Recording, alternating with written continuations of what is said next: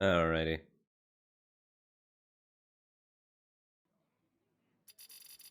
Sound levels look pretty good.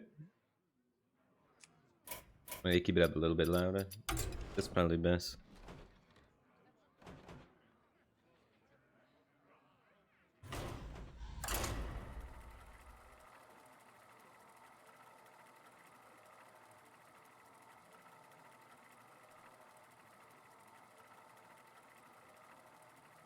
Here we go. Back at it, the climb to legend. It's been a while, man. I took a little bit of a break, I guess. Malfurion versus Jaina. What's up, Lightning Freestyle? How's it going, man? Hope you're doing well.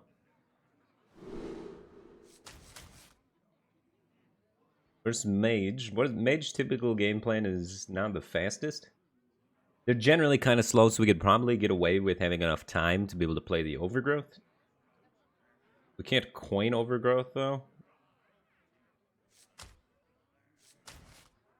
So we don't really want to keep, like, these. Because we're going to be at 6 mana after Overgrowth anyway. We kind of want, like, Runic Carvins, Glowfly Swarm. Yeah, that'll be nicer. What's up, Hayub? How you doing, man? Oh, sick. The coin's going to be actually kind of nice. Coin Overgrowth into Glowfly Swarm.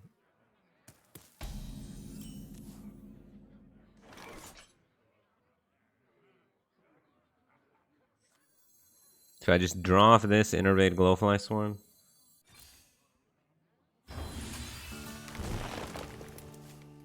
Oh my gosh. If I double innervated the Overgrowth, I could have Overgrowth again if I knew that was on the top of my deck. You just never know what the top card's going to be, though. What's up, Spine? How's it going, man? Not so friendly Cure. Welcome back for 30 months. Appreciate the continued support. Glad to have you back. What's up, Lightspeed? Welcome back for 22 months. Appreciate the continued support. Glad to have you back, man. What's up, Elena? What's up, the burnt toaster? How's a toaster get burnt?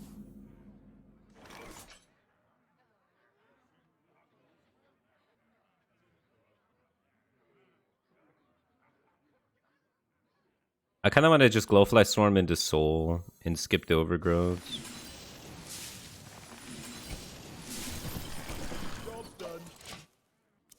Kind of odd, but while they have the ability to put on pressure, why not just do it, right? How's he gonna react to this on 3 mana? Drifting Space Cat, thanks for the Prime. Appreciate the support. Glad to have you here. And Roth HS, welcome back for 19 months. Glad to have you back. You saved for retirement? Yeah, I saved all my money, man. But yeah, I've been away from streaming for a little while. What's up, Vastern? I mean, I took like 4 or 5 days off. I was doing a lot of job interviews and generally just taking a break.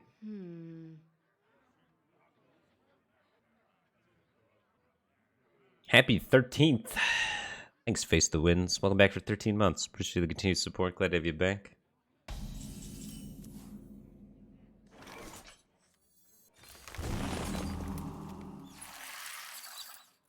Trading that helps against like Arcane Explosion. Probably other stuff too. We should probably just play it safe. Hopefully we can get to a point where we pop all of these, getting all the trees out, and then making our aeroponics free. That would be fantastic. Heartless Ghosty, thanks for 100 bits. Appreciate the support. Glad to have you here. Job interviews. Not for casting, no. For like real corporate jobs. Like doing things, working as the guy that acts as the intern between businesses and streamers, as like an agent kind of thing or management kind of thing, and as well as jobs in other sorts of digital media and stuff like that. I wonder. Helping big companies get their direction on what they should make in terms of gaming content, stuff like that. Talking about content creation and trying to figure out the time of when to put things up, where to put things up, why to put things up, what demographics you want to try and target for creating culture around stuff like that.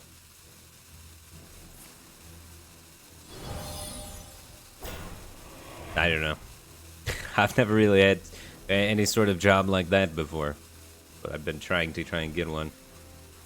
Trying to say that I have experience in that kind of thing, because, you know, I've been streaming for a bit anyway. I definitely want to cast an Overgrowth this turn. And I guess I will use this to push 2 damage. I can always use this in the future, right? Let's save it. 2 damage isn't worth it.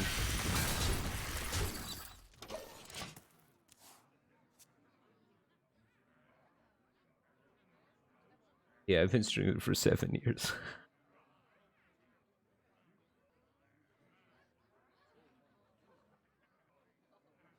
Kind of crazy.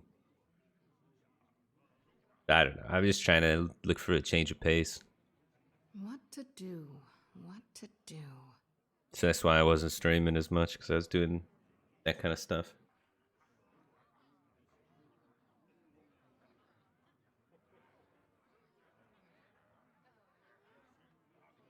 Senior Bubble, welcome back for 18 months. Appreciate the support. Glad to have you back, dude.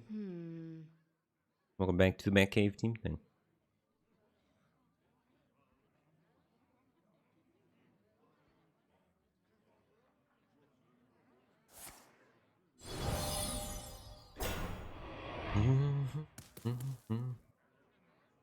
More mirror images. Time runs out on me. It's getting to the mana totals where Mage is going to start just freezing my board every turn and being super annoying. I hate it when it gets to that point of the game.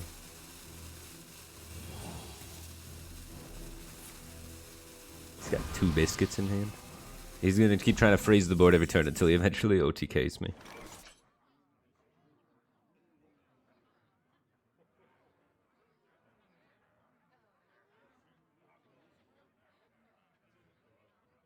Yeah, I think I'm going to just use this and draw and try and push damage. Get a roar, maybe.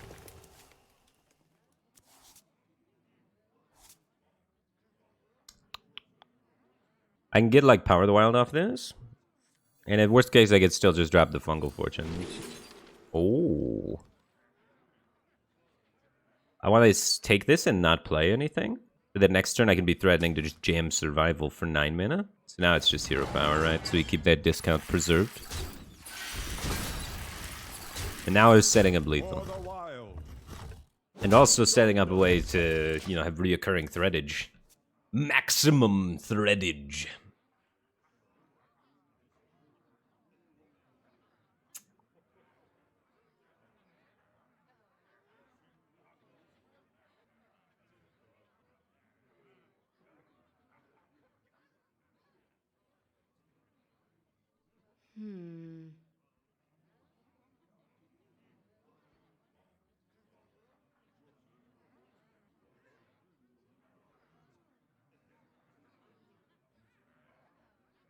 I got the best deals anywhere. Uh-oh. He's got 2 mana biscuits. This could be kind of big. Oh, I don't like this. I don't like this at all. The 3rd mirror image.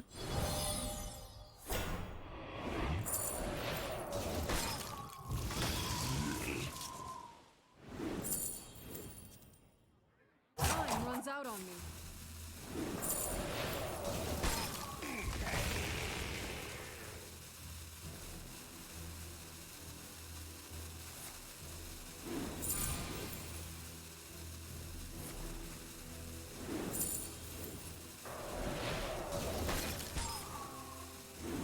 I guess the Blues.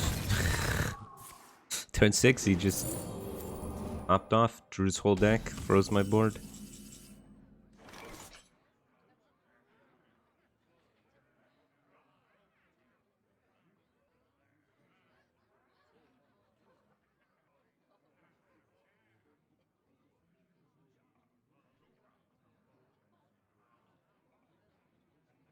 Oh, what a great game. I have to, like, Fungal Fortunes an answer, maybe? I don't even have any, like, trees to, like, discount the secondary Ponics. What is my out? Like I got nature studies something. I don't really. I could guess runic carvings is the out. Okay.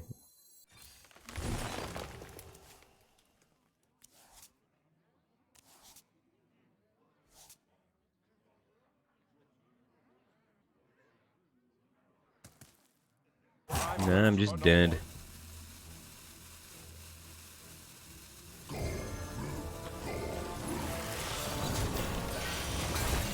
is too full.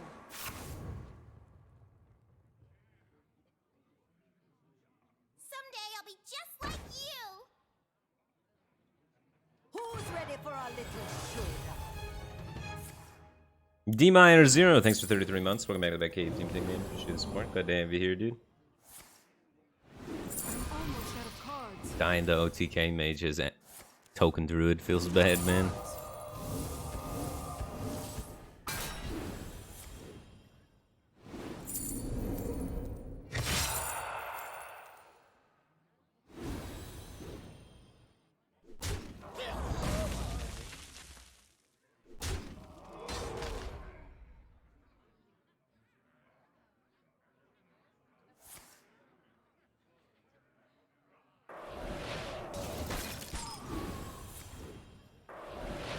Time runs out on me.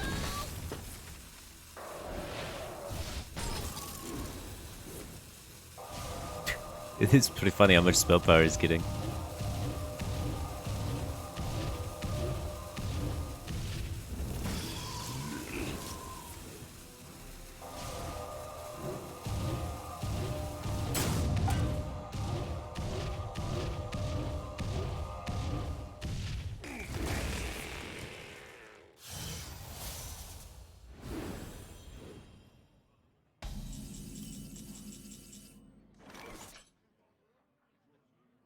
Okay. We're dead no matter what, right? We can't even like hit runic carvings. I guess if we hit like double lightning bloom runic carvings.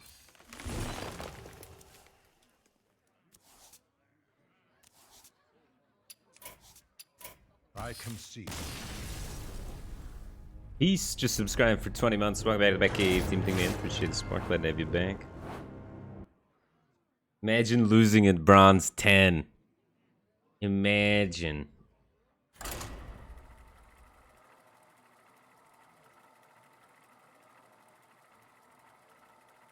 Oh man.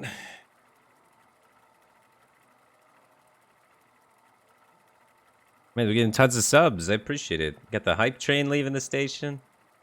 Feels good. Innerves. Thanks for 17 months. Welcome back to the Batcave team thing. Appreciate the support. Glad to have you back, dude.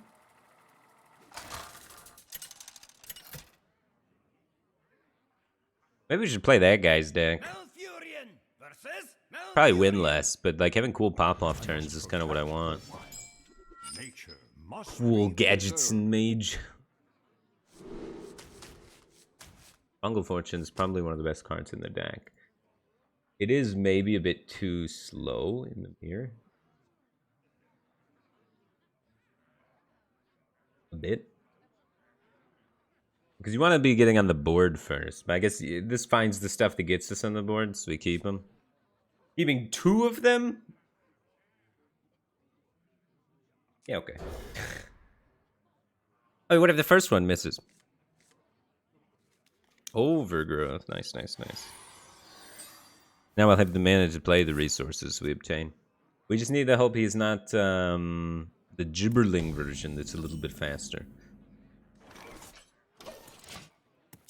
It's like coin overgrowth. Most of our board development plays cost 5 mana anyway. So going fungal. We could go fungal into coin the thing. What if I go lightning bloom overgrowth into fungal into thing? That's probably a better curve. Just get this mana out of the way.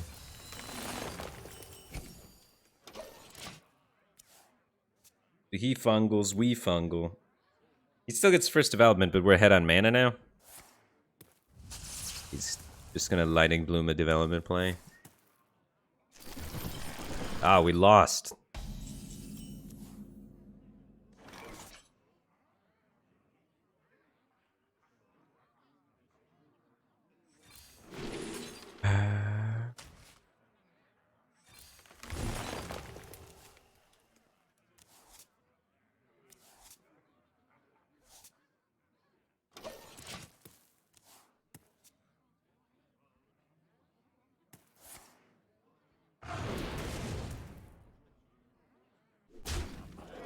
Man, I've played 2 games of Hearthstone in like a week.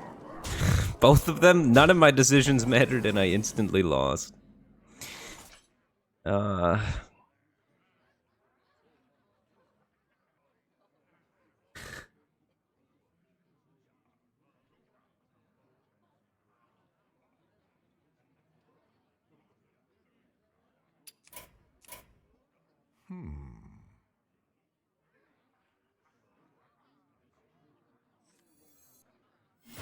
Man.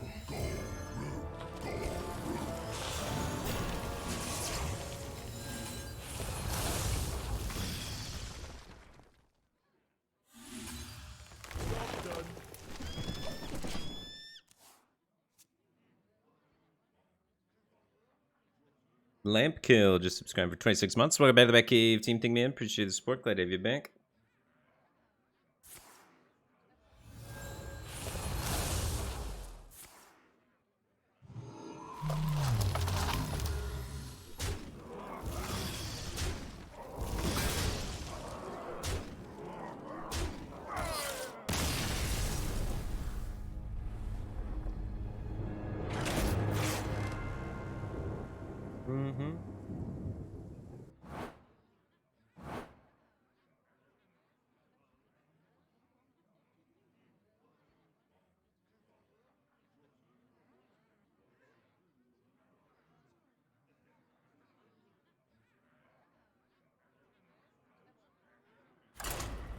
Alright, maybe we'll get to play this one.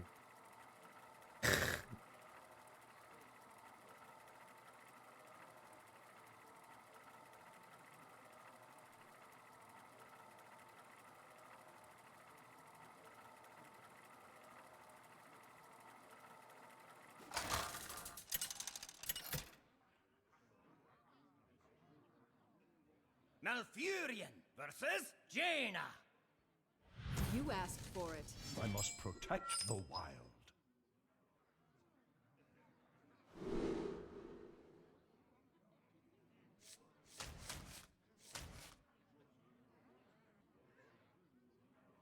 Try and get our mana ramp, our fungal fortunes, so that we can get our big glowfly swarms. And draw the filter out to those roar. Overgrowth. The best card against mage.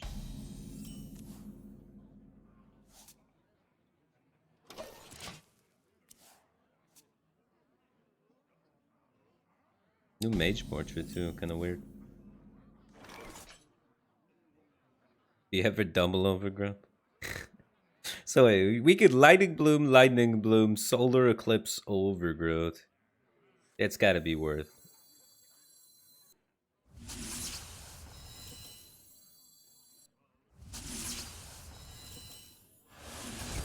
Next turn we're probably gonna be a little overloaded to do anything. If we hit fungal fortunes, it's nuts. But then for the rest of the game, we should have enough mana to do anything we want. Be kind of nice.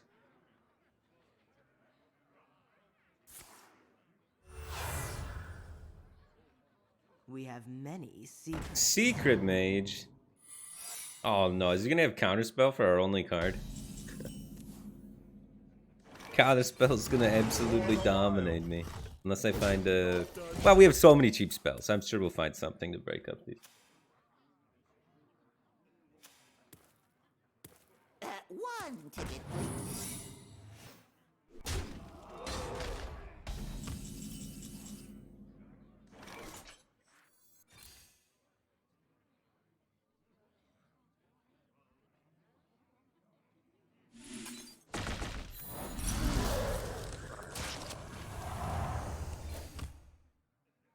For the wild.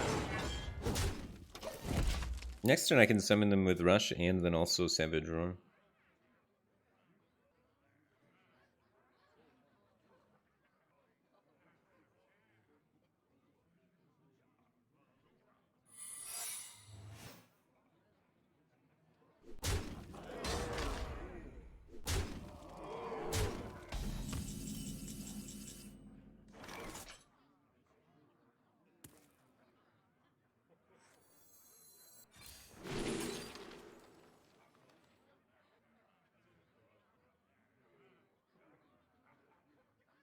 I take bite.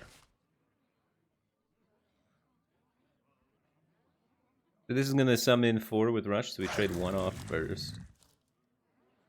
Into here. I can hit my face there, but it's a 1/1 actually. Okay. We should go fade for the explosive trap thing. Maybe I don't even want to roar actually. Maybe this is.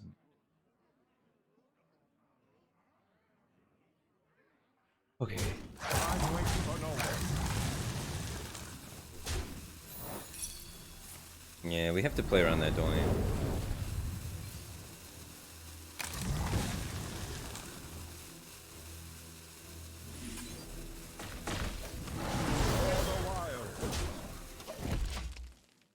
If there wasn't so many secrets and we didn't have to try and proc Flame Ward, maybe we could do something there, but it seems too irresponsible to try and ignore Flame Ward.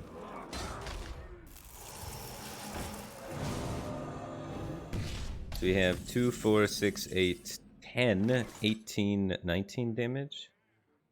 19, 23 damage. So we're pretty close to lethal, but not quite there.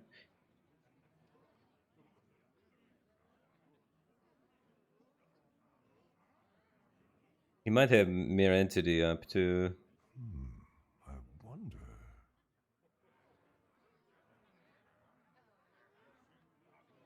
I have 23 damage, so I don't put him in hero power range either. So I'm going to need to trade to some capacity here. I think I'm playing Goru and then roaring through it.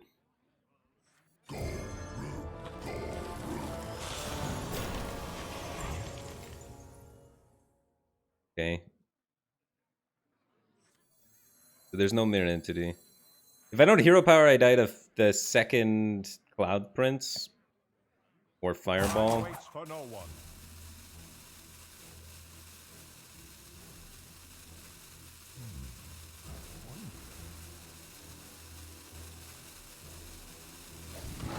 Don't want to hero power, I think.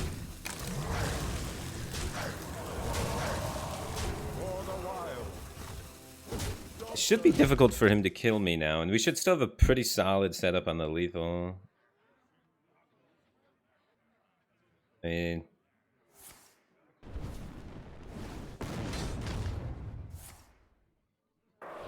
well, we made it hard for him. He had to have exactly Fireball and Frostbolt.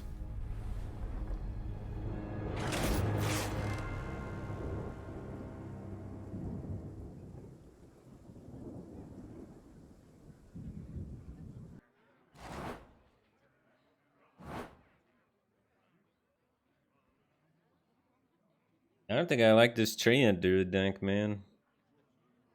So linear. None of my decisions feel like they end up mattering, so I think I'm gonna try and switch to something.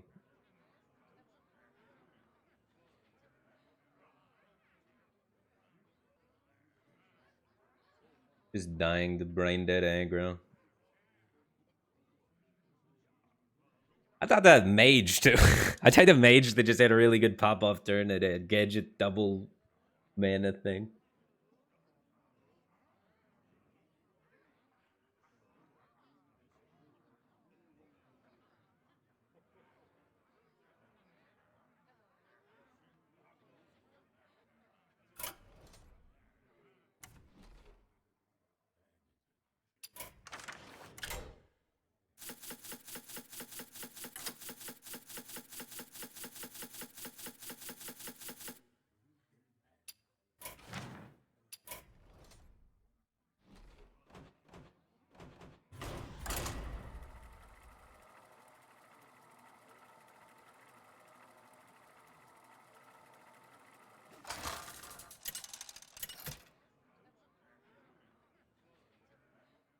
Garrosh versus Gul'dan.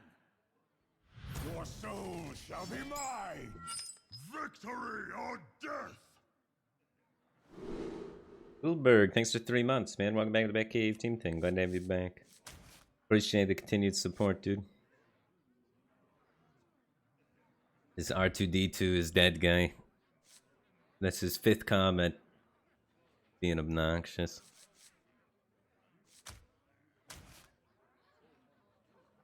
First day back, just getting flamed by a random guy on the internet. Repeatedly.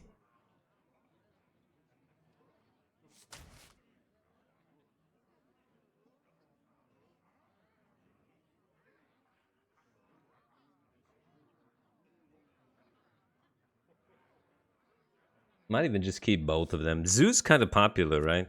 I saw something on Twitter that people are starting to play Zoo now. R2D2 is dead? Yeah, R2D2 is dead now for sure. I banned him. Now he's really dead.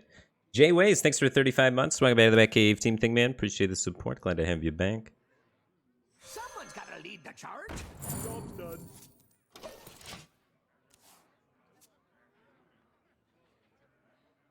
They're not trapped. They're my pets.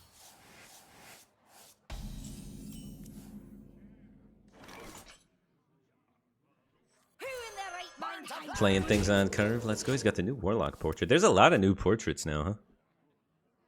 Mistake Not 29. Thanks for 20 months. Welcome back to the Batcave Team Thing. Appreciate the support. Glad to have you back.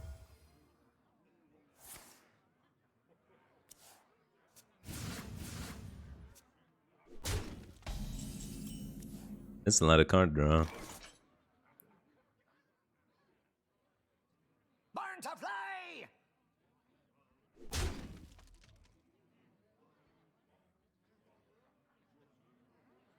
Do I want to use the Battle Rage? I mean, the Inner Rage? I don't care if he kills this, right? I think I'll hold on to this Inner Rage.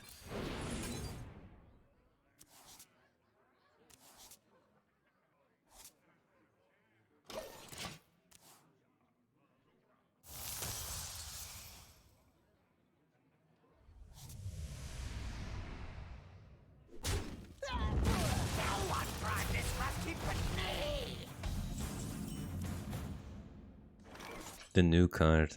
That card looks pretty sick, honestly. Getting the random primes. Kind of hype.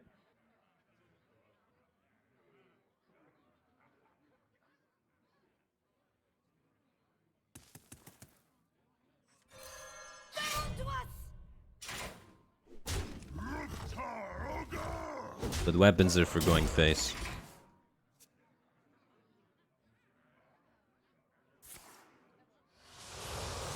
We're trying to just, since we have like ways to clear the board, we don't actually need to use the weapon to do so.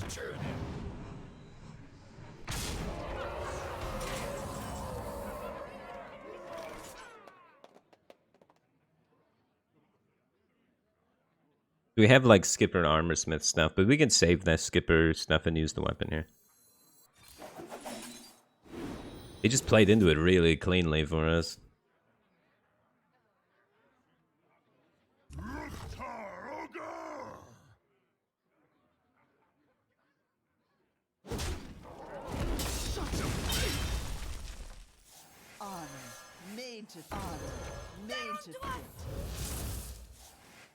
I guess that he could do like 1 mana suicide the guys kill the enemy minions against these Armorsmiths, but them having 4 health makes me feel pretty confident about just extending them.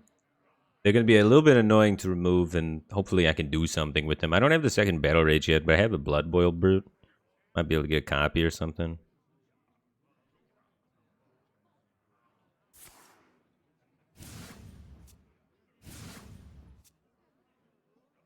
Snuggle King, thanks for the Prime Gaming. Appreciate the 42 months. Welcome back to the Batcave Team Thing. Glad to have you back, dude.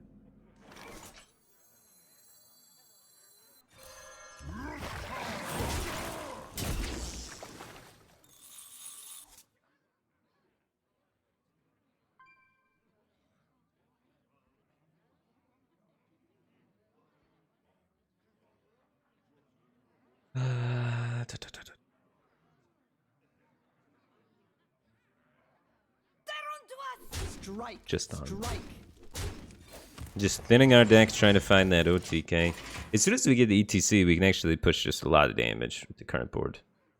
But if we get ETC and Bloodsworn, just kill him out of nowhere, hopefully.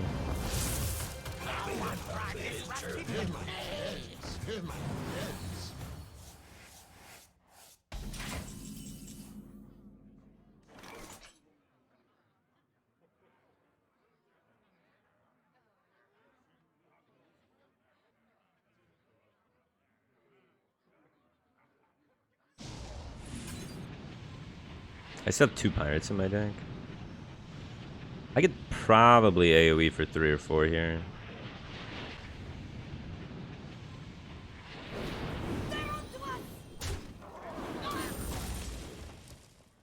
I'll show you who's boss.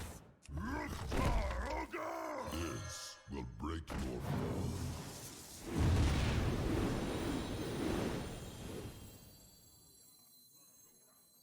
Drink of blood! Drink of blood! Time to feast!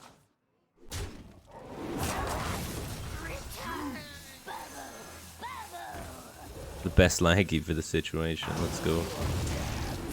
Into a beautiful evolve.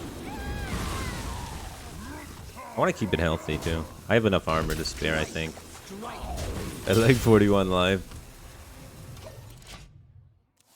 The problem is we don't have our Rattlegore yet, and we don't have our ETC, so we could get ticketed pretty soon. Shaved Car, thanks for 6 months. Welcome back to the Batcave team thing. Appreciate the support. Glad to have you here, dude. There's a more aggro comboless version of the deck, and it's very strong. Yeah, that's the original version of the deck, actually. That was popular 2 expansions ago. It then fell off a little bit with this expansion, adding the new ETC option, and then that was kind of like the flavor of the month for a while.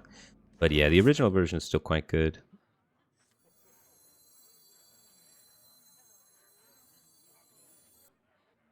I want to extend my own draw, I think. I think I'm just gonna force draw here. I'll show you who's boss. A diet high in iron! Drawing on 8's really good because you can increase your odds of finding Rattlegore on turn 9. Which is the ultimate-ish. Unless they have the one card that really deals with it well. One where you get to like spin minions. What's that guy called? I forget his name. This is lethal? We don't have a way to injure this, right? So it's not quite lethal. Yeah, if he doesn't have Silas, I can probably win on the back of this Rattlegore. If he does have Silas, it could be pretty problematic for me. We just need some way to injure our What now? our ETC, right?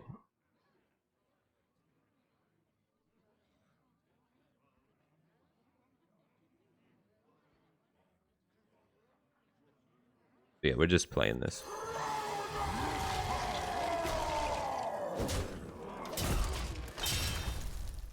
JHT98, thanks for 8 months. Welcome back to the Batcave team thing. Appreciate the support. Glad to have you back, dude. Shaking my SMH, thanks for 4 months. Appreciate the continued support, man. Welcome back. Glad to have you here. Don't silence me, bro. It's a good card, too.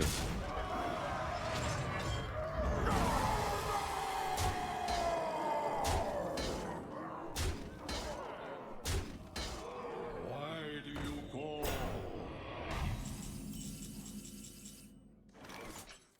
Okay, so we go ETC. You give it rush. We hit this. We copy it. Are your strength. Your flaws are your strength. We copy it again. We rush this in so it's suicides.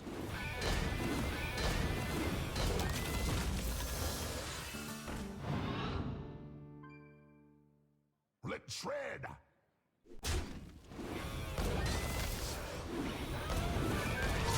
Just do this so don't BM him so much.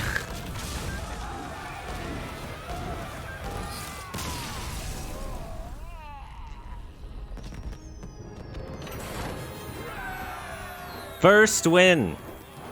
First win of the new ranked season. We did it.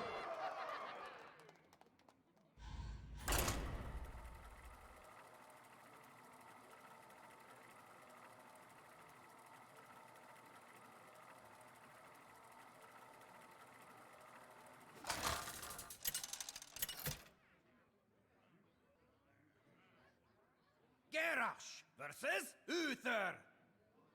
I will fight with honor. Victory or death! That's a pretty good curve, all things considered. I think I'll keep it.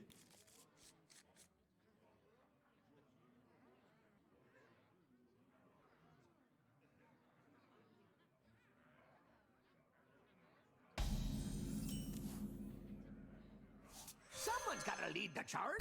Job done.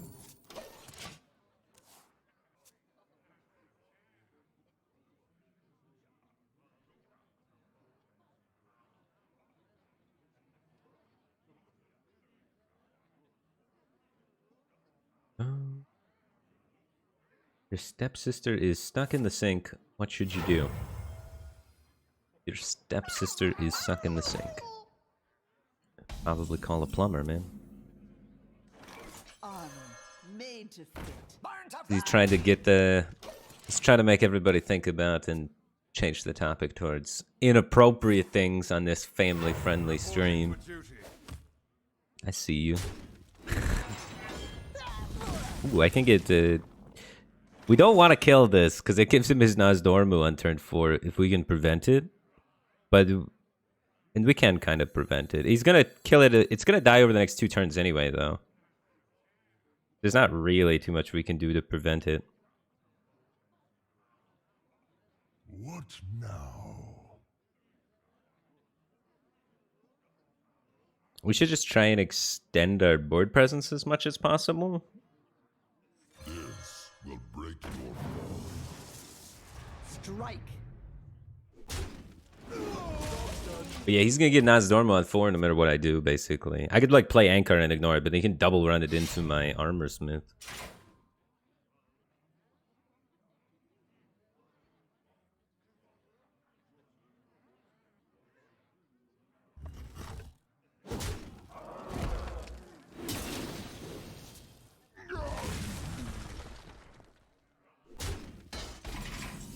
Interesting.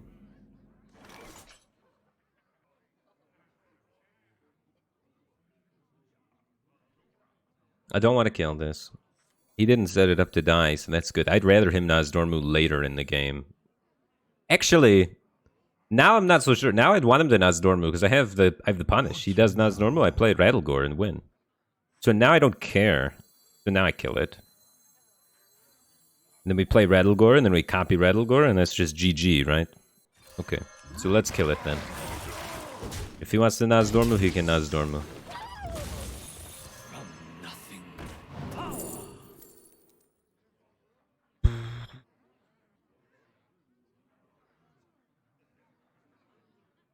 We have a weapon up, so... If we're at 10 mana, we could Rattlegore play this. It's probably slightly better than Divine Shield. In time, all things are possible. Ha! You're falling right for my plan. You're doing everything I want you to do. You are but a puppet.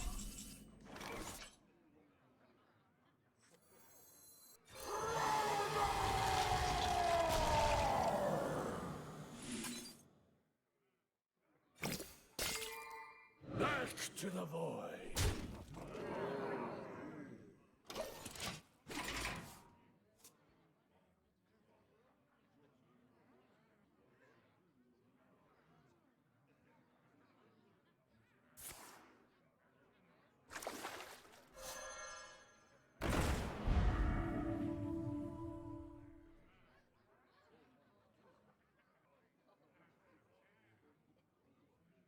You gonna do kill my Rattlegore? I'd like to see you try.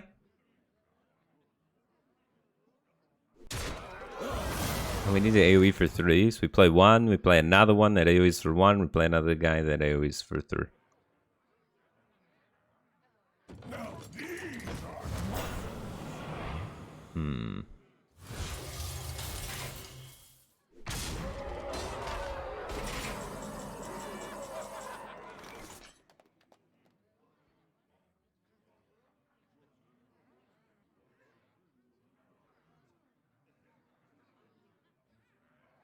3, 6, 7, 8. We also get a pirate when we swing. The swing's going in on this so that I can use the Rattlegore on other things. I'll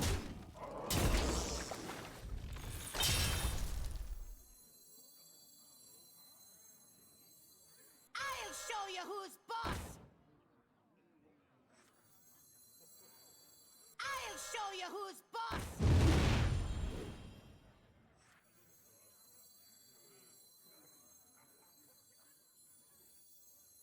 Your flaws are your strength.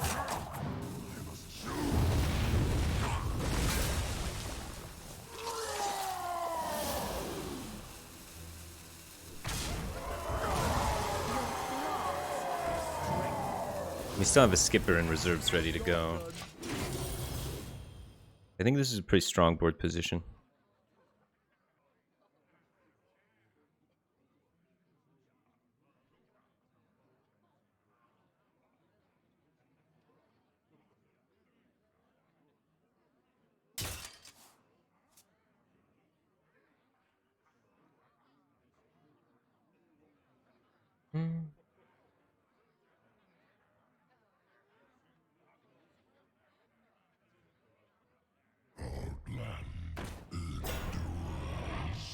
Scrapyard Colossus, more like Crapyard Colossus.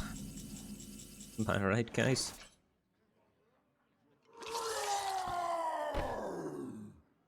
Okay. I definitely want the value trade.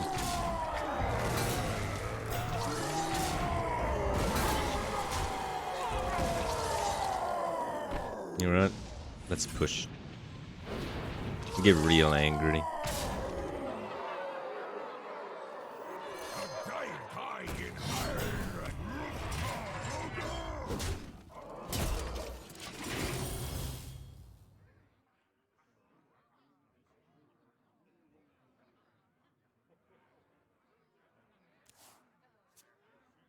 I should have held the inner rage for the clowns. This is gonna be sad now if he plays clowns, because I don't have any spell burst for my Reaper's Sight to kill 3 clowns. He just played a Scrapyard Colossus, so he would have corrupted the clowns, so... But we get away with it. No punish. Feels good, man. But it's always good to be able to pick out your, you know, mistakes. Just because you don't get punished doesn't mean you played correctly, right? What's that effect called? I wonder. There's some common terminology for that effect. When you don't, you're so bad you don't even see your mistakes, so you think you're perfect. But you're really just scratching the surface. That's why people that are bad at things are so confident. There's a term for it.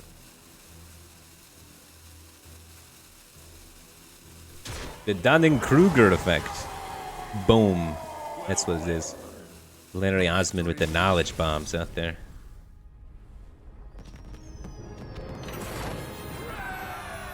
I got the exact kind of opposite problem. It's like I can win, and then I look back at that win and I just get sad because I'm like, look at all this crap I did wrong still. What's that called? The opposite of the Dunning-Kruger effect. Depressing outlook.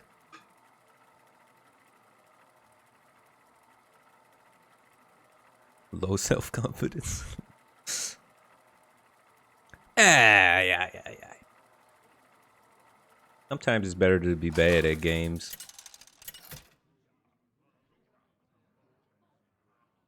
Garrosh versus Nemzi. Let's have some fun. Victory or death!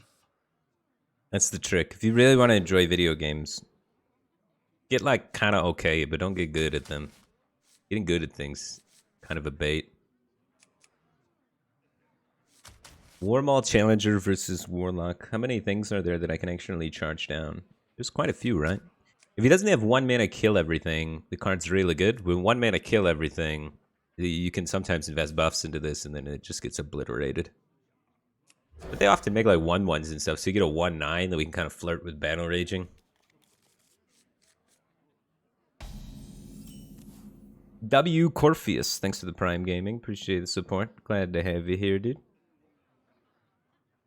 Someone's gotta lead the charge. Job done.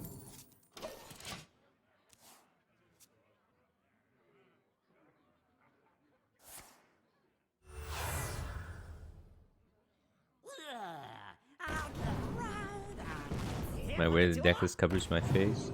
You can move it, man. You can put the deck list wherever you would like to put it. I don't know how to control where it default spawns, though. But it currently default spawns over my face.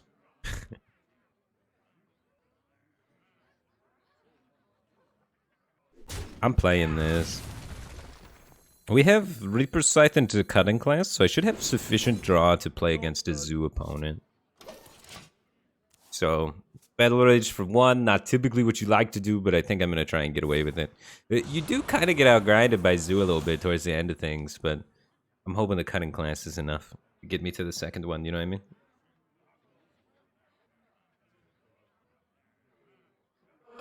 Yeah, I gotta figure out how to make it not spawn there, dude.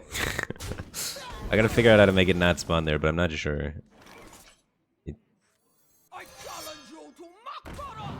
Job done.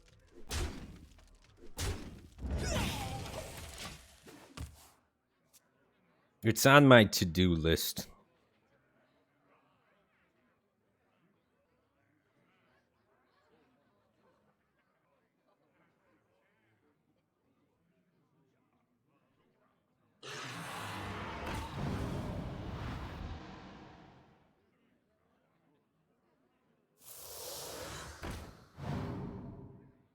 Everything set to 1 health against the Risky Smith deck. Alright. I mean, if that's how you want to play, that's how you gotta play. Show you who's boss. It seems ambitious.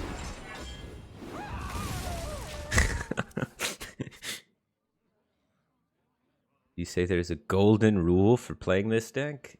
Oh. This deck is kind of weird. There's a lot of different moving parts. That's why I kind of like it, and why there's so many different versions of it. And there's so many different ways you can play it. Even like the golden rule of never play Skipper on 1, which was a golden rule for this deck at one point, is just built to be broken.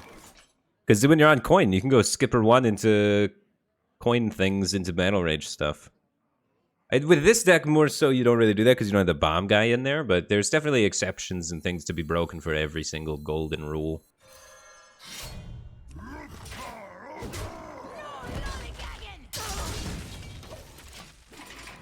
We're going to have a harder time closing against Zoo than the more traditional version does, but we do have a core crown that we can still combo on. So we got a little bit of reach without having to do the full combo. But typically speaking, you don't want to do a full combo against Zoo because they're going to shred through their deck, and in order to keep up with it, you got to kind of break up combo pieces.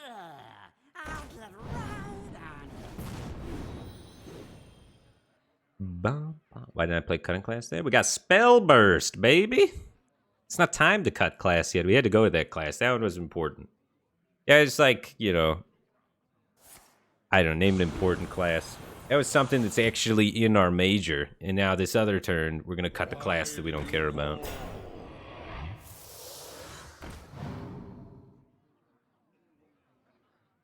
Unless this Voidwalker makes it too awkward.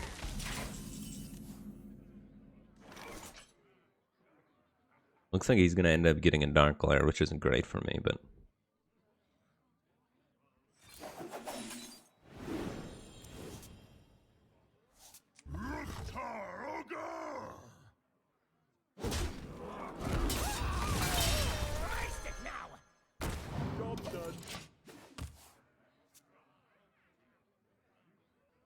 He's got the free manas now. We have ETC, and we have a couple of cheap minions. But we don't have the broom yet. 18 cards still left in our deck.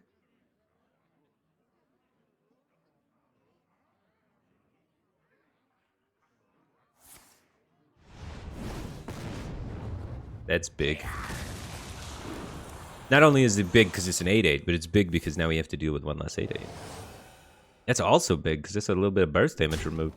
The discards were very fortunate for us.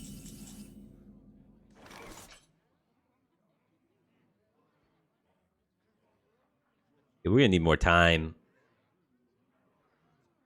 I don't want to face check that. Do try to keep yourselves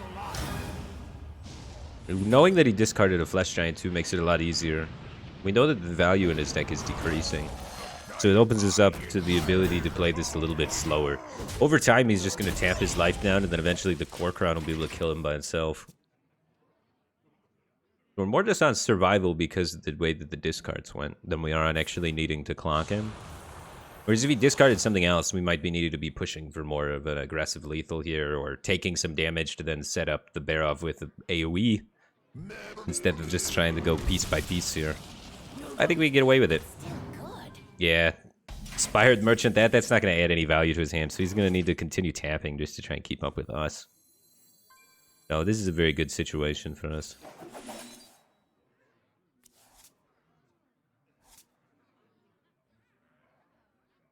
Wow, well played. Follow my lead.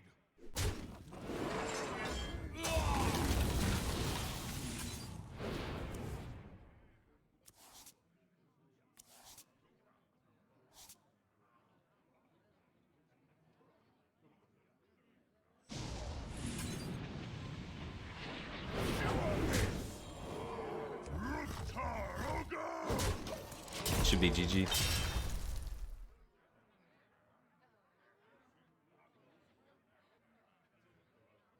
They're not trapped. They're my friends. They're not trapped. They're my friends.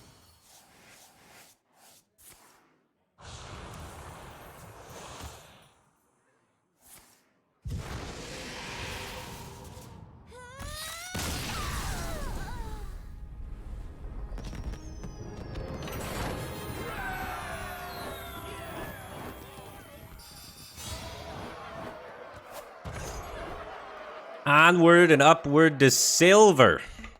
We did it. Big climbing. Will we make it to legend? Nobody knows. We're gonna try our best.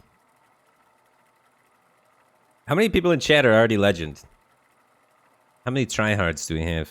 I mean, sophisticated professionals. Anybody? Bingo bongo. Congratulations, dude. Yeah, tons of it. Look at everybody in chat's a legend. Crisp502, Jev1995, Mac. He was legend in June. Yeah, I mean, legend in June kind of counts. Not exactly what I was talking about. I meant this month, but I'm still proud of you for getting legend in June, man. Taking all in a lot, and the Barov can help with that, right? My mom says I'm legend to her. That's all you need. You're doing it. As long as your mom thinks you're legend. You here for the tour?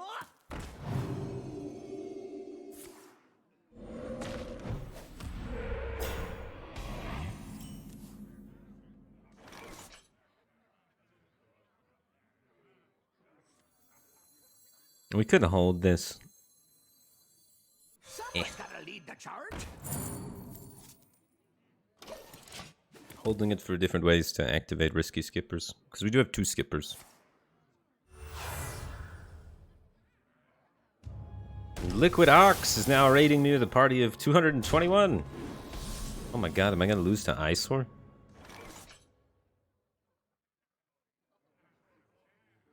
Can't kill that.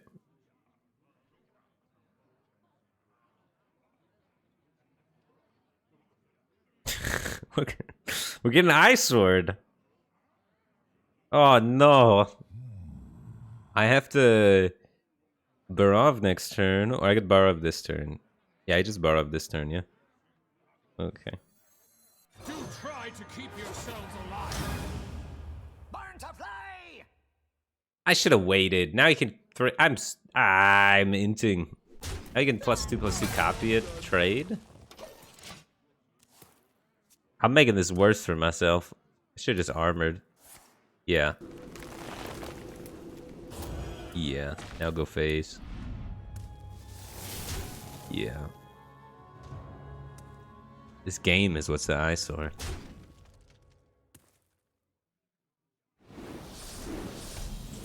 hardcore inted. Feels good, man.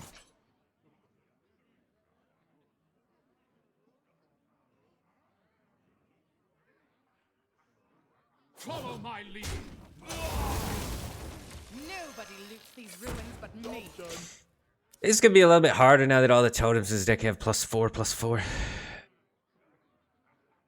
Roboboro, thanks for 45 months. Welcome back to the Batcave team thing. Appreciate the support. Glad to have you back. +5/+5 on everybody. You here for the tour? There's gonna be some juicy hero powers, I tell you what. Oh well, it's not permanent, okay.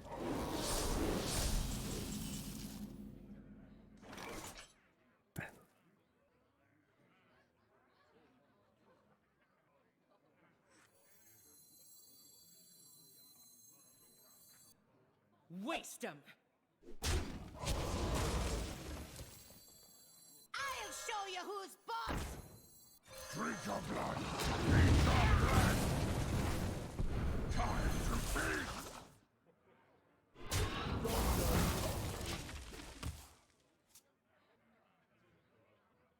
I don't know. Maybe we win these still. And not all hope is lost, just most of it. As long as there's like a little bit, you keep trying, right? But I mean, there's not a lot left in terms of the amount of hope that we have. We came into it with a giant bucket of hope, right? And then, yeah.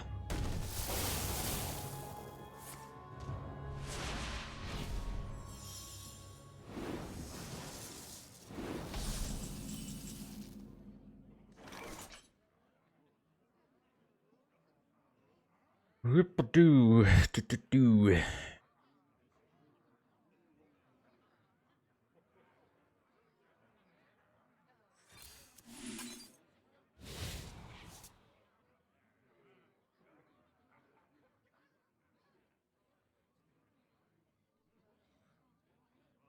That's the wrong weapon.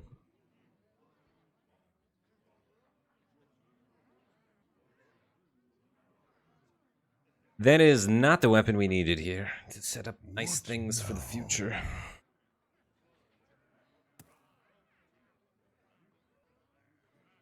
How do we get out of this pickle?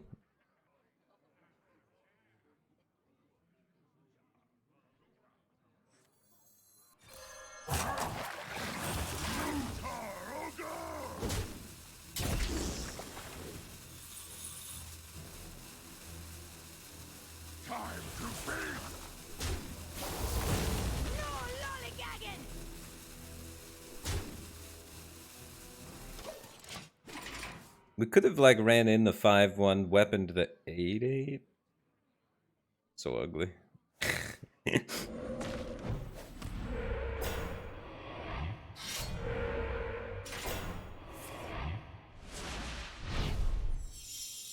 I don't know, guys. Totems look fierce.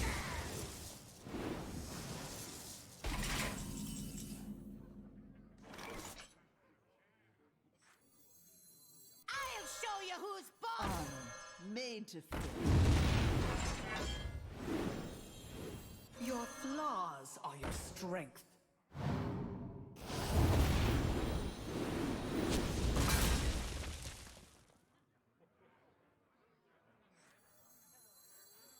Someone's got to lead the charge.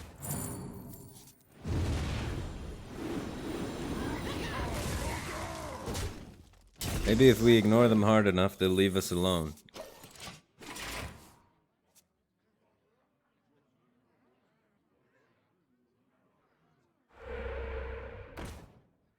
Nice. Clear the path.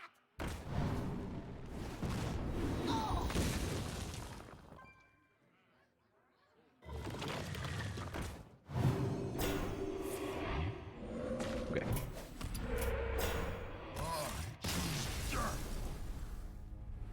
Yeah, it's a spot where we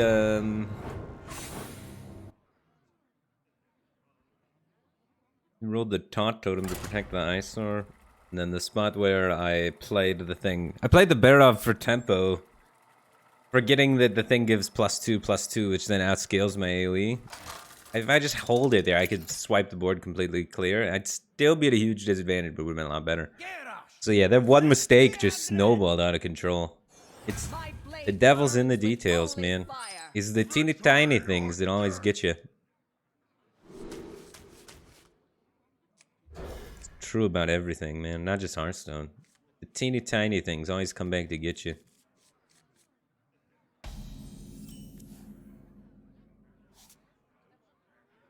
Someone's gotta lead the charge. Job done. Ah, hello, challenger.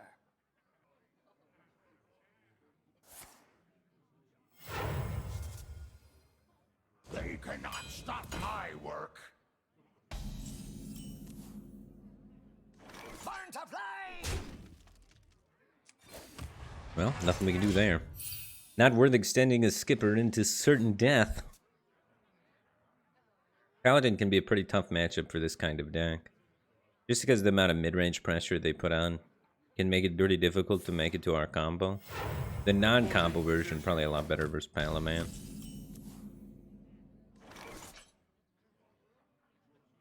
Burn to fly. Weapons for my master. Mm-hmm.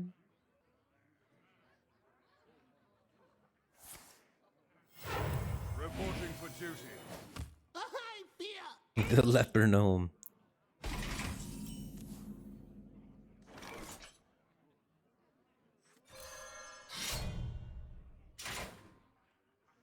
Burn to fly.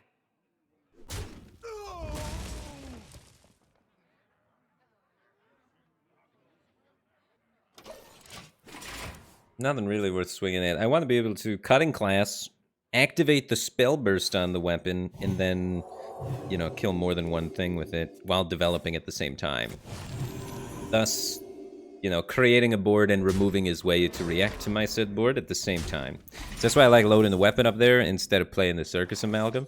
And then you look at this beautiful turn that we've created. So now we get to cut the class, and then we get to develop, and we get the full clear board. So now he's sitting pretty, uncontested. So we now have initiative on the board, and he's developing into us. So all of his nasty little paladin buff cards and his Librams and crap are going to be slightly worse.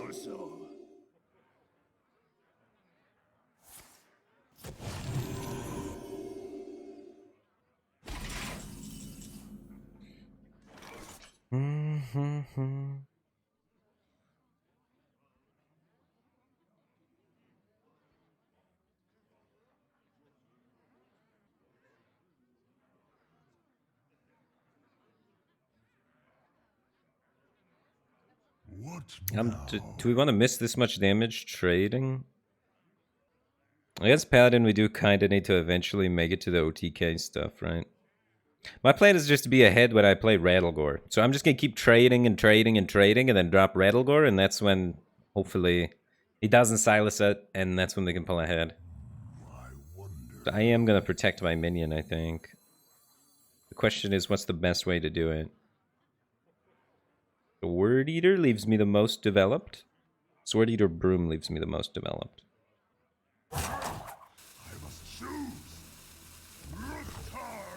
So I want to do whatever leaves me the most developed. So.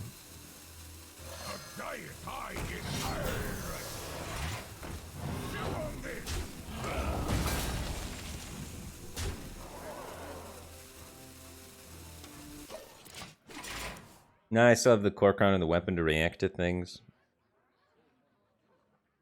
The broom breaks up a little bit of the potential for my ETC OTK combo, you know. Reporting for duty.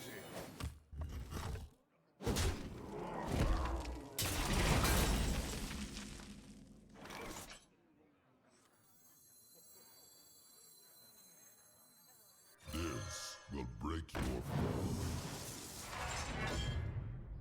This dies to his weapon already, so let's evolve it. It's something that doesn't die to his weapon, hopefully. That's insane. That is the biggest high roll I've had all day. Look at that. Mana Saver is now going to enable us to play Rattlegore next turn if it sticks. I will tempo this out, remove this guy. I'm not pushing face damage. I'm not trying to push face damage because my plan is Rattlegore. Our plan can be so many different things with this deck. We could be going for a damage plan, we can be going for a combo plan, or we can be going for the control plan, which is just setting up and stabilizing Rattlegore while just trading and keeping the board in check. And with the hand that we have, I chose to go for the Rattlegore plan. Because we don't have the draw to facilitate getting through our deck quickly to find the burn or the combo. But we do have the Rattlegore itself. I do love a good study session. So let's get it down this turn. We pop this. Run this in there. And get the big bad boy out there. So we should be in a non-dead position. And then we get to gain back life with the Armor Smith and clear with Barov and still be up a Rattlegore, because it just keeps coming back to life, right? But yeah, sometimes you get silenced and instantly lose. There's nothing we can do against that. We had the Rattlegore hand, we did the Rattlegore game plan.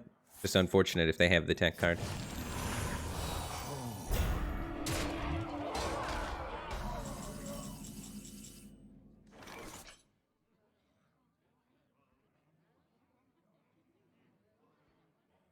I want to gain a little bit of armor while getting through this.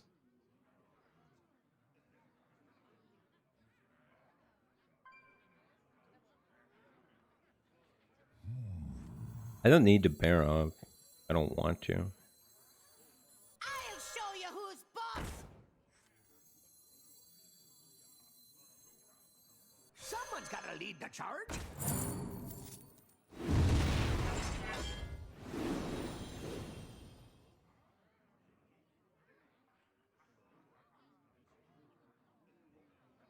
Yeah, I think I just cut in class. And then we can trade and play a parachute dude. Or that. That's much better than the parachute dude.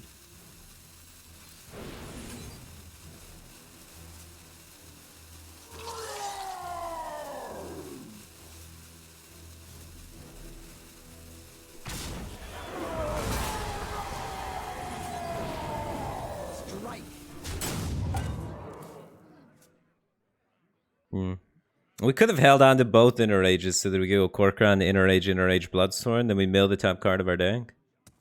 But it might not matter about milling the top card of our deck, right? That would have been 6, 8, 16 burst out of hand. I think it's okay, though. We're still more focused on just making more of these. That's the whole thing here.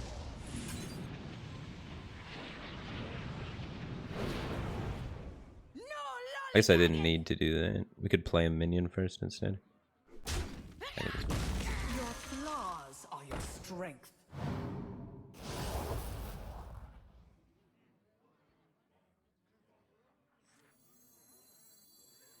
Drink your blood, eat your flesh.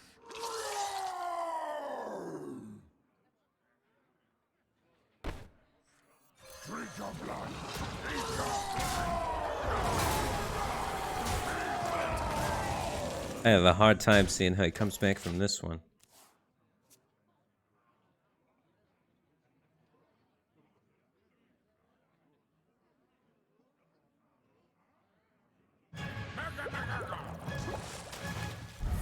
The thing about Silas, though, is it usually doesn't matter if you put your minion on the middle or the outside. Like, sometimes it does when they don't have things on board, but in the instance we had here, for example, we could have just traded and taken it no matter where we put it.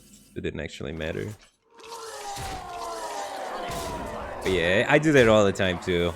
It's because, like, in the past, historically in Hearthstone, you want to put your big minions on the outside. There's, like, that one point where you didn't want to put your big minions on the outside, which was when Hunters were playing Crushing Walls. But historically, you've wanted to put big minions on the, like, far left. But now there's reasons to put it on the outside and reasons to put it on the inside, so it can be a little bit confusing.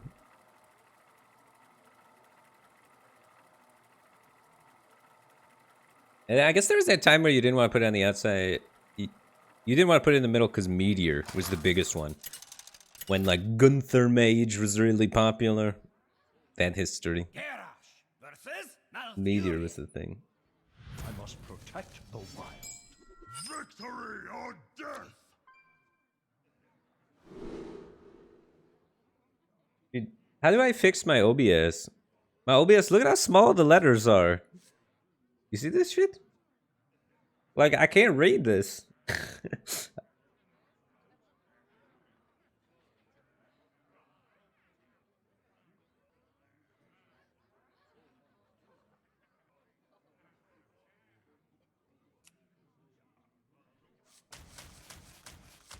Druid's usually like that Druid list I was playing earlier was like the #1 most popular Druid list on HS Replay. So they're usually like token related garbage.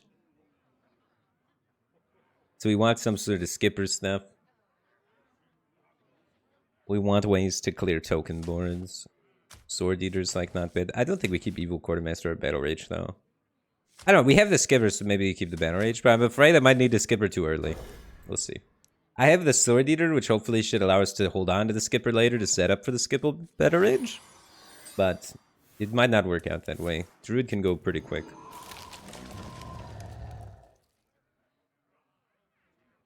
Eliza Pastel, thanks for 6 months. Welcome back to the Batcave team thing. Appreciate the support. Glad to have you here.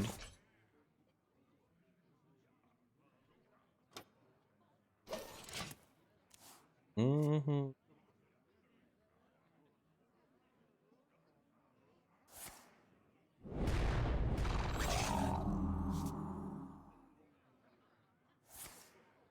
Ooh, thank you, Harley913. Yeah, I'll probably try that.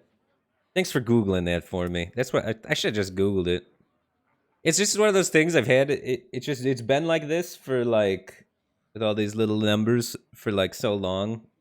And I know that I could probably fix it in 30 minutes if I Google it. But at the same time, it's not hindering enough that it's like, that I've gotten around to do it. I don't know.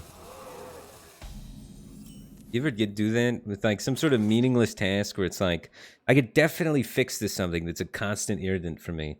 But instead of fixing it, I just live with it, even though it'd take like 20 minutes just to Google it and do it.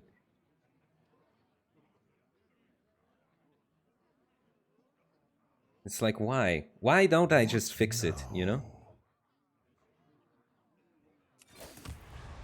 I do that all the time with like one random task.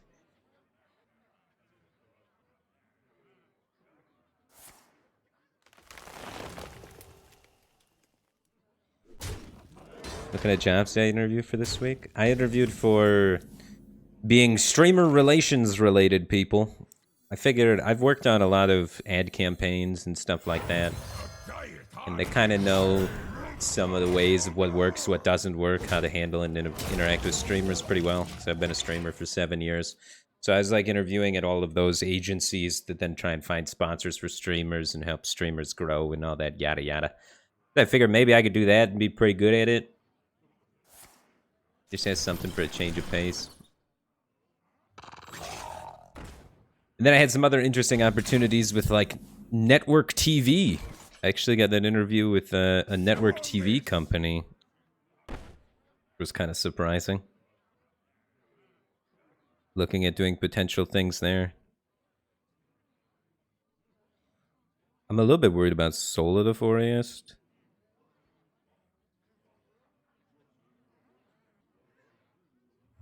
Do I really want to wait? I would skipper to kill 2 1/1s.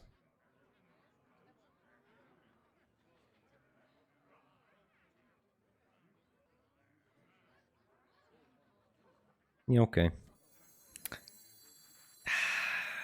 Because they run a lot of buffs. They've also run a lot of ways. But we knew he has, what? This made 3 when he played it, and then he played a minion. So we know all 3 of these are spells, so we don't have to worry about the big tree next turn. Is this enough Bloodsworn value, though? It's kind of interesting.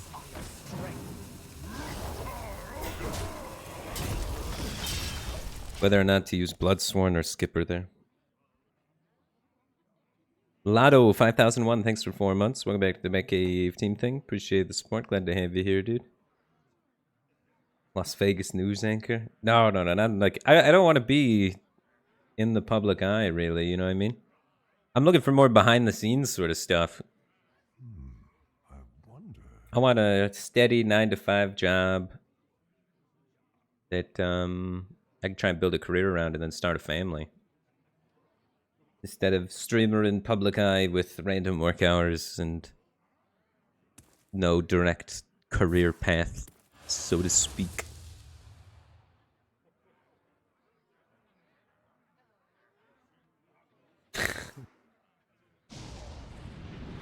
So then I'll be just like you guys. I'll be at my job and I'll be procrastinating watching Twitch TV. And I'll hang out and chat with y'all. That's the goal.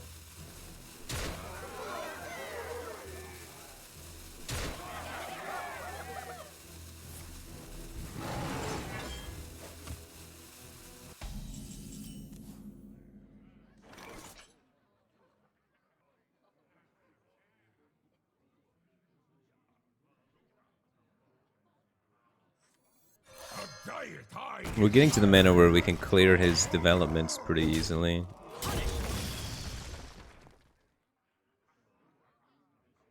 We're not dead to double roar?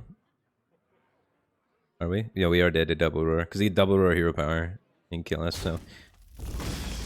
He still has like solar eclipse roar. I mean, it's a very low possibility that that could happen, but I think it's something worth kind of respecting there.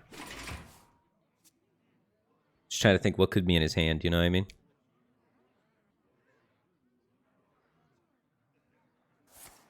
Old of you to assume we have jobs? I don't know, I hang out and talk with the people in chat all the time. We have a lot of programmers in chat, man.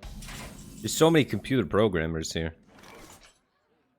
Every time I ask everybody how's it going and what jobs they do, they're all computer programmers, man.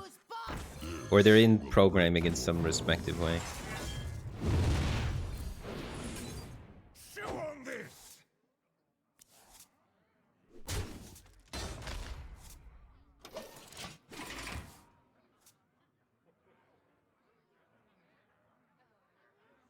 Yeah, see, look at all that.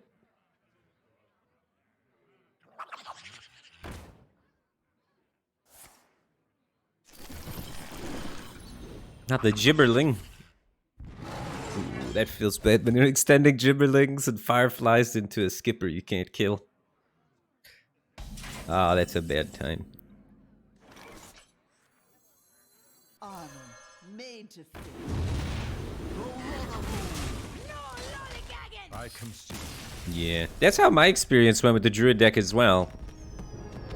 What is that druid deck beat right now? It just felt like this was happening to me. I guess when you draw really well with the druid deck, nothing can stop it. But if you get like a slow start, it feels so helpless and sad.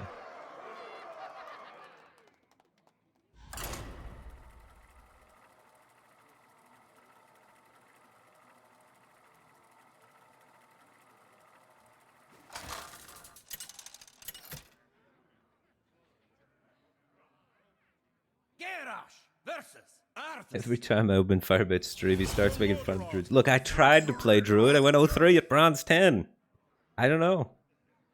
I just haven't. I honestly have not connected with the druid class since Malagos druid.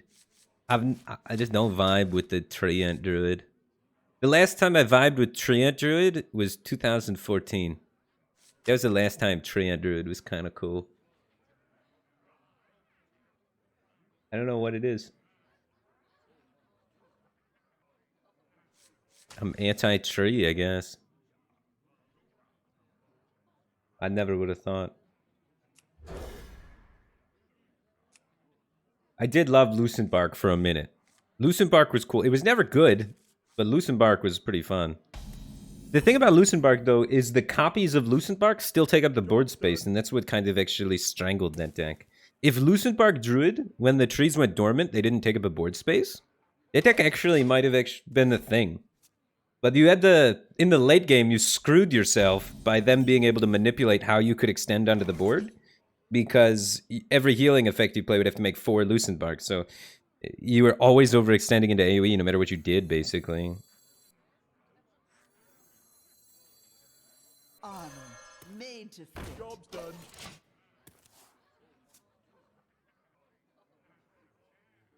Remember Gonk Druid? That was a fun Druid deck. That's one of the worst Druid decks I've ever played. But Gonk Druid deck was fun. Strike. Gonk Druid deck was that was a hilarious deck. Your flaws are your strength.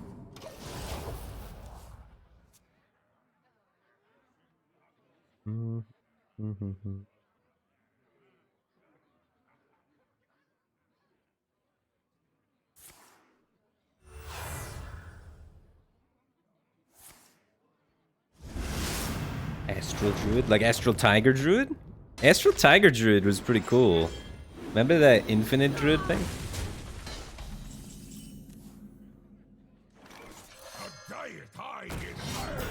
Like copy? I like copying there. Because I like trying to out-tempo Paladin for the most part. He just had to coin Consecrate to keep up with me, and now he's still behind a minion. Paladin's a deck that's the central game plan revolves around buffing minions. So if they get ahead, they get further ahead because they get to slam buffs and do things. So generally speaking, I try and just keep even with Paladin and then slap Rattlegore down.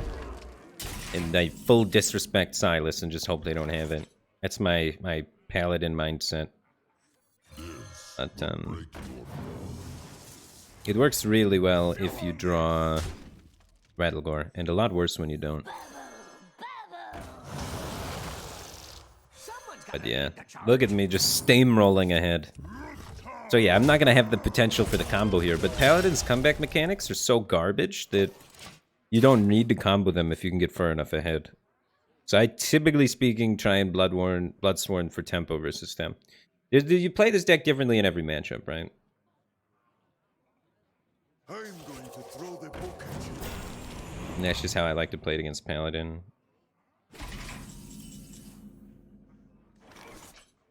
I want to keep this at 5 health so that it doesn't die to this. So even though I have like the tempting battle rage value, I don't think I want to take it.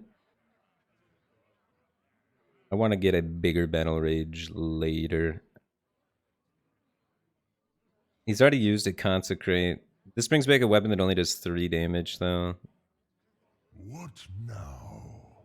But it does allow me to save my Reaper's Scythe activation for doing something with it later. And it develops a 4-2. We get a 4-2 and we have to lose a 1-1? Okay.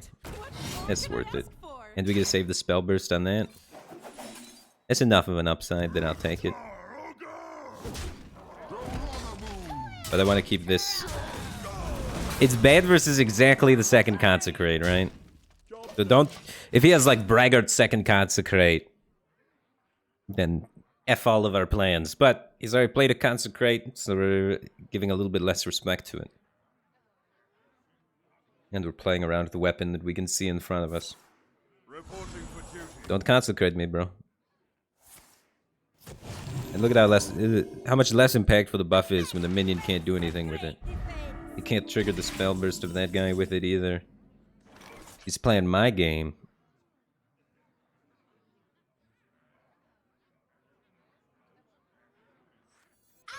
Okay, let's send him to the Shadow Realm. Armor made to fit.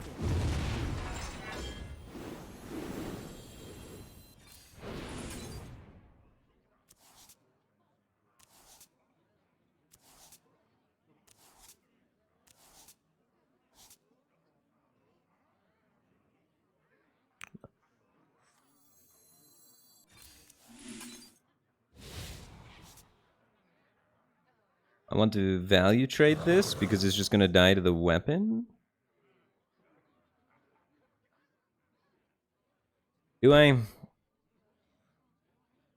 I could just trade this 1-1 off instead of the value trade. I'm always weaponing this. Question is, do I want to do this and preserve a 1-1 or do I want to just push 3 damage? I'd probably just push 3 damage.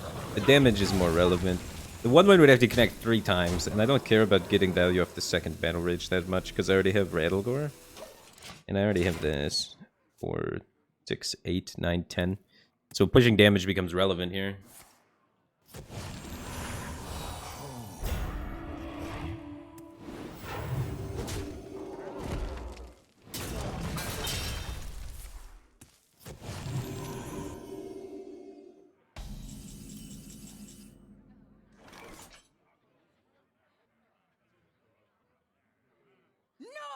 lollygagging! I still can't play the Rattlegore yet. Probably just hitting that.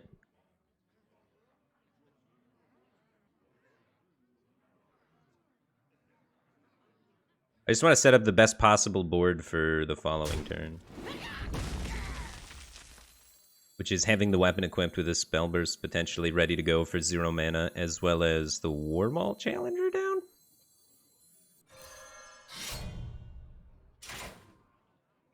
I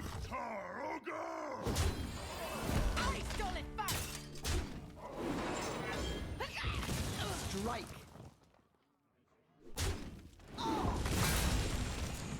Damn, I just played this. I must choose. For the war chief. For Hellsfree.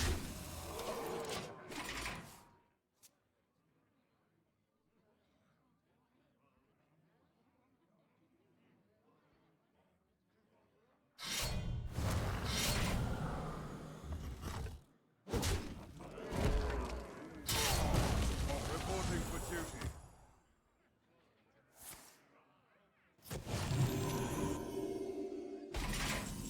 And this is the part where this game plan loses to Silas. But it's not so common, and he's only seen 10 out of the 20 or 30 cards of his deck. That's worth killing. With the amount of weapon charges I have, it's probably worth killing. Otherwise he buffs it and runs it in my face.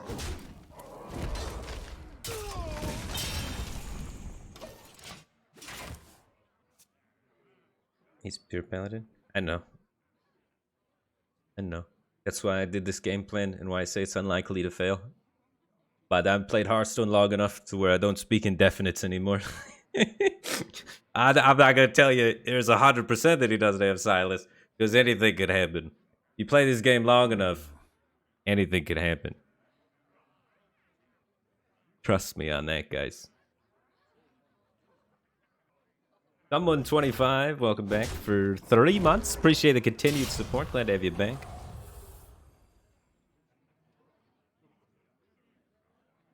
Become the hero this world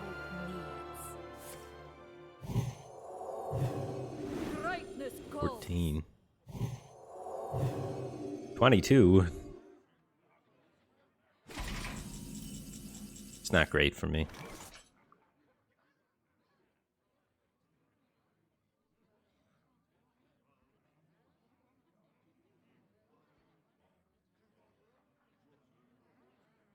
We are going to need to get Barov.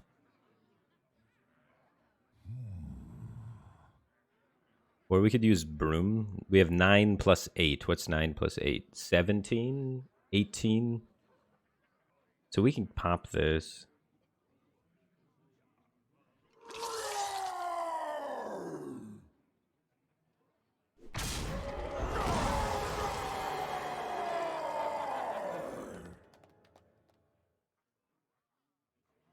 So 8.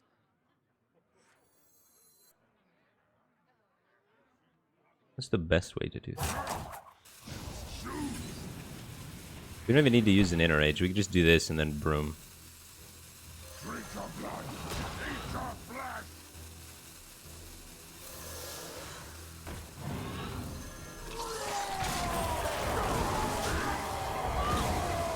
And start progressing through our deck. I think that leaves us the most flexible options going forward. We still have like the skipper and stuff.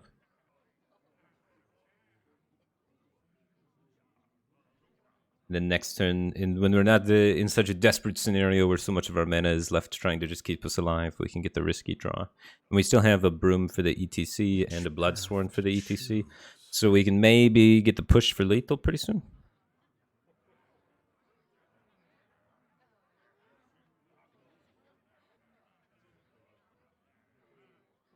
There we go. The RMR's got the line. That's how they get the Silas.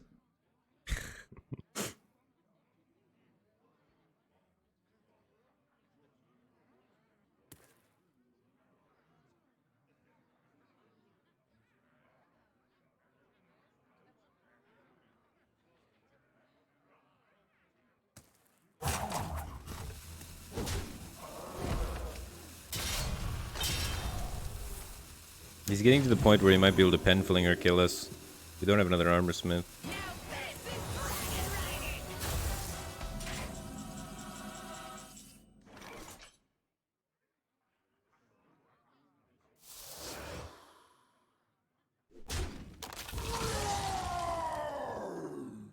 Do I have any pirates left in my deck? I do not.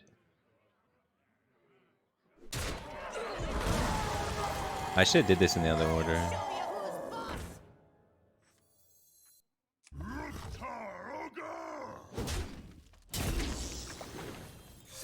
We don't need to draw that many cards.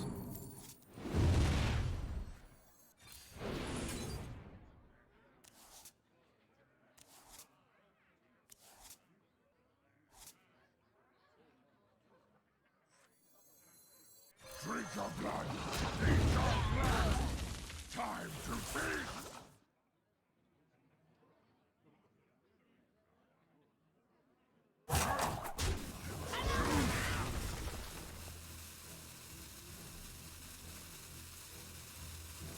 Is it possible that he kills me next turn? I really need to draw ETC.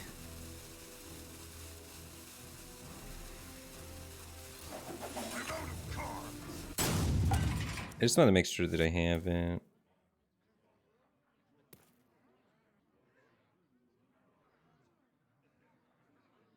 I need this to die as well.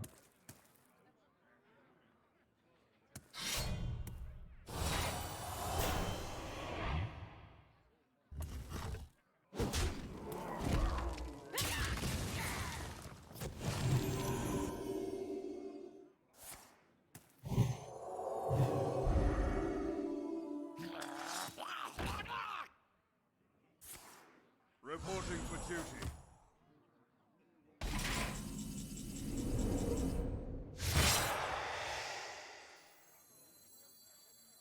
Ooh, let's melt some faces. Your flaws are your strength.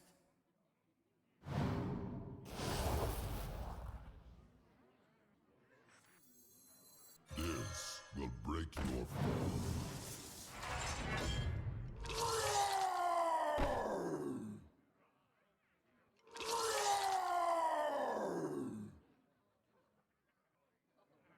We want to rush all the other things in. And then connect that for 11.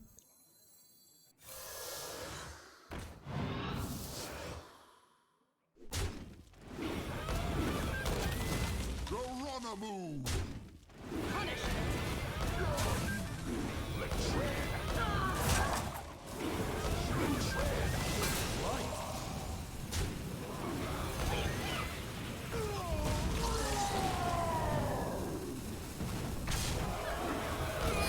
We had 7, 8, 9, 10, 11, 12 overkill? Something like that. It's kind of interesting. We could have also traded in the thing, given it rush, and then rushed it again, but I think this way is more damage by a bit. Both ways I think we're lethal, though. I found lethal that way, and then I was like, wait a minute, there's a better way. We can get even more damage. You always go for max damage, right? Anyway, be right back 1 second. I gotta use the washroom.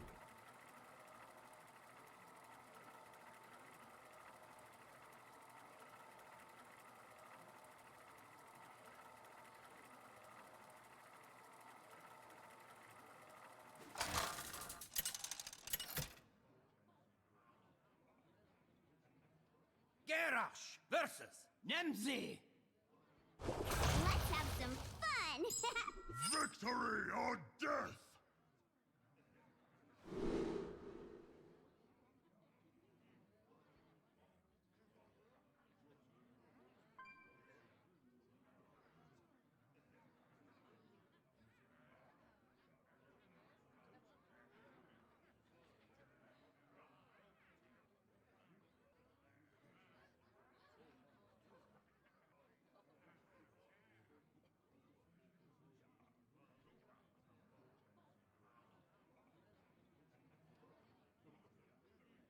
You know what I just noticed that's kind of funny?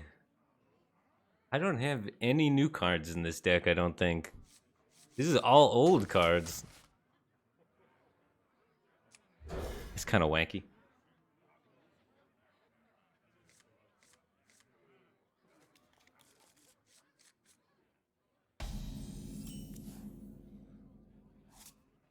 Job's done.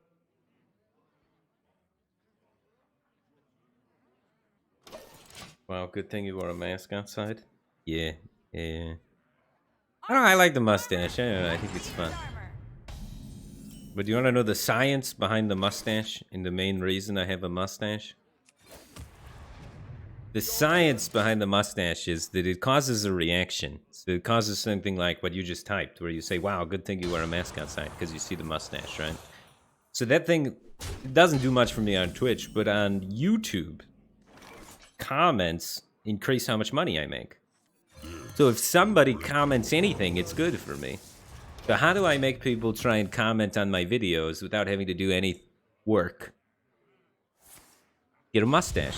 And then all of a sudden there's tons of comments about, wow, I like this mustache, or wow, I hate this mustache. It's a controversial topic. So this is a monetary mustache. That's why it exists. It exists to offend people and make people happy. And just in general, elicit engagement. The stash gambit. It's not actually a new thing. Lots of content creators have been doing stuff like that for a really long time.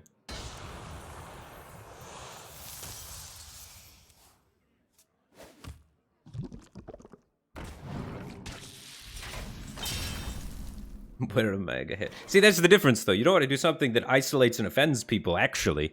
No one seriously gets offended by the mustache, right? I don't know. I guess I haven't actually super investigated, but I would say a lot of people... It elicits a reaction, but it doesn't elicit a negative long-term response. Whereas something like wearing a mega hat or doing something that offsets a large demographic could be bad. Could be a short-term gain, but a long-term negative. We want a long-term gain.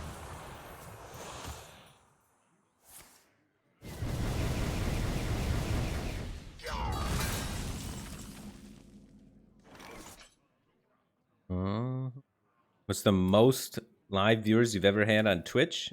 It would probably be when I was doing the original Batstone. When we were doing the original Batstone, the viewership popped off. On wings of evil. I was fortunate enough to get a lot of attention from that.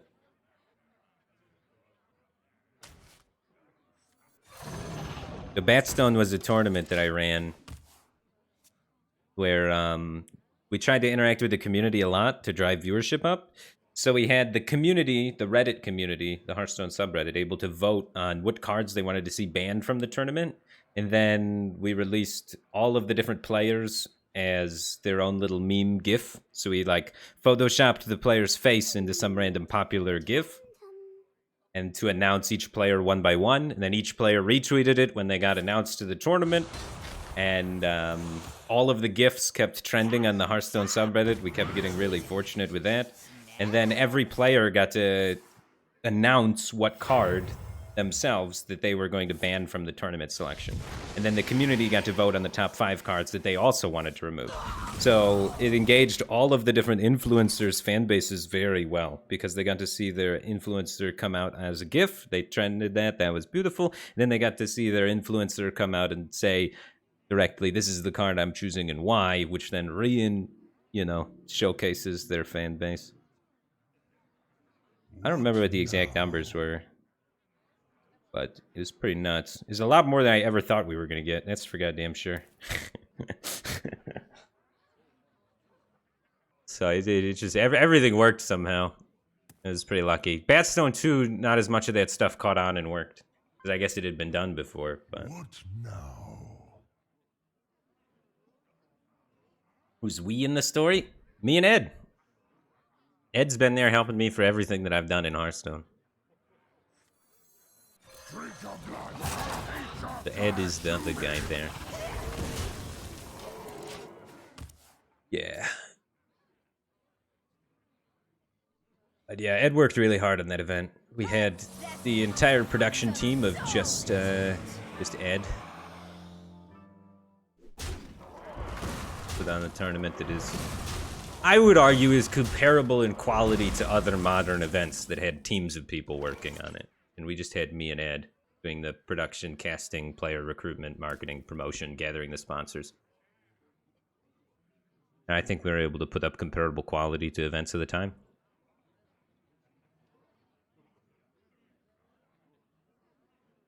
I want to drop Rattlegore next turn, but I don't think that this is enough to justify worth clearing because my life total is just so high. I'm just going to do this. And then we'll just pump this out there because we can.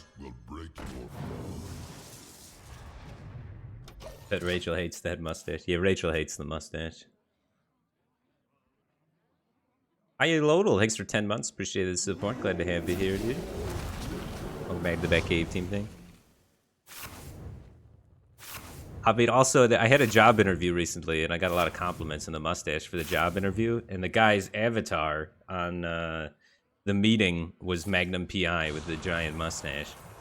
I told Rachel, until this interview, or until this setup for this job either pans out or fails, I can't get rid of the mustache. It's mandatory.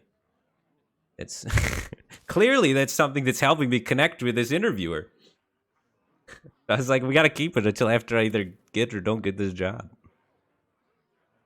Is he likely to load more than an 8-8? Generally, every time I delay Rattlegore, I hate it, but we could Rattlegore Broom the following turn. I don't really want to just take 16 damage.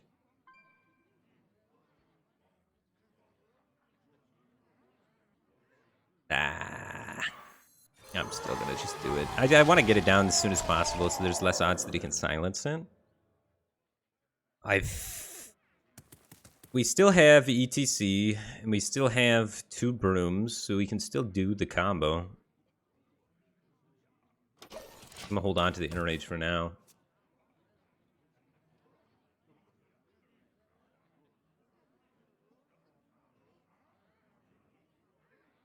Game developer interview? No, I haven't had any game developer interviews. That would be cool, though. Be cool, though.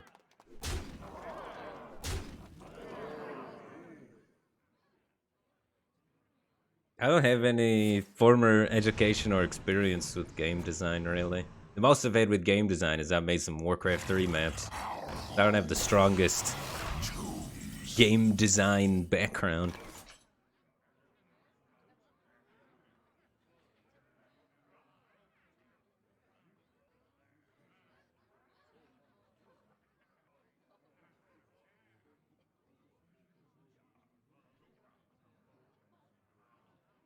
Alright, so I want to copy this thing, and I want to play Skipper Berov at some point.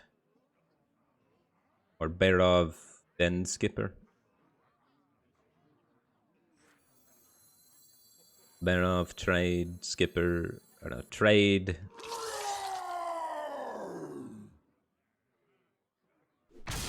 That happens first, then we copy it. I guess we could Berov, then copy it. No, we can't Berov, then copy it. Doesn't work. Your claws are your strength. I'll show you who's boss. Do try to keep yourselves alive. We want to try and get really wide on the board.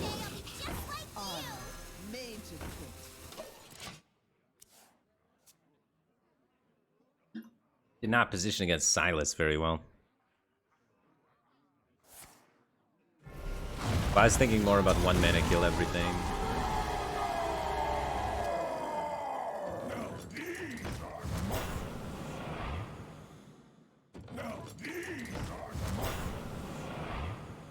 Dude, if he's got Yashiraj after this, we might be in trouble. His reload is disgusting. And he's gonna get a second Ticketus? But yeah, Yashiraj is GG, probably. Someone's gotta lead the charge. Honor made to fit. I don't have any battle rages left, so my minions don't hold a lot of weight. I do have Skipper left for them, but still.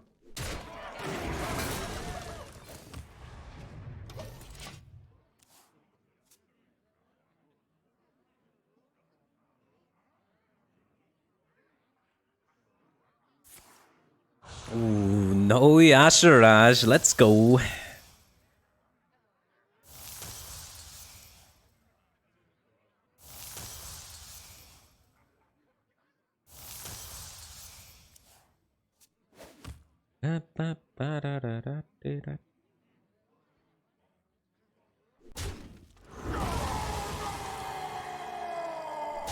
Twisting number 2. Who runs 2 twisting nethers? Oh, not this guy. Why'd he pop both of those in?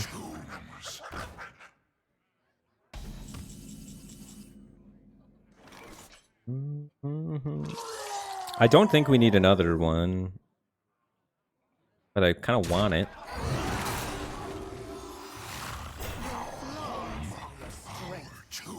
Yeah, it's probably worth doing.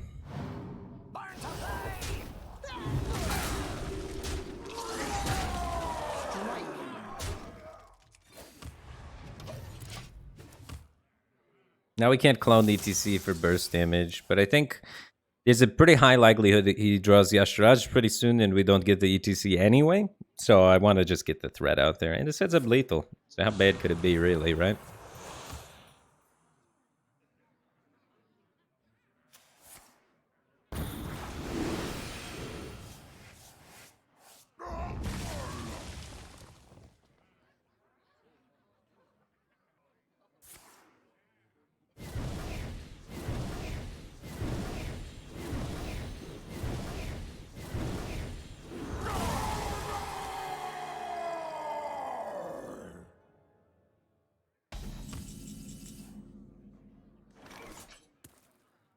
$17, $18, $19, $20, $21.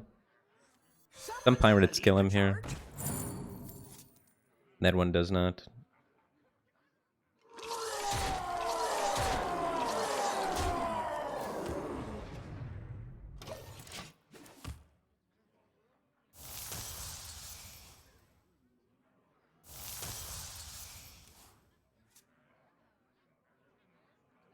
Yeah, Shiraj is probably GG. He has no cascading in there, though. So he gets 2 strongmen and the Tigidus. Oh, he doesn't have it. We would have had 10 exactly. So we would have had lethal through Yasharaj.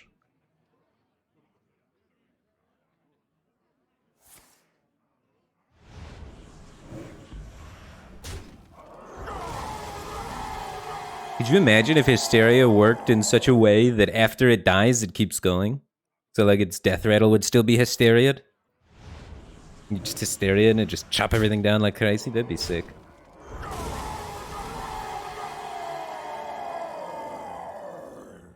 Impressive. You win this time.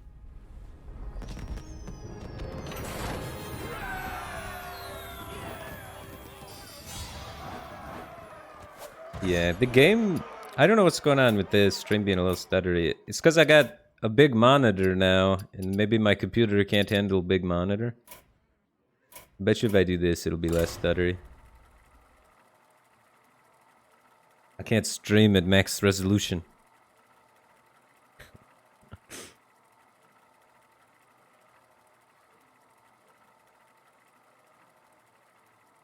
I play like other games at max resolution.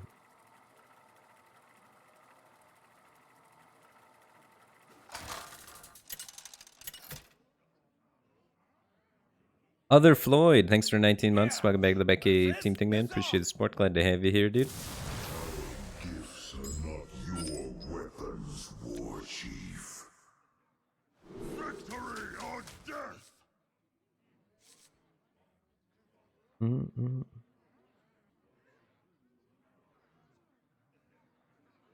Battle Rage versus Warlock.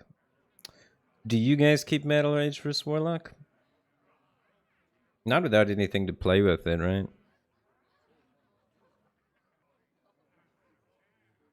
Probably not, unless we had stuff to go with it.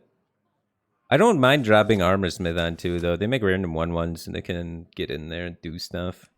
It's not like something I really want, though, so I was tempted to throw it back. Things we really want are like Corsair, Cash, and Anchor. Welcome, my Sword Eater's pretty good.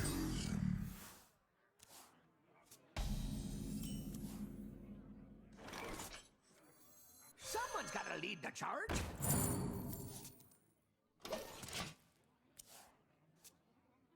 Is everything alright? A few days without YouTube content? Yeah, it took a little bit of a break. I've been feeling generally kind of burned out with streaming and content creation. Armor made to fit. Born to fly! I've just been doing the same thing for so long. It doesn't feel like I'm really, I don't know, changing, you know? Stuck in a little bit of a rut.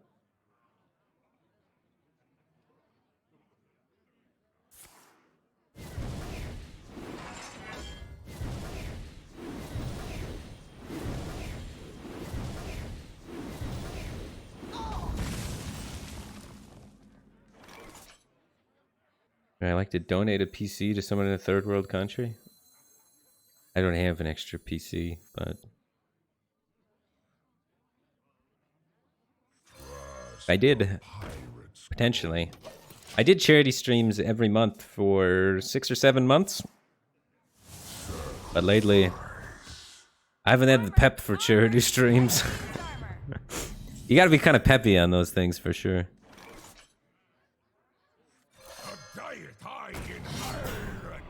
I've been trying to set up a partnership with AMD and with some of their partners to be able to do charity streams where they give away PCs, actually. That was something that has been talking about and trying to work on in the background.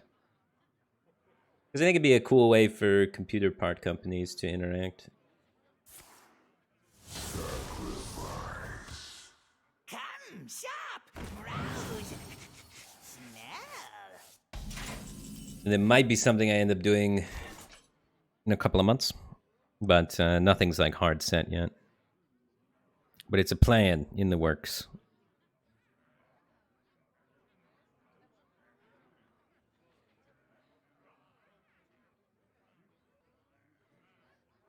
What now?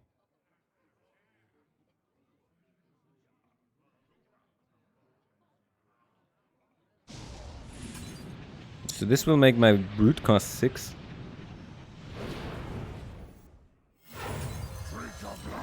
Oh shit, I did this in the wrong order. Don't pay attention to the order. Nobody pay attention to the order. This was the second best play.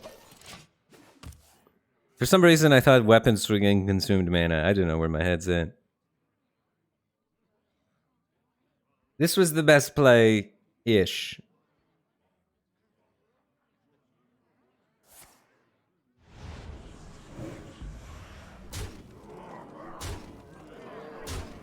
Oof. Maybe it wasn't the best play. I didn't realize how much it got blown out by Hysteria.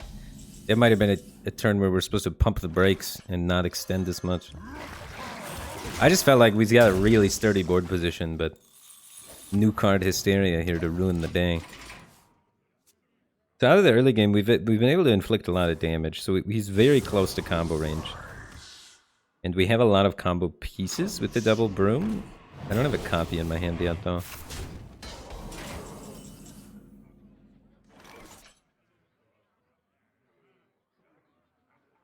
I kind of want to connect this weapon swing to face with double skipper. I think we'll be okay. So what if we do Barov, skipper, broom, 3, 4, 5, 6, 7? Okay. I'll show you who's boss.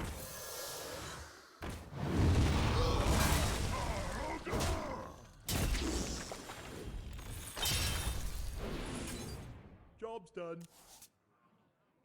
We're very close to just being able to end this guy. 4, 5, 6, 7, 8.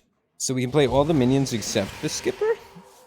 And do 4, 6, 7, 8, 9, 10, 11, 12 damage. We could connect.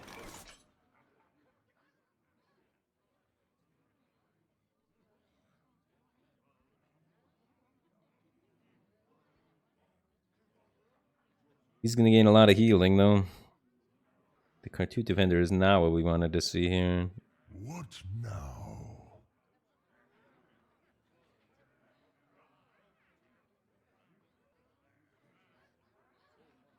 No lollygagging! lollygagging!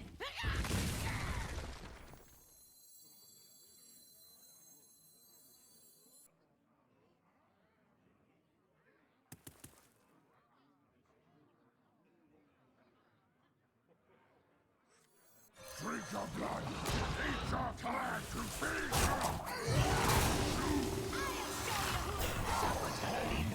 I'm gonna keep trying to be aggressive and set up for this. I want to be able to connect to the broom and just get him.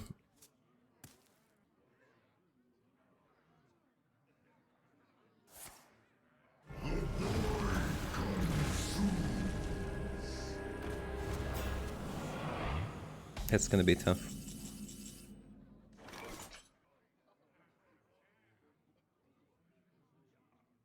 We always get the 4 damage weapon.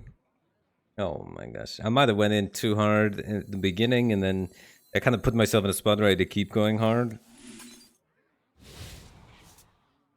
Although this weapon having 3 charges is really nice.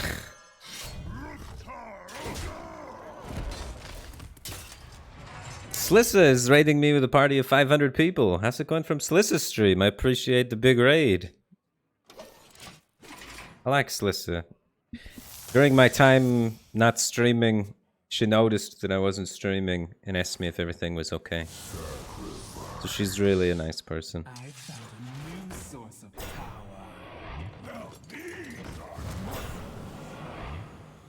Feels good, man.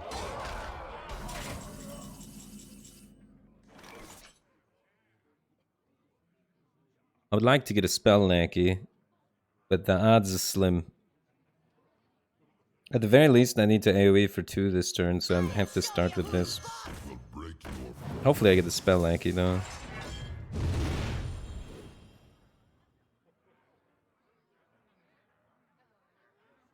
This is gonna be a tough game, man.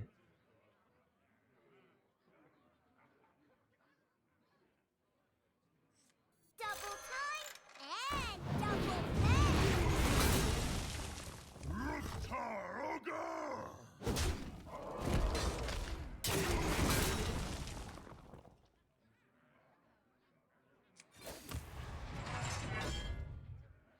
Geronimo! I don't see us getting out of this one. I'm gonna be honest, chat. This one seems tough. I needed to get more draw off my battle rage in this matchup. I saw blood and I went for trying to kill him, and then he was able to stabilize too smoothly. The double strongman enhanced dreadlord. The hysteria. That's what got me. That's what got me this game. I did not set up a good board against hysteria. I was like, I can full tempo. It's before Nether. There's nothing he can do, and then hysteria shredded my whole board. You gotta be careful of the new cards, dude.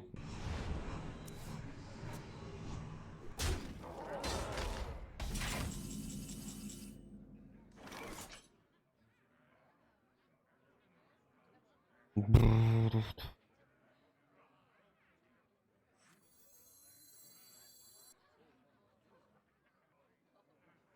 lollygagging! Boom, boom.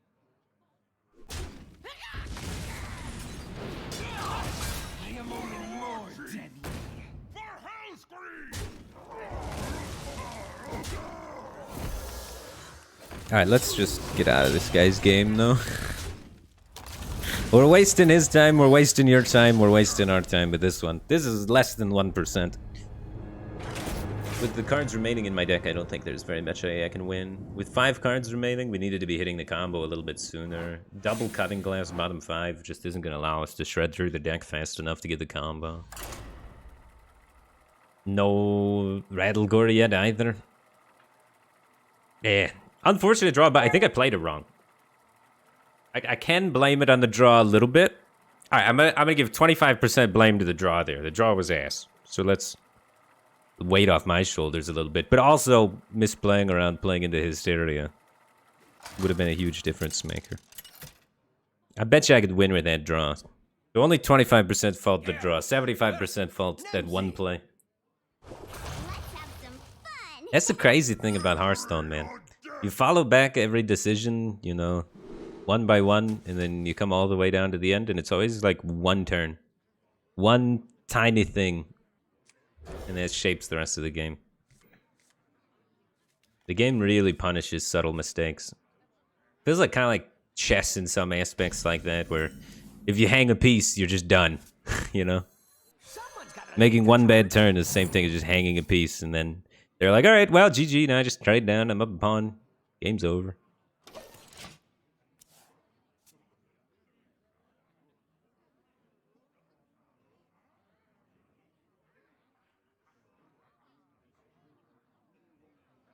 You here for the tour?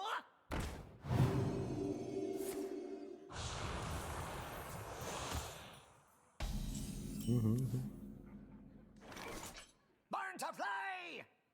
Learn to play.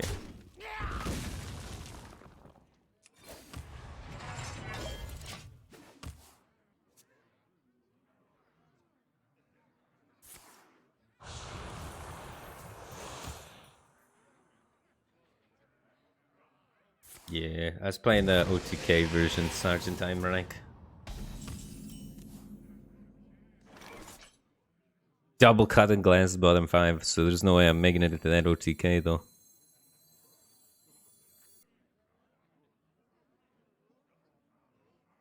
What's Warlock's turn 3? Dark Skies? If we don't do anything, what's his turn 3 though? If we play something, he has to react with Dark Skies, and if we don't play anything, does he have a minion that he can develop cleanly and be annoying with? Typically, turn 3 from Warlock would be Lucky Soul Hoarder, the new card. If we don't play anything, we have to face down a 3/4. If we do play something, we're vulnerable to Dark Skies. If we're going to play something, we might as well get some other benefit out of it, so we might as well play this. So the next turn we can do 3 and a 1, right? So we fill out our mana. Instead of this, which is stronger on the board currently, but it doesn't set up for next turn as nicely, right? So you want stuff that does stuff for the future. You were just a bird. And he's Zoo. So I don't know what's going on anymore, man. But we top deck perfectly because we're the best. That's so lucky. I thought he was not Zoo because I'm not sure why. I already saw the tour guide, so I should have probably assumed it's Zoo. Only Zoo plays tour guide, right? Born to play! So I should have been able to infer this information. I've just versed so many Warlocks lately.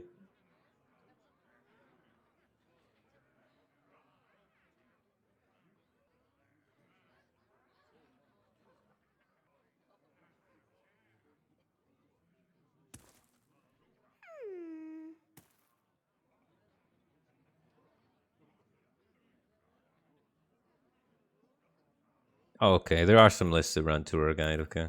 But I think it's safe to say he's Zoo now. Without a doubt. I think he was... We should have played towards him being Zoo and he played the tour guide, for sure. Because even if there are some non-Zoos running it, more often than not, it's what we want to play towards. Oh. Whoa, too many cards. Sometimes he's getting so lucky he's unlucky. He's come full circle. It wraps back around. You here for the tour?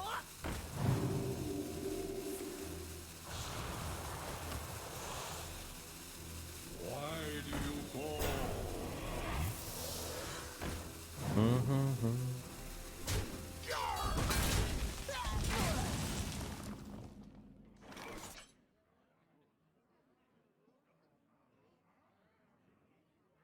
We have double inner rage. Holy smokes. Corsair Cash always hits Reaper Scythe, which is actually a huge amount of damage. I do want to get the Reaper Scythe ready. I think I do take that. So I have both options for which weapon I want to equip on the following turn.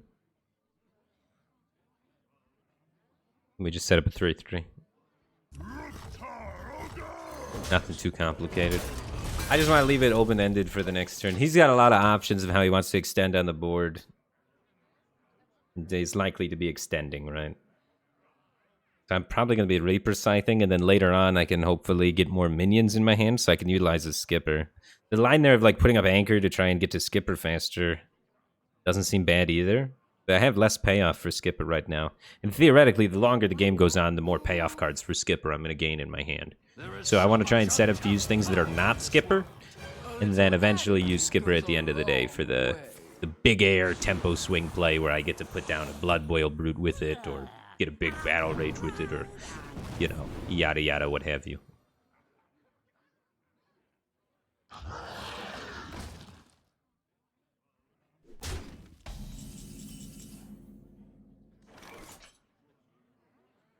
Four, 7, 8, 9, 10, 11 damage. He's got 17 on his board. And then we can try and see what this gives me then. It might just be go for lethal instead.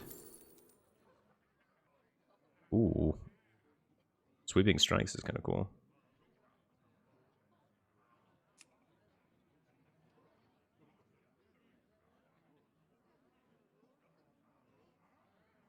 So I can't Sweeping Strikes and Reaper Sight, but I can get it up to 7. I'm definitely taking Sweeping Strikes, but I don't know if I'm using it. And I don't think I'm killing that this turn. I think I'm just going to push for lethal, because I have Broom and Sweeping Strikes and stuff to get through small taunts. He's only got 17 showing.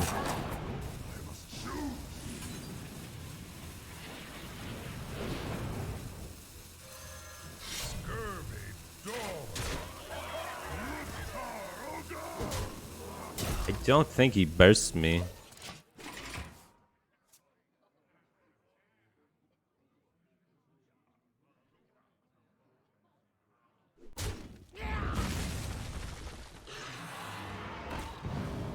It's down to Soulfire. Ooh, that's a card that I wasn't thinking of that could potentially dominate me here. The second Menari Mosher. He did have 10 cards left.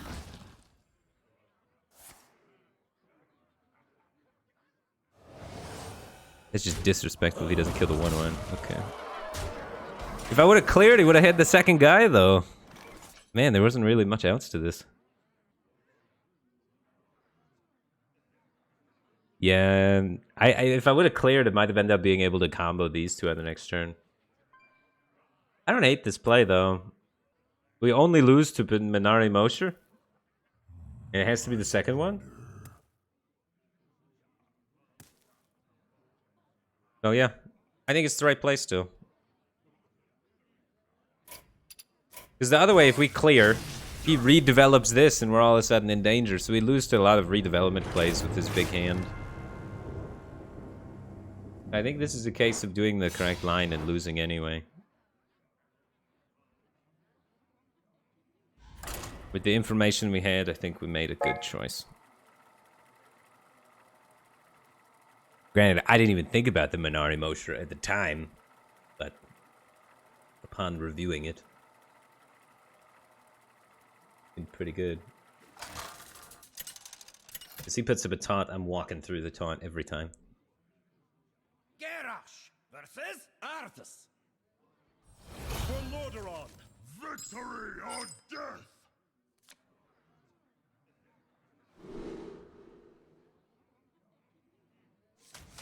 I like trying to get tempo as early as possible against Paladin and then just winning on board control.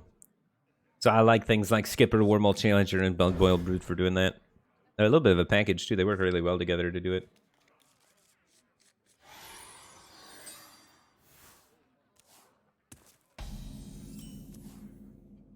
Ooh, this is a good hand. Someone's gotta lead the charge. Ooh, the Sticky Fingers. That's nice. Mind if I roll knee? A loot order.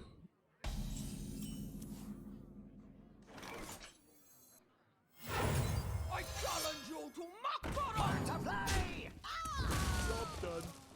Keep him off my board. And try and get everything injured so we can get this Blood Boil Brute down easily.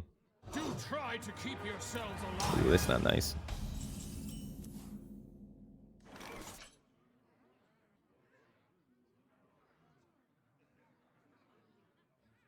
Do I want this injured as a 2/2?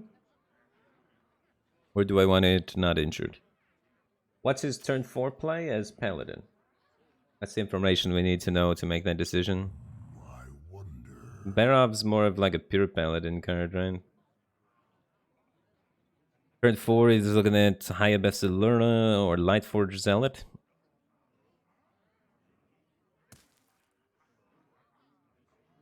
Oh wait, he's Loot Order, not Lightforge Zealot. What now? So he's the Broom Paladin, so turn 4 he's looking at Consecrate, Zealot's Pride, off-curve plays. I must choose. What now? I think I want to injured. I don't know.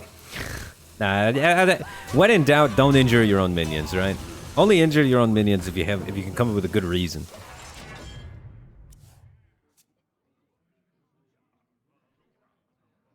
If he plays like Zealot's Pride and stuff, we might be like doing skipper minion anyway, so we'd want the more health on the guy.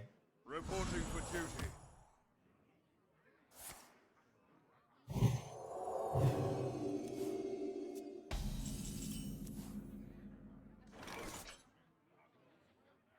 I have no spells for the spell burst.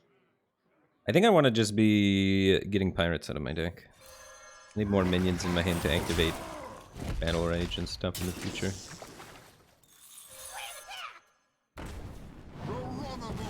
Keep him off the board.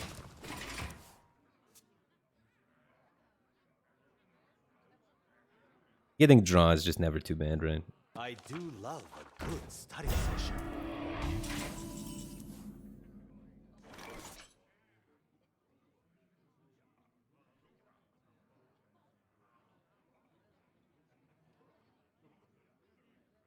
Can I get this down this turn?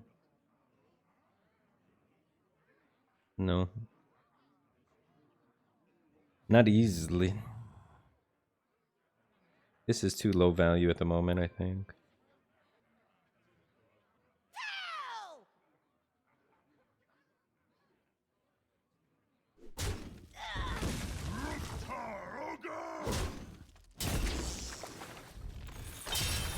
I have 2 of these.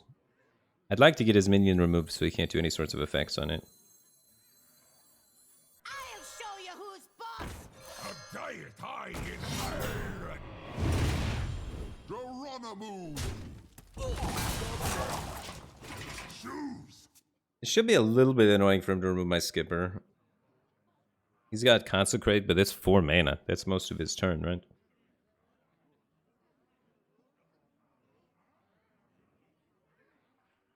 Might be able to do a Pyro play or a Penflinger play, though. No Libram discounts yet, though. Makes Penflinger plays a little bit harder.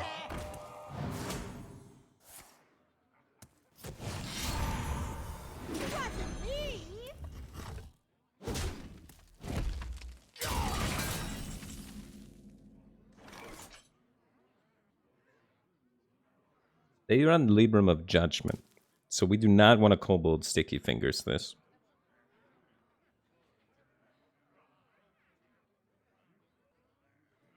No lollygagging.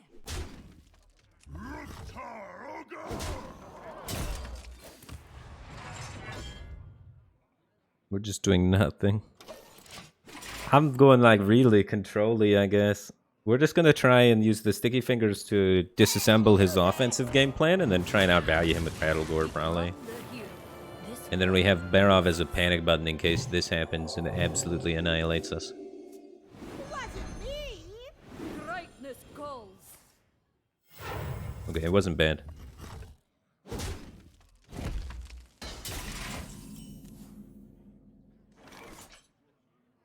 We have the combo.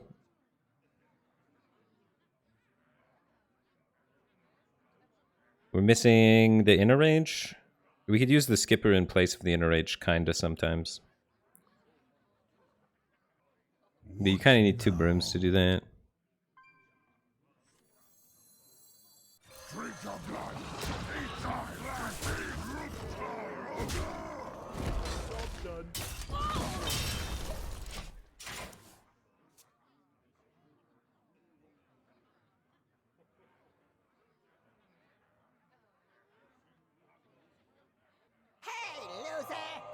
So he makes 1, 2, 3, 4 minions right now.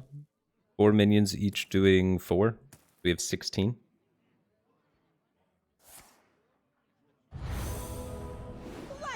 With the first one doing 2 right now, so Hey, loser! we have 14 burst. Wasn't me! 2 damage off lethal this turn. 2. So this is 5.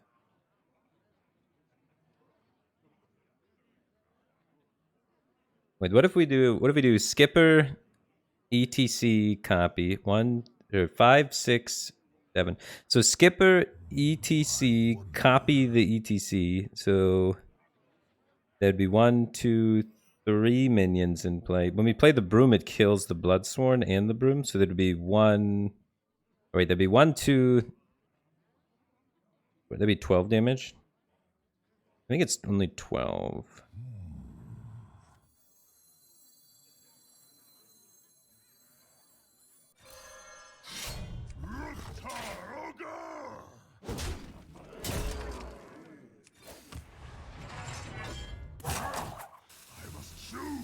When you play the broom, it kills the skipper and the bloodsworn, right? So it doesn't work. If you go for ETC first, then broom the ETC into the 1/1, then copy the ETC, you get 2, and then you get 4, 8, 12, so you get 14. And he was at 16, so it's 2 damage off lethal. I think.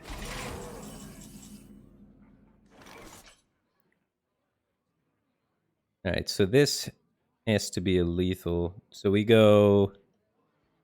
We need some way to bounce the ETC so that it gets injured, right?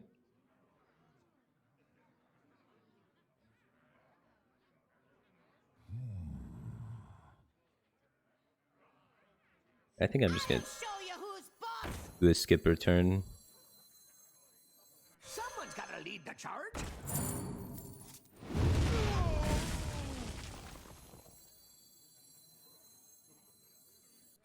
And then we'll try and do lethal in a more clear-cut turn.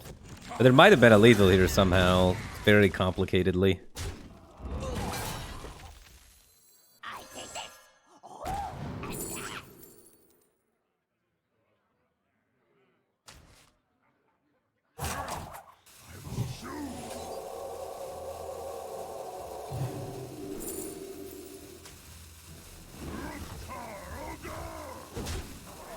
Okay, next turn should be more clear-cut. So we get to do the whole copy thing, and then we just get to rush things into stuff. So this is 4, 8, 12, 16 burst. Hey, loser. We just need him to have things on board to trade into. He goes exactly to 16 here. Wasn't me!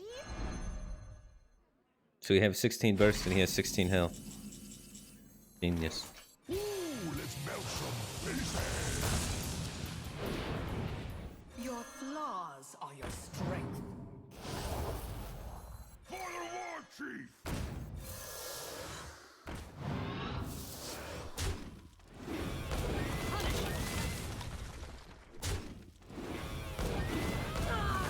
Let's tread. Let's tread.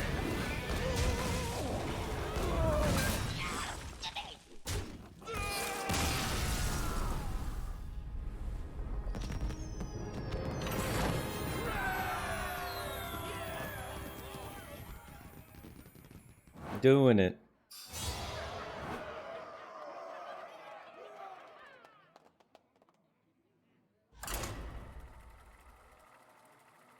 Billy the Kid, 9830. Thanks for 13 months, man. Glad you're able to put up with me for so long. Welcome back to the Batcave team thing.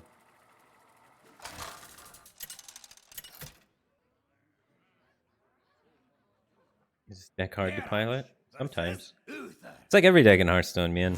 Sometimes you just draw the cards that make you instantly win, and then other times you play the game. So it depends. I would say that it's a little bit more difficult than a lot of the most common decks.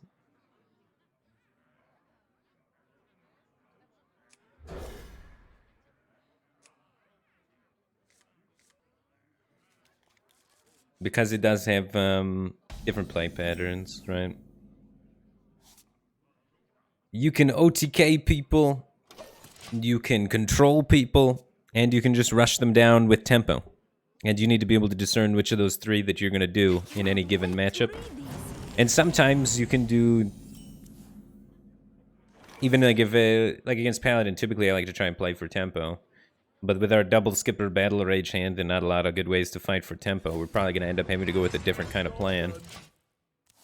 So, even in like any given matchup where it's like, yes, typically I'd like to be playing this one style, the hand often dictates which way you can go with it. So you don't always get to do what you want to do. Sometimes you got to do what you need to do. You don't always get what you want.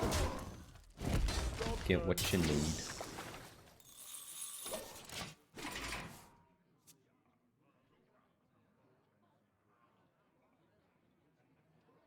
But yeah, typically speaking, I'd say an easy deck is a deck where you do the same game plan every game, regardless of what your opponent does. Great defense.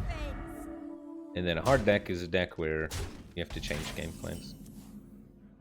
But all depends on I'll show you who's what words you use to describe the things. Someone's gotta lead the charge.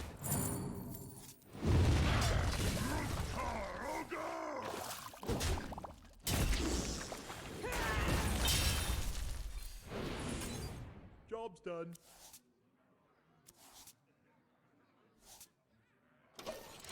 Alright, well that's true. Your game plan should always be to win, right, I guess. But you gotta have smaller plans. You gotta break winning down into its components, which is then phases of the game, which then you break down into those smaller components, which is then like, what's the objective at any given stage? Let me think. What is my objective with this hand?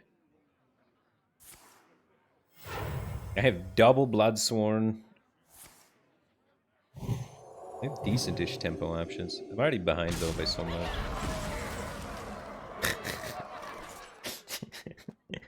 I was like, this is gonna be a really tough game, and then the game's like, don't worry, I got you.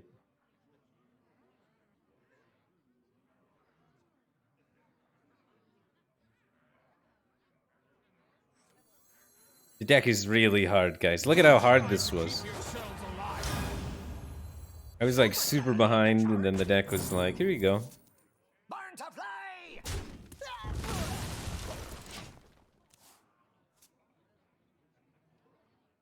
Become the hero this world needs. Greatness calls. My God.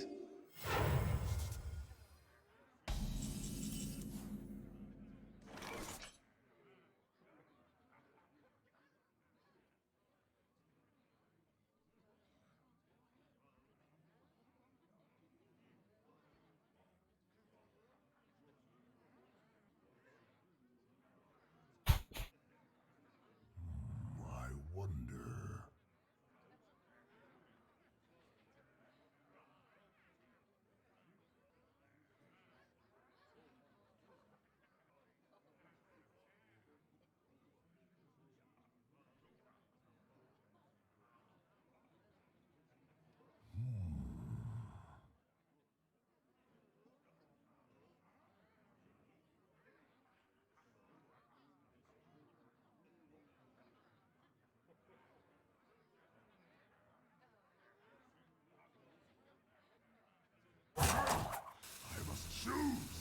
We could just try and Saffron RNG it, or we could develop 2-3 drops. And then maybe we get Rush Laggy to control our Sapper a little better. Nobody loots these ruins but me. Follow my lead. Burn to play. God, it feels so bad when you have 10 cards in your hand and you play 1 card and float 2 mana.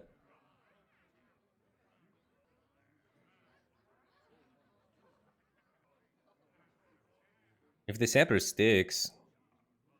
I mean, the Sapper never sticks, right? He has to, like, attack face and then kill the Sapper while playing something and 50-50 it, right? I feel bad for you. Facing.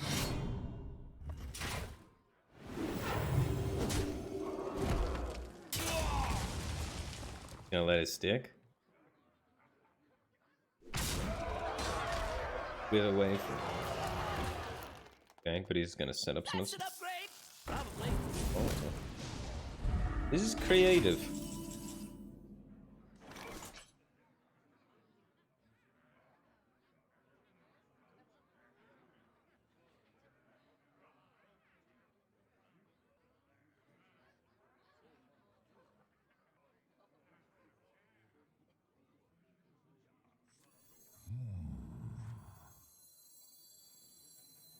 Well, now I can sap his guy pretty easily, though.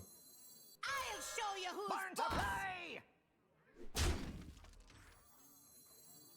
A diet high in iron. Waste him.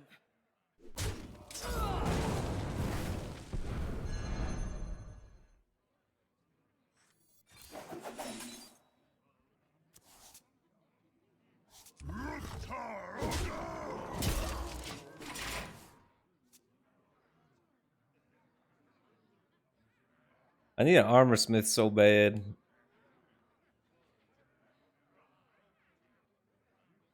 I like getting the taunt up whenever you play the skipper versus paladin, because a lot of times they can have a hard time killing the skipper behind the taunt. That can allow you to play around with it a little bit more.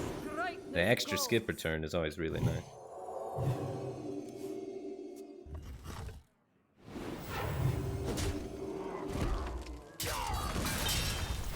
Reporting for duty.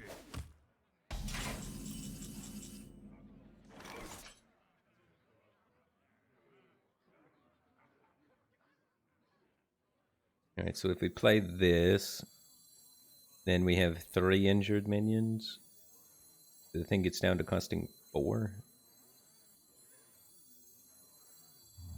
I wonder. This will break your bones.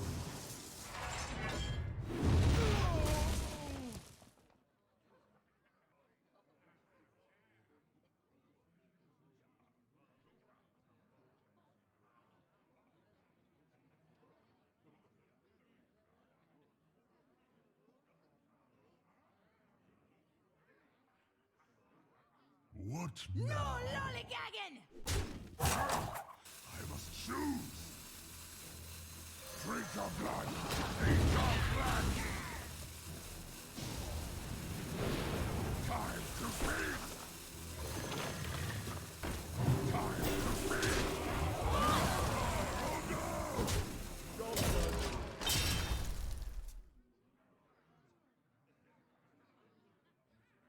No, we don't have 18 burst on turn 10 though.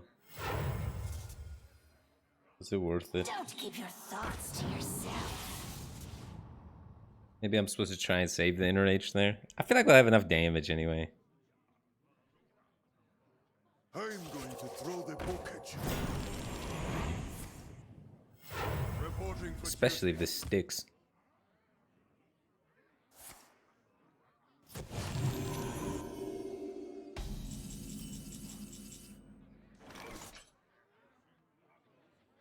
ETC can do work here too. We get 7, 8, 9, 10, 11, 12, 16 damage. Not quite lethal. Not a pirate, right? I wonder. Your flaws are your strength.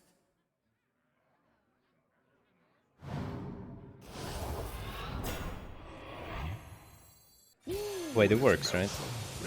This has rush and the other guy has rush. The 7, 8, 9, 10, 11, 12. This throws the hammer too. Yeah, it works. I didn't count the second proc on that, actually.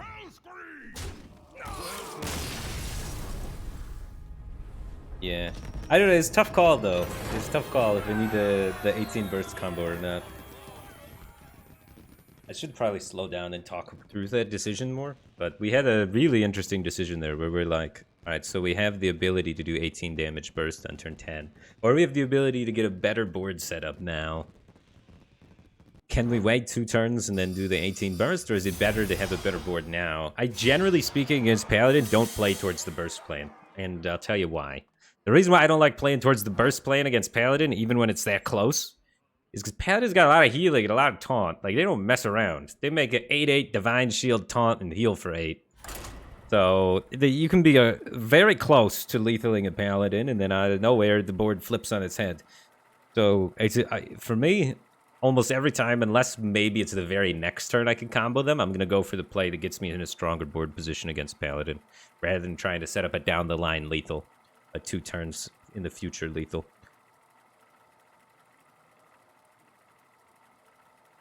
Yeah, so I always try and just play towards the stronger board position, but that one is like really close. It's tempting to not do it.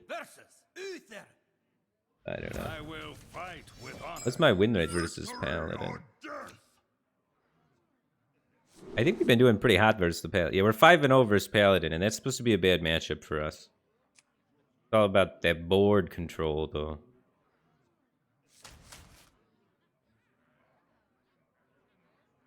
I also like Barov. I don't know if I like him enough to keep him. But he usually gives a nice little tempo swing in turn 6, turn 7 that does something. Or if they get that 4-drop, it can react to that. He doesn't have coins, so we don't have to be as afraid of the 4-drop, but I'll throw him back. If he's on coin, I think I'd keep it.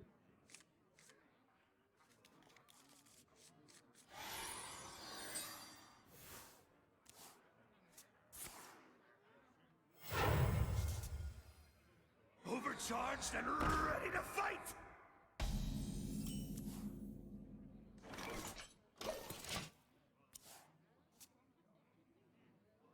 I haven't seen any cheese Paladin today. I don't know why. Well, I think I know why. There's a pretty popular professional player, Meaty, hit #1 legend with Libram Paladin. So, with the pen flingers and stuff like that. So I think it makes sense that a lot of people are playing that deck now. Which probably means I shouldn't be playing Warrior, because Warrior's supposed to lose to it. But I'm 5-0, so screw the numbers.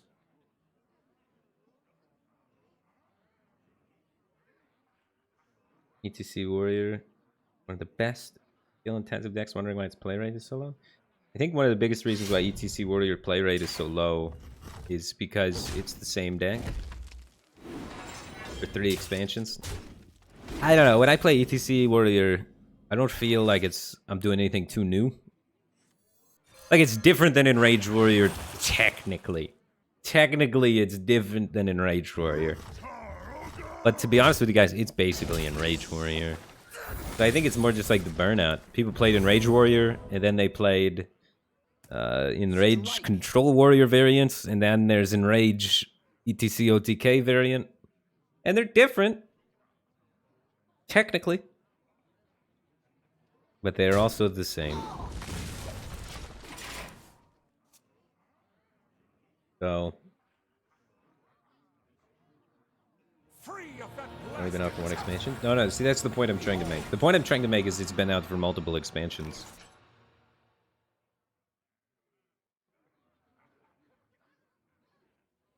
It has been out for multiple expansions, but it also hasn't been out for multiple expansions, if that makes any sense.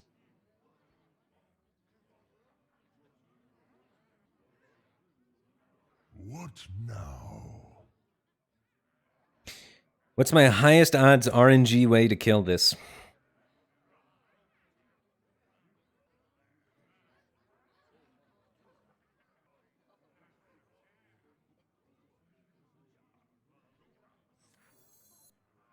What now?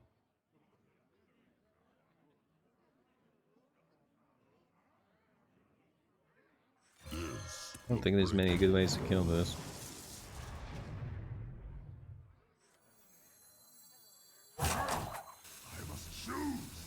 Is there a turn 5 dragon that actually gets me excited? Probably not.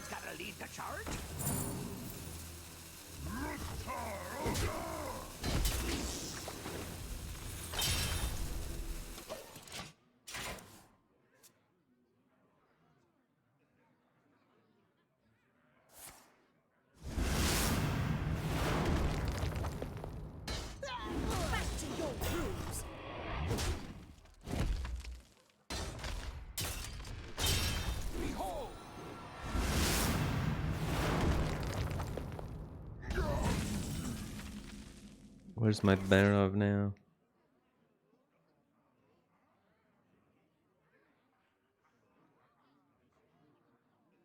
You can only skip her for 3. And his minions have 4 health. And he's about to play duel. I wonder.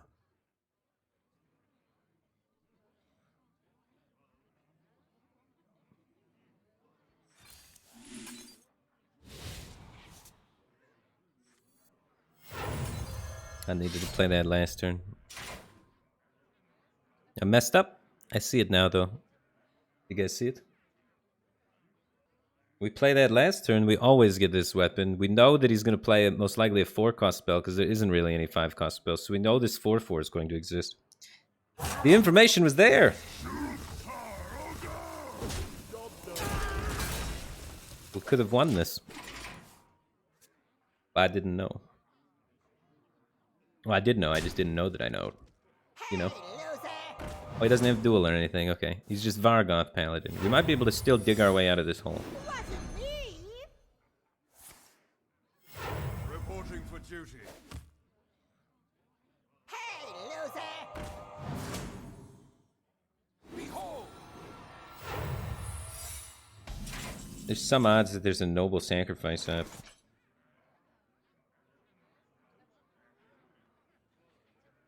Which means we kind of want to kill things first. So we want to skip her first before going in.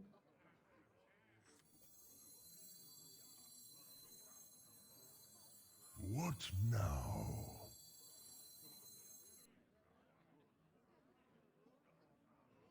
I want my skipper not to get repentance, so I want to play something before the skipper. This will break your bones.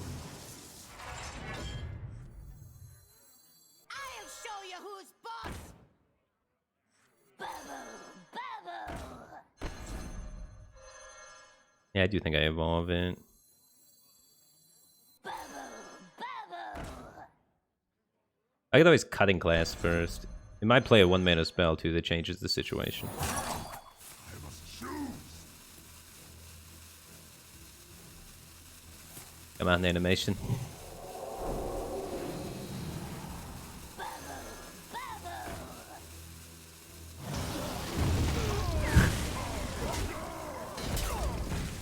Okay, a little bit of a weird play there, but I wanted to play around Redemption, I wanted to play around Repentance, I wanted to play around Noble Sacrifice.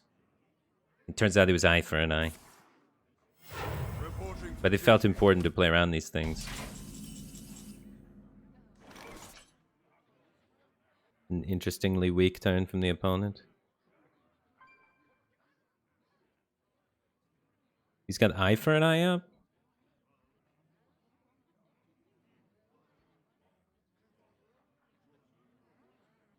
what now? No lollygagging!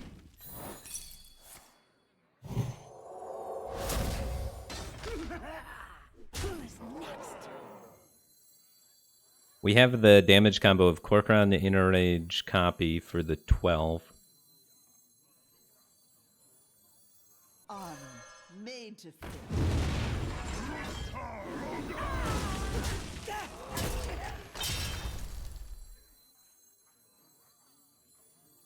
He's not pure, so we don't have to play around true silver, so I guess I just jam this.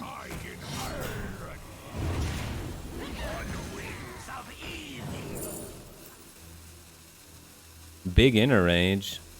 Dragon Queen with thin deck? It's probably Dragon Queen.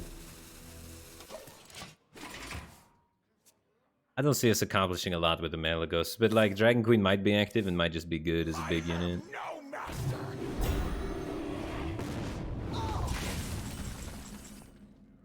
This is where Hench Clan Burglar steals the game away with a fancy little execute.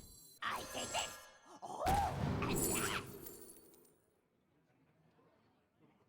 Silence.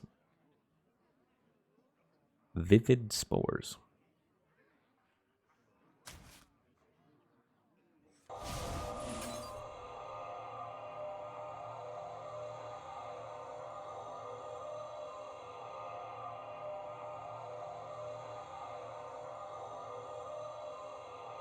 Depending on how many taunts we have, we might be able to just kill him on the following turn. We have 6. This gets up to 6, 8. We have 16. I must choose.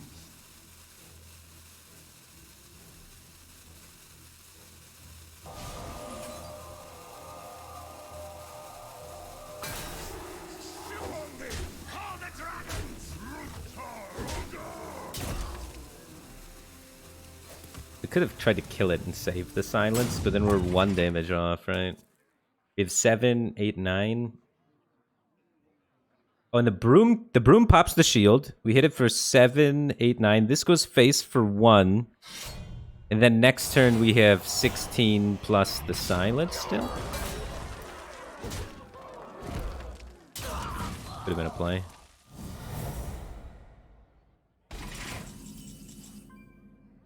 So we have 4, 7, 8, 9 if we wanted, or we could play this with it. So we get this up for 4, 5, 6, 7, 8. 1 goes here, then we have 8, 9, 10, 11, 12. Or 1 damage off lethal.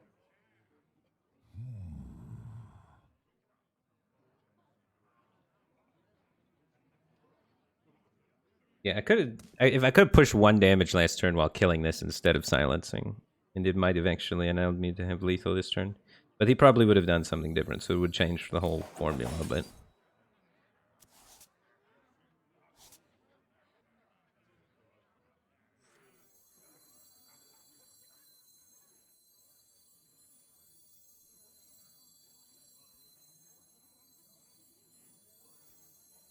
I must choose.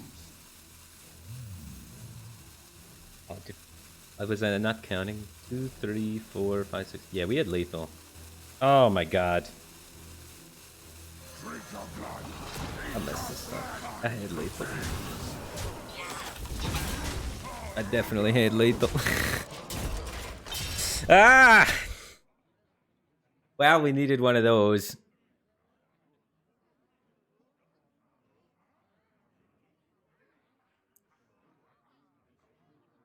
We definitely had lethal. I forgot that the Bloodsworn is also a 2/2. I forgot about its body.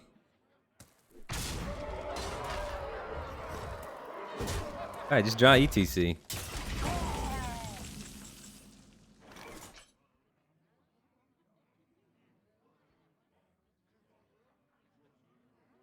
For the war chief.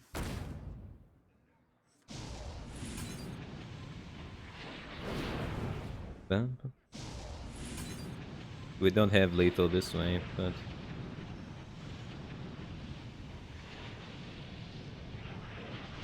there a way that I can get this to connect for 6 with Inner Rage? 4...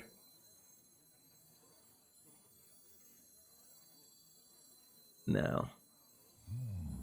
6 goes in one, 1 goes in the other, and then we got 4, 5 for the last one, so no. We just have to go. Your flaws are your strength.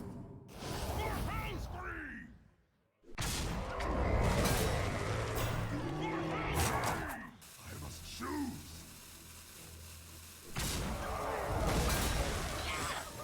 We're 1 mana off lethal that turn. Might be able to win with Dragon Queen Alexstrasza still.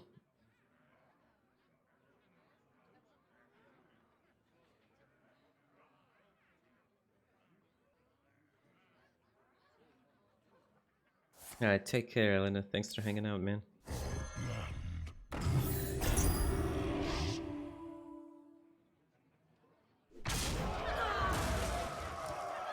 We really need this ETC.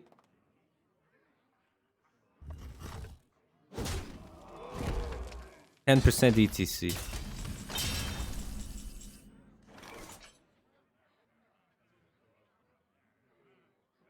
He's got 16 set up, so we're dead. Oh my god. I had this game. I had this game, guys. I let this slip through my fingers.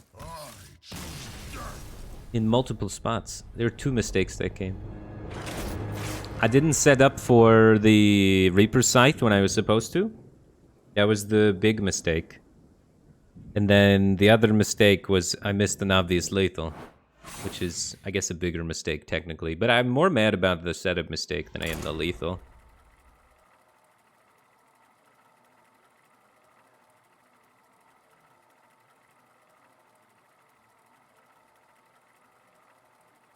Yeah, sometimes you miss a lethal, that happens, but missing a crucial setup point is, like, much worse.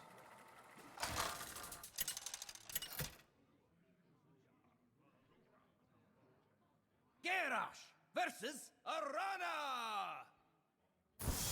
Puffin? Determined to win this. That guy, I've been to karaoke with this guy before, if it's the same Puffin.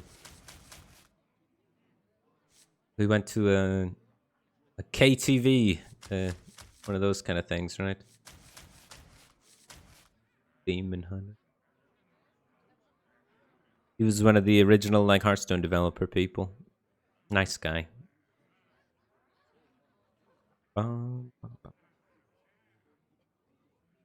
Demon Hunter can be pretty aggressive, right? Or OTK oriented. I'm inclined to keep as if it's aggressive, though. Even against the OTK ones, the early minions can often be pretty good, just to help you get battle rages and stuff. A lot of times, though, against Demon Hunter, you don't want to be developing your minions straight up, because they do a really good job of killing them one by one, but they have the worst time when you develop them all at once.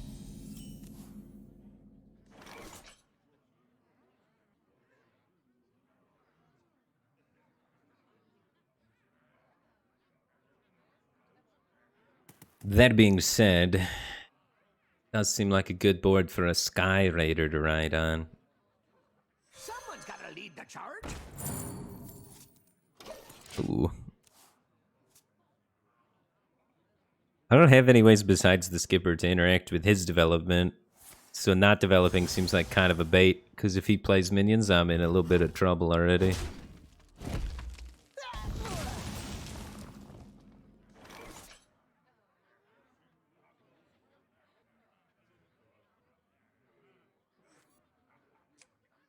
Armor made to fit.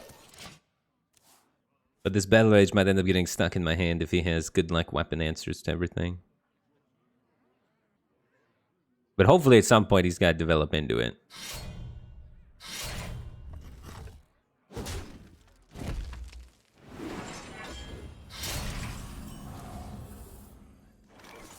I guess if he just keeps hitting things one by one, eventually we can better off his board. He's leaning like he's more OTK stuff, though. But his whole mission is just to slow us down.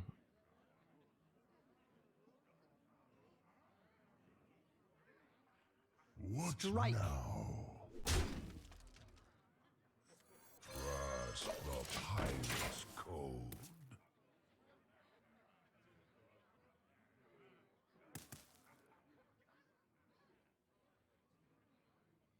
We have a really defensive hand because I'm mulligan for aggro. Skipper's not great versus OTK.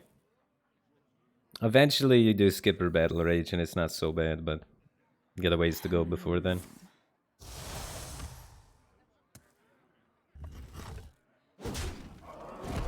Forcing him to weapon this instead of that versus OTK is pretty good though.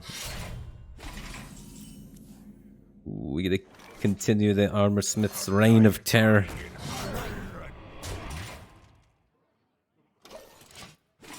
I don't like swinging there because he's got the lifesteal blade up, so he's gonna heal it back anyway.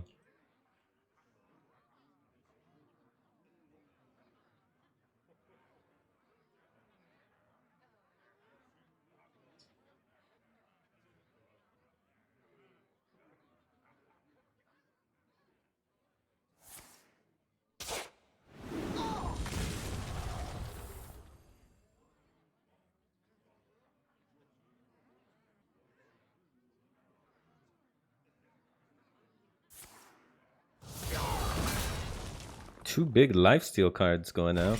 That's going to limit his OTK damage potential. But he does a really good job of shutting down my battle rages in the immediate. So he's got Skull next turn and he wants to slow me down. And set up a nice clean board for the Skull. And we have nothing to stop his skull. Or make him disincentivized from making that play.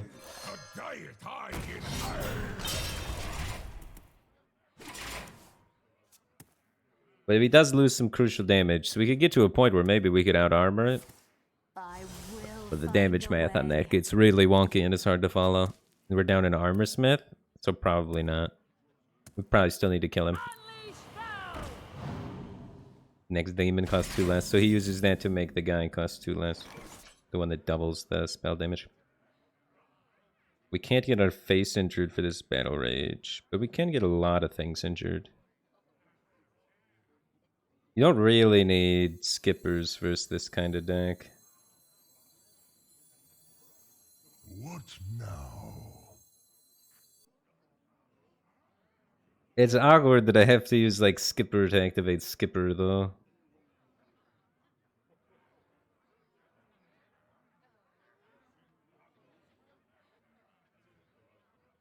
I don't want to lose both my skippers, do I? I think I have to though. I'd rather be saving these, you know?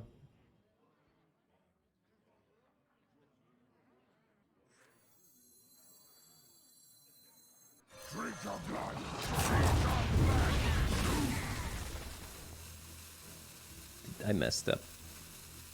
I forgot it was 2 skippers.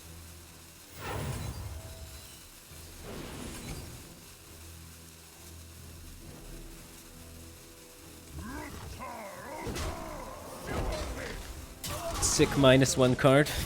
Oh, Jesus. How do you go from talking about playing multiple skippers to forgetting that there's 2 skippers? How do you do that?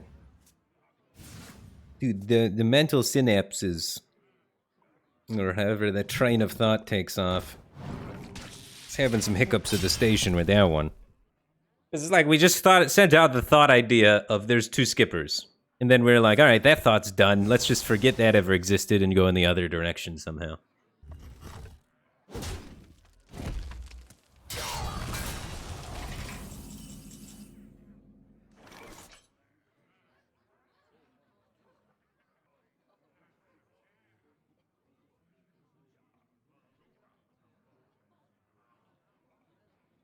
We're really close to the whole combo. We just need a broom.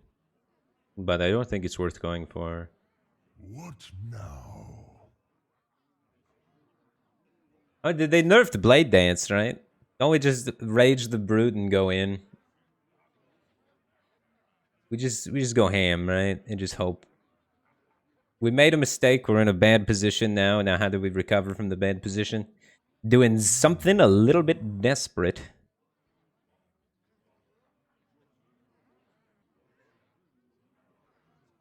And then he fell scream blast me. Or immolations. Or some combination thereof. But I think it's all in time.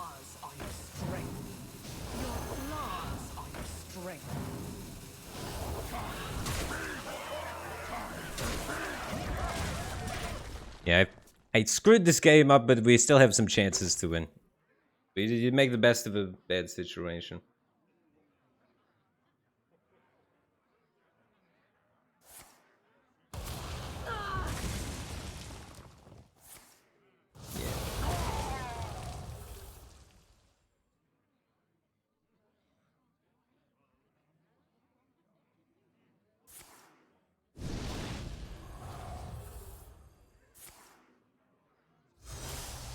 Second skull. I don't think there's any way he's gonna run out of gas. So I need like Rattlegore within 2 turns.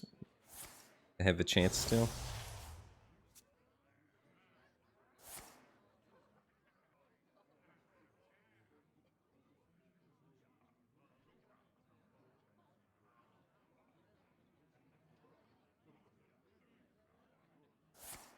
I will find a way.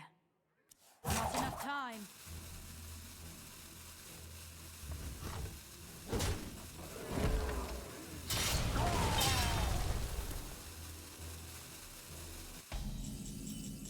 Yeah, I don't think there's any coming back.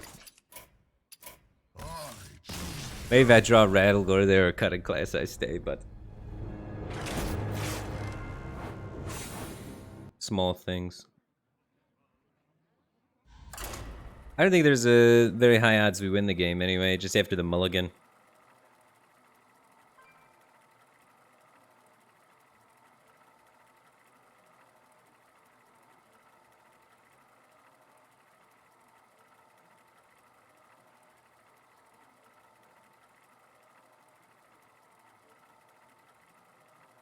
Bane72, thanks for 20 months. Welcome back to the Batcave Team Thing, man. Appreciate the support. Glad to have you back. Garrosh versus Valera. Watch your back. Victory or death! Against the Rogue, Skipper can be pretty good, right? Rogue is pretty quick now. Rogue is pretty quick now. We definitely don't want to interrage early, though. That's for the late game combos.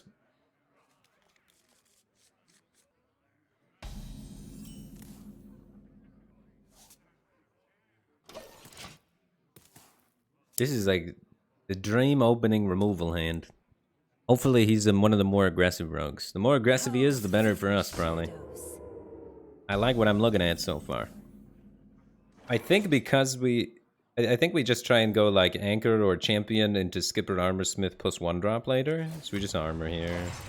Take it a little bit slower. Better be something good.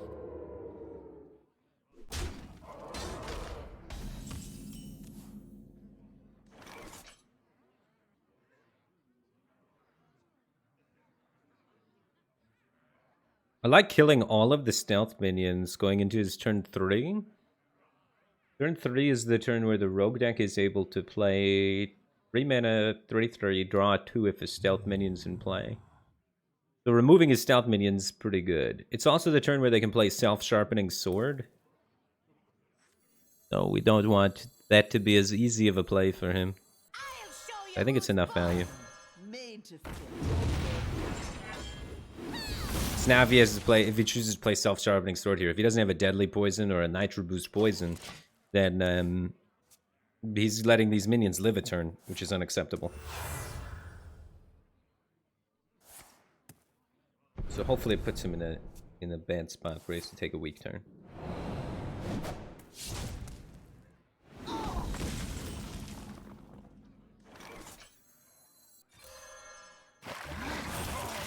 Now we try and get the second skipper ready in this window of opportunity that he gave us. They had to respond to the armor smith, so we get time to set up.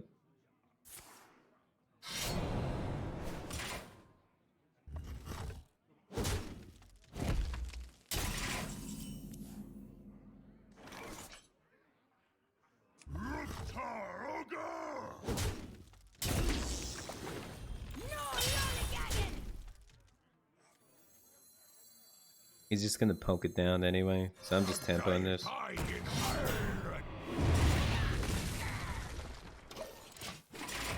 Not tempoing the broom though, I'm not a maniac. Boy, I need that guy. Better be something good.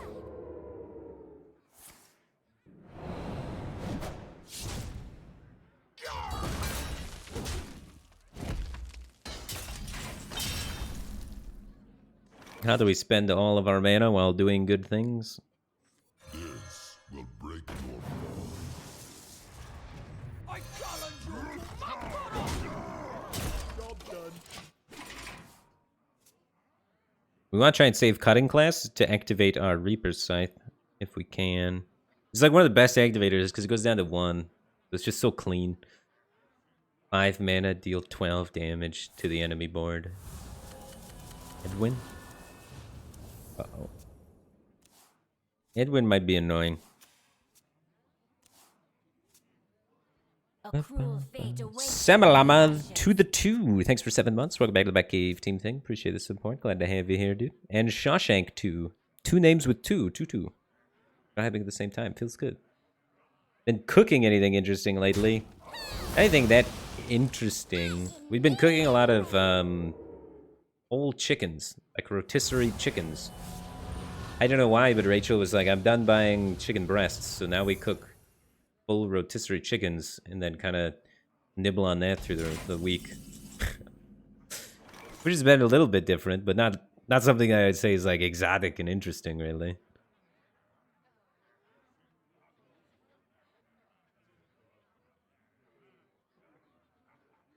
We override our weapon, we have a decent Reaper turn here.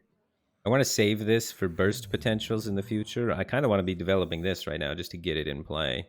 I'm not so worried about him drawing 2 cards from his stealth minion because he has 9 cards. I'm a little bit worried about Nitro Boost Poison hitting this and allowing him to try and clock me. Fully removing his board really hinders the ability for Nitro Boost Poison to do anything. And I guess we could, off the cutting class, hit Inner Rages so that our turn isn't wasted. But it just feels like we're not putting up a lot of pressure. But maybe that's fine.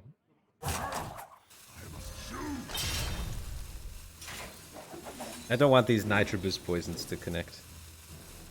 I am an anti-Nitro Boost Poison guy. I'm looking for ways to copy this 110 / make it better.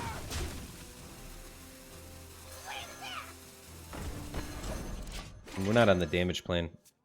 We're on the survival plan because we don't have any damage combos in our hand, right? If anything, we might end up using that coupled in the damage combos. But we're like survive till Rattlegore, which is not where you want to be against Rogue, typically. Good work, though.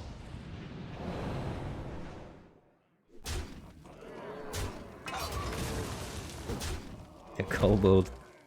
It's picking up big value.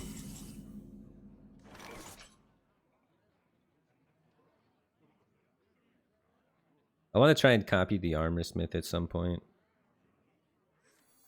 If we could set up a copied Armorsmith this turn while removing this.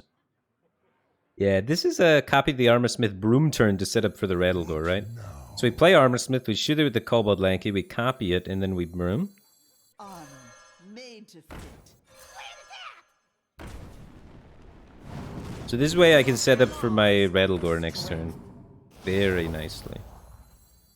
Very cleanly. And prepare to out-armor this fool. We're putting the C in Control Warrior with this one. Control game plan.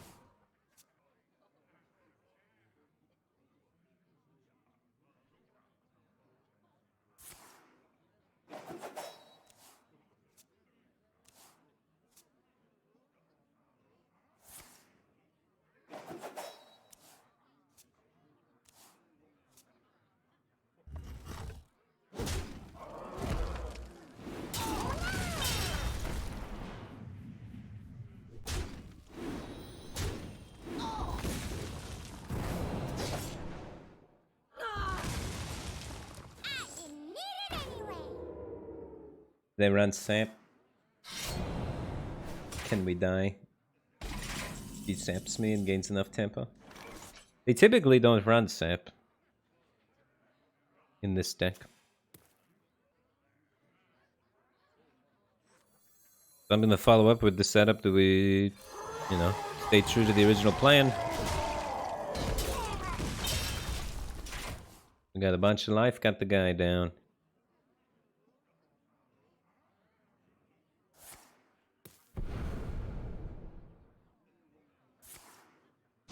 I'm at 35. Can he 35 me?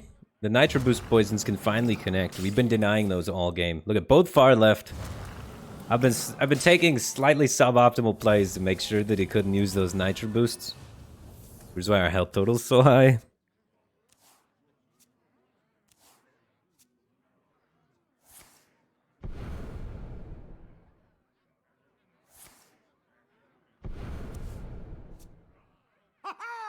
Be kind of impressed if he kills us here. He's getting close.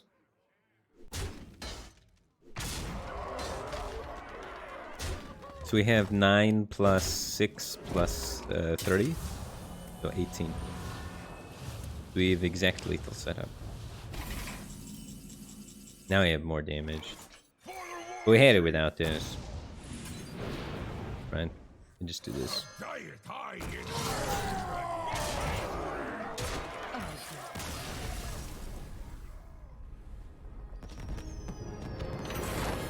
There we go. We put the C in the control warrior, then the W in the warrior, and in the win. Ahaha.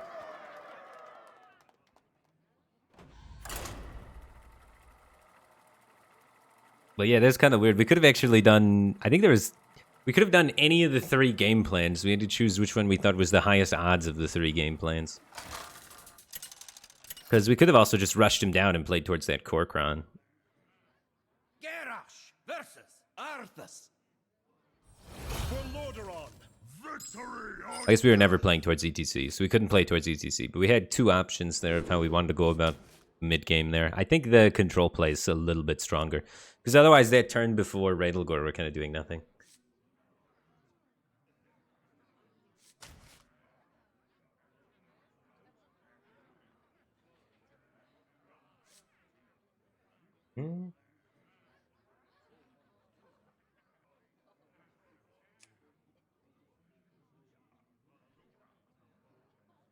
Isn't the best hint for having Skipper?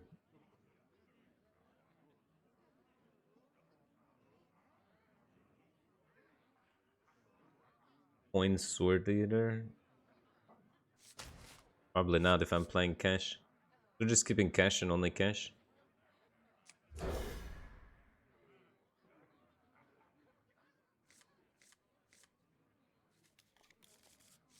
Ugh.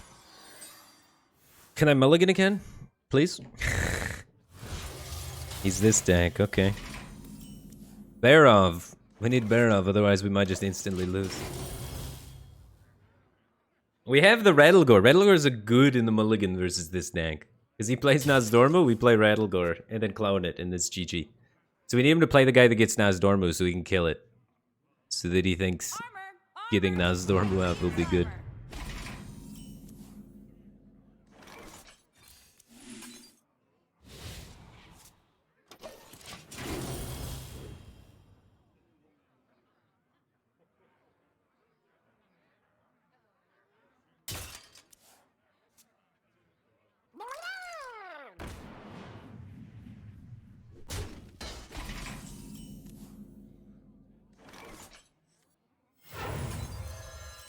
Yeah, they play this card now.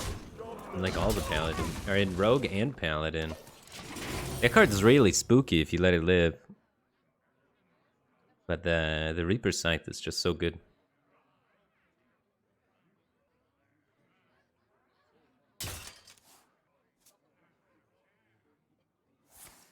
reporting for duty.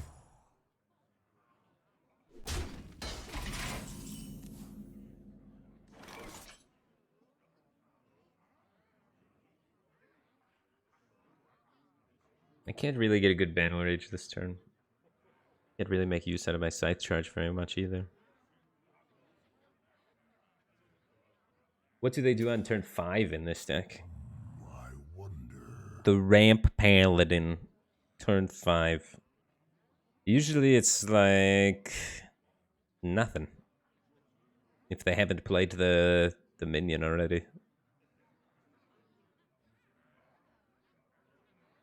They're just looking for like Nazdormu and playing random crap units.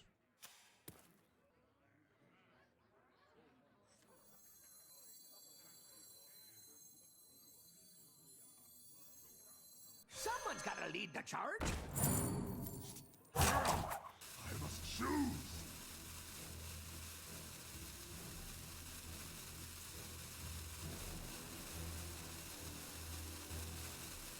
I think I'm just developing things. Honor, made to fit.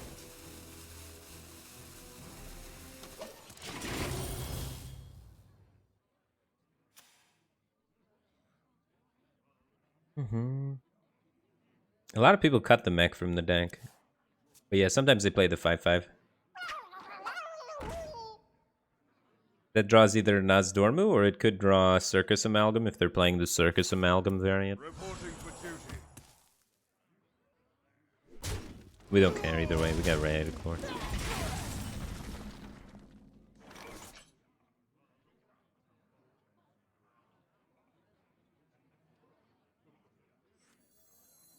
I challenge you to Makara!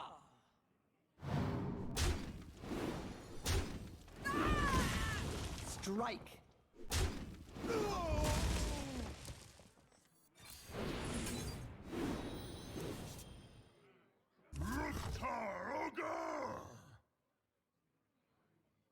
I don't care if he plays it. He plays Nazdormu, we play Rattlegore, run it over. Fine by me. We also have Barov already. We don't have the skipper yet, but Barov plus Broom is a clear.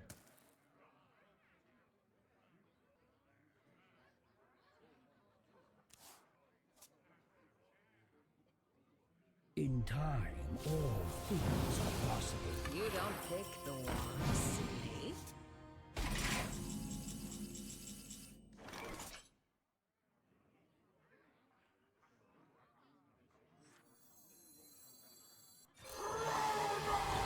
I guess if I use Broom here, I don't have it for when he unleashes all the Murlocs on my board.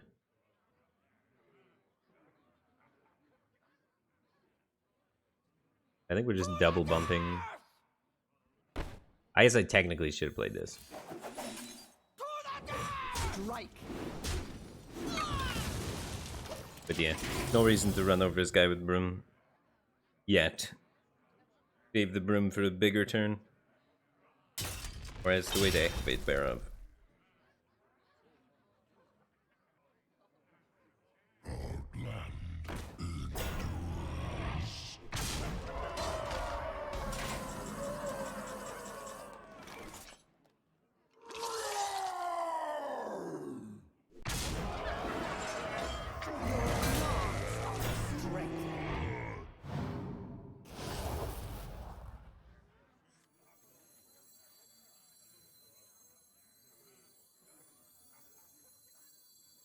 Drink your blood.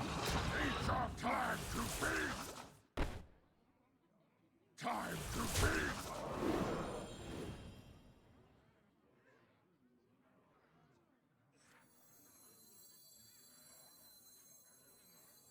I mean, I guess we could do... We don't need to have it this discount. We could do this first, and then I can play Armorsmith that way. Armor made to fit.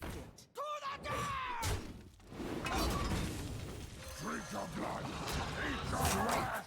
I must choose.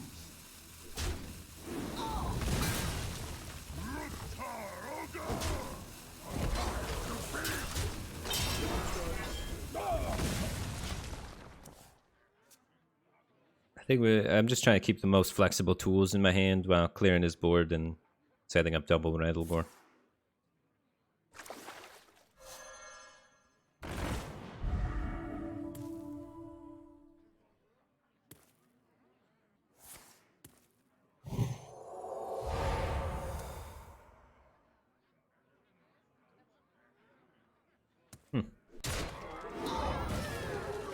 That's not great for me, but it's okay. We have the panic button still.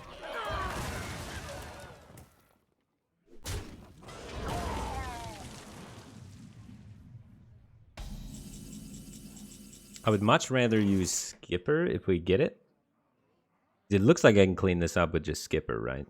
If I happen to hit it off of this. So let's go face with this first. And if we miss, we miss. But it's worth checking it out.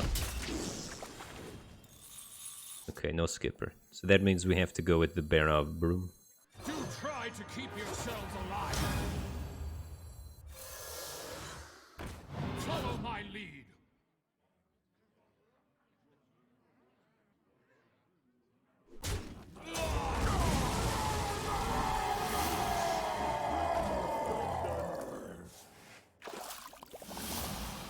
We're eating a lot of swords over here. It's a very strange diet. Oh, missed 2 damage. Yeah, it's probably not relevant, but yeah, you're right. We're gonna lose the game by 2 health now.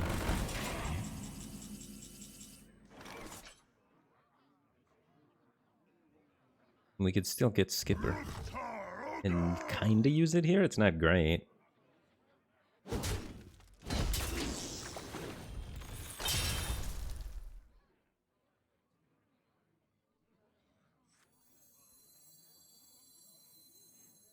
I'll show you who's boss. On the wings of of evil.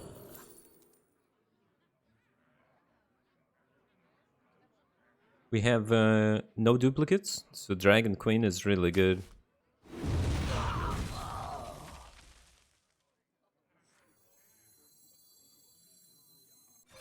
A deity in iron. Geronimo. I must choose a deity in iron.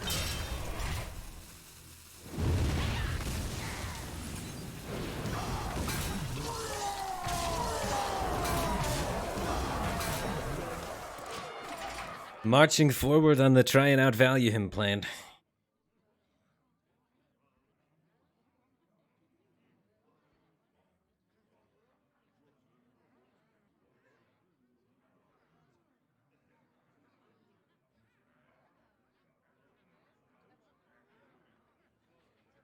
Which path to choose? Yeah, I don't know. Sometimes I do that when I'm switching game plans. When I'm not playing a game plan that's concerned about damage, oftentimes I tunnel vision on my new game plan and forget about little chip damage attacks and stuff like that.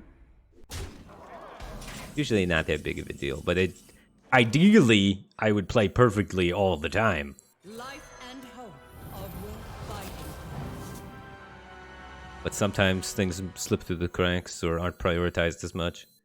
And when we're securing double Rattlegore, we're not so concerned about the damage. We're more concerned about how do we outvalue the opponent.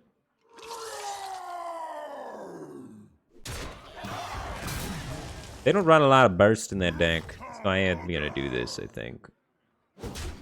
It's not too much damage that we're taking to be able to push 8 and preserve an 8-1. Which is still a valuable body. Even though it would turn into a 7-7.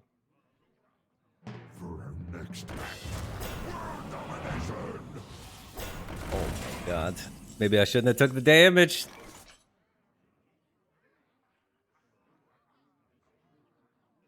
Double clowns when he played the 10-drop. It was in his hand.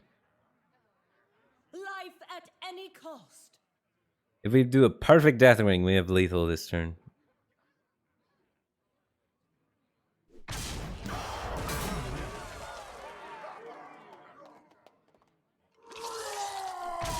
Actually, I should probably do this first and look at the lackey. I don't think we're playing that 8-drop. That's helpful. Now we can just set up a bunch of taunts.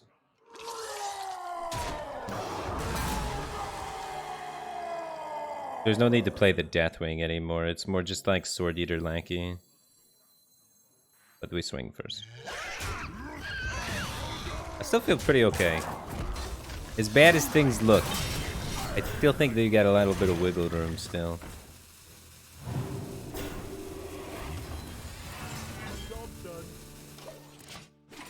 Crushing walls would be sick though.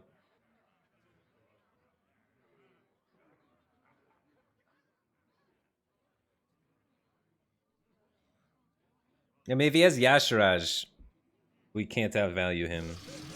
We need to hope that there's a gap between him having Yashiraj so that we can get this damage through. We need to drop Broomstick. That'll allow us to push through.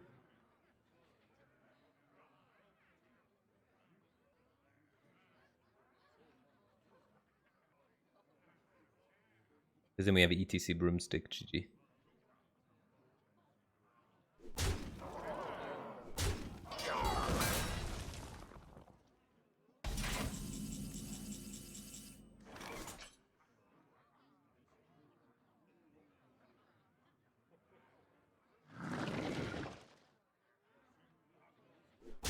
Life at any cost. Is there a way we connect that? This always goes here. We can get like this guy here, we could inner rage, send that guy there, then this still has to go there. Oh yeah, we should just do it this way.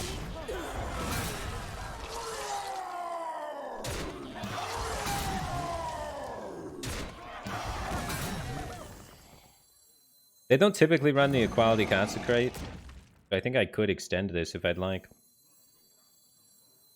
He's used double fish flyer. He still has a spectral flyer in his hand. He's used double crab rider. We should be... He had a limited ways of killing this minion. If I want to just extend it. I'm always killing this. Question is, do I want to extend this or not?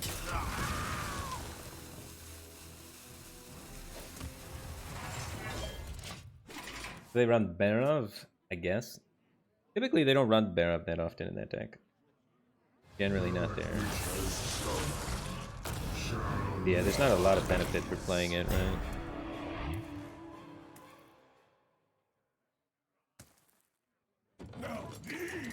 Fantastic Darkmoon Rabbit placement. But man, he drew every 10 drop, pretty much. He's just missing Yashiraj, and he's got them all.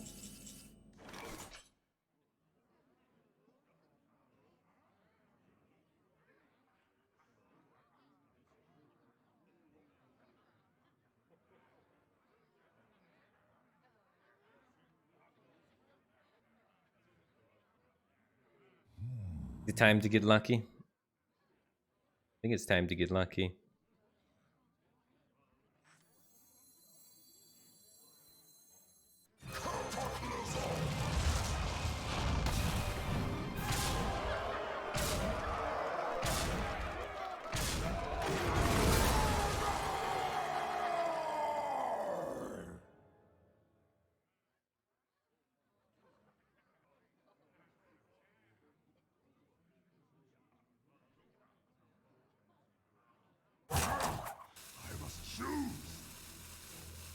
And we're dead. Unless we get a taunt off this guy.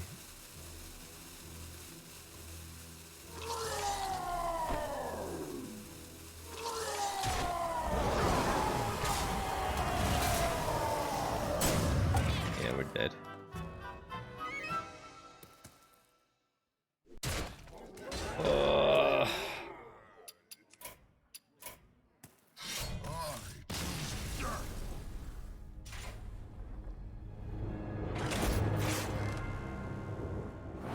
Doesn't matter.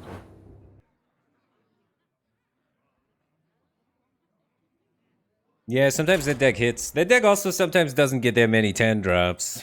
It's rare that they have double clowns. But typically speaking, when I have Rattlegore, I feel okay giving them the Nas. Because usually 2 Rattlegores beats the average amount of 10 drops and stuff that they have.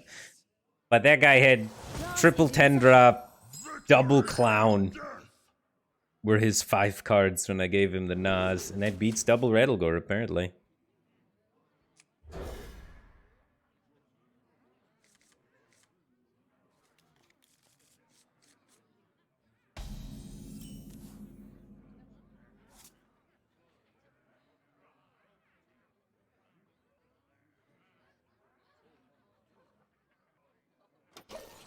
I mean, the best turn that we could do there is Inner Age copy our guy, and then do the trades, and if we get a taunt, please survive. But we didn't get a taunt, so Inner Age copy our guy, armor up, we die still. Why, hello there. There were no outs with our hand, especially since he has the weapon. I mean, technically we could have lived for another turn if he doesn't have the weapon, then die in the following turn, but if you just play it out with what's on board and what's in our hand, there's no outs.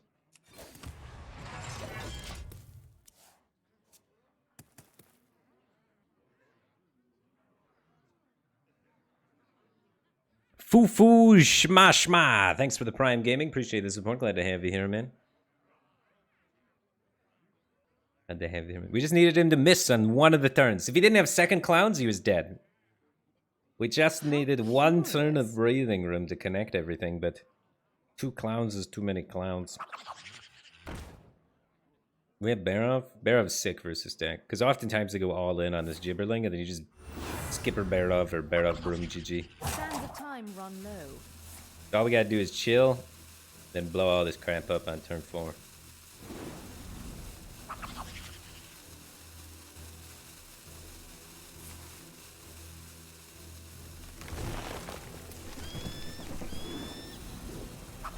Unless he kills me.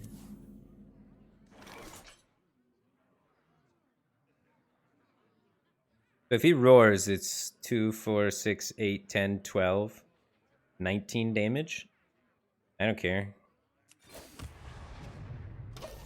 Roar me! Destroy me!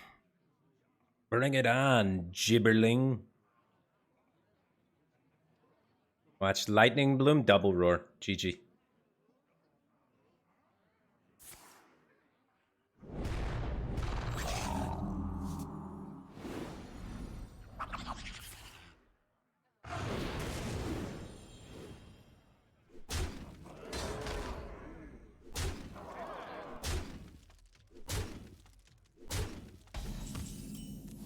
Now we have to distinguish what's the most important resources in our hand, which is, I believe, the skippers versus deck. So I'm gonna use the broom.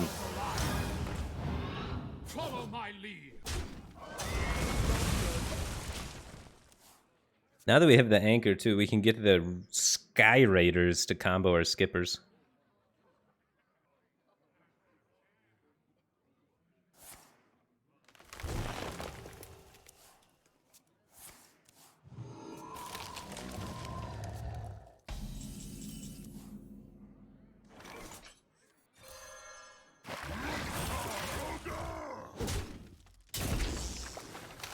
No, not you. We need 1 mana pirate. Sword Eater's too heavy. Sky Raider.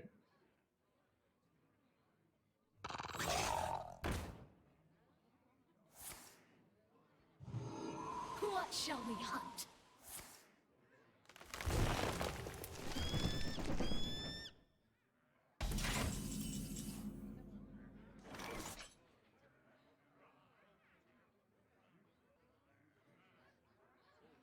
We'd have 1, 2, 3, 4, 5, 6 minions, making this go down to 1. We can't battle rage with it, but it could be pretty good. Let's see what we get off this though. Another one. That's annoying.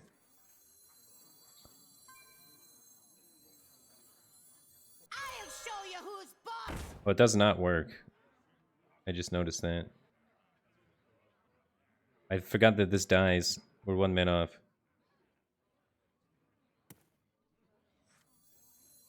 I have to do this. It's fine. Slight adaptation to the play, but it's not like we need to combo with ETC versus Token Druid. So, still a very, very strong line.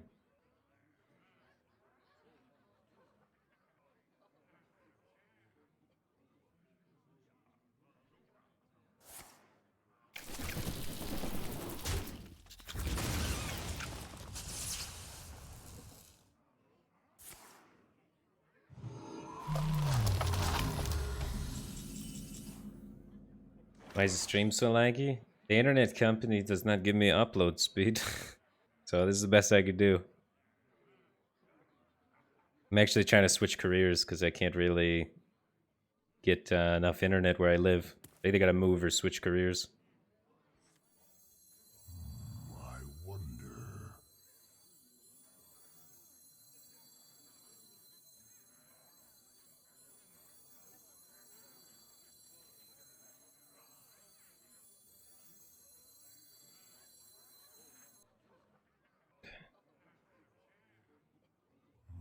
I wonder.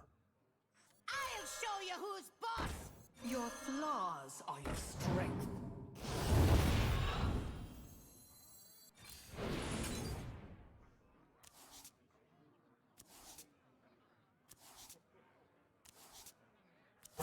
Tread, I must choose. Time to feed. Let's tread. Someone's gotta lead the charge. Man, I eat a lot of swords every game.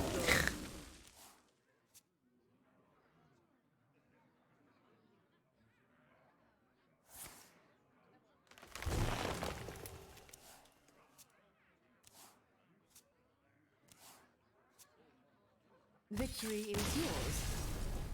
You have legendary skill, my friend.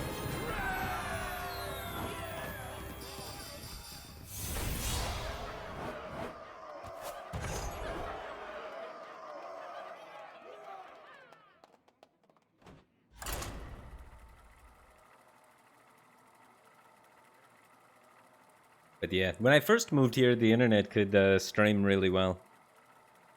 But the internet company that I signed up for and got a contract with changed their policy and no longer offer the speed required for upload. Well, I pay for it still. It just doesn't work anymore.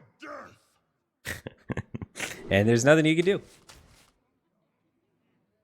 There are other internet company options. Like they have this cool new technology where they have like satellites that they put on your roof, but instead of going to like a dish that goes on your roof, that instead of going to like a satellite in outer space, goes to like a tower, so that they don't have to have cables going underneath the ground. So it goes from the tower to the dish, but then it's like $500 and something a month for that service to stream from. And then there's only one company that offers like cables through the ground that go to the internet thing, and they don't offer upload speed for streaming.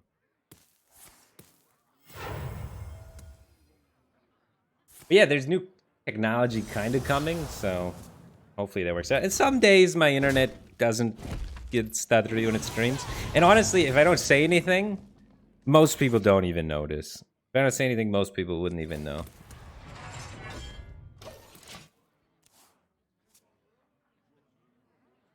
Where do I live? I live in Las Vegas, 15 minutes from the Strip, one of the most populous cities in America, right? I think the more populated the city you live in, the more problems you have with internet companies being greedy little bastards. But it's going to change very soon, I think. I think it's going to change very soon, because as time is going, the internet's worth it. Probably not. Yeah, 3 health on this guy. Interage might be worth it. It's not. Well, it's not 3. It's only 1 health on the guy. It's never worth it. What am I talking about? People are staying inside for COVID, and people are doing a lot more streaming and broadcasting and doing stuff with upload speed. So hopefully, internet providers catch wind of that and start offering packages with more upload-centric focus.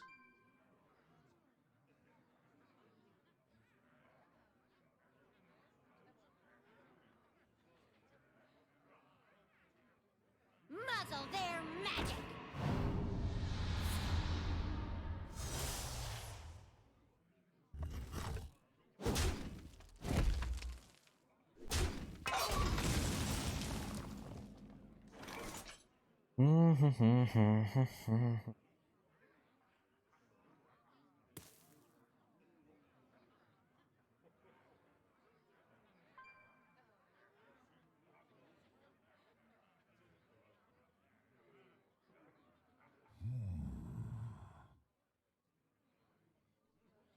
God, my hand does nothing really. Like, I can clear the board once, and then we are out of gas.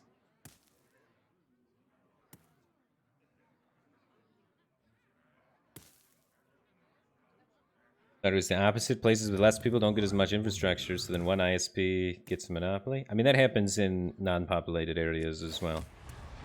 But the thing is, how much money is there in having a monopoly in a non-populated area versus how much money is there in creating a monopoly in a populated area, right? And then you follow the money there. It's a lot more money if you can get a monopoly in a populated area. So they try and do that. I called all the competitors and asked them, hey, this is my address. Can I get internet here? And they all just redirect me to the same internet company I have. And they say, try working with our partner company. That's an upgrade. Probably. Just...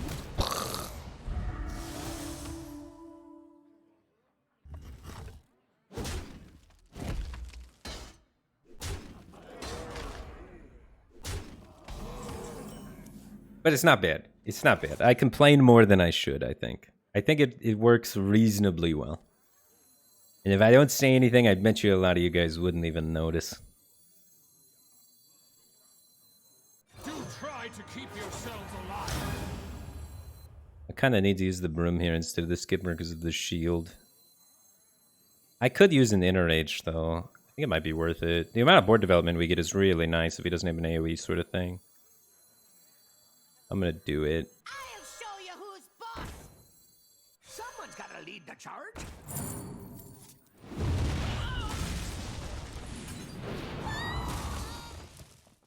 Now we still have a skipper on the build too. And we have a target that he needs to hit with the 31 there. I'll occupy some of his mana on that. Or he just has that. Okay. Alrighty. Worst possible case.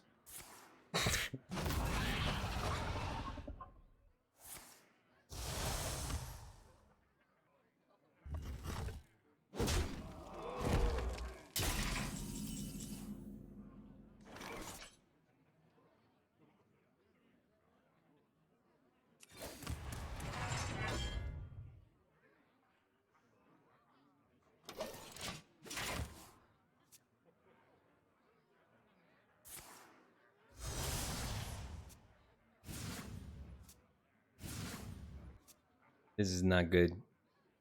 We need an armor smith. We are pinned up against it, man.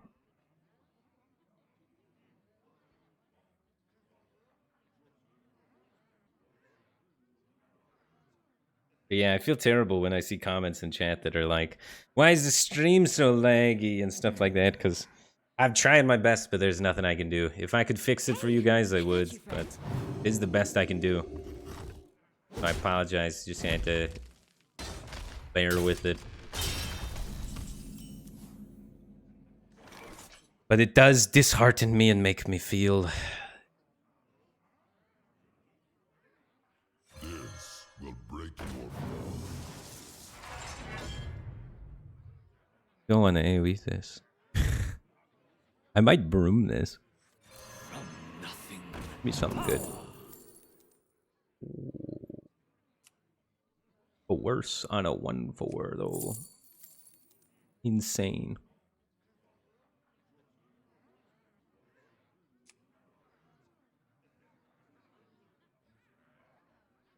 Sword and board broom. Yeah, I think I'd rather save the force. I don't care about this 1/2. Missing the armor up kind of sucks, but chat making me feel things. I mean, chat always makes me feel things.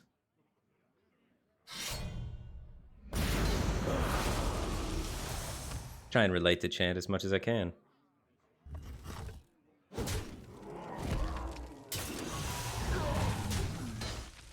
Step up!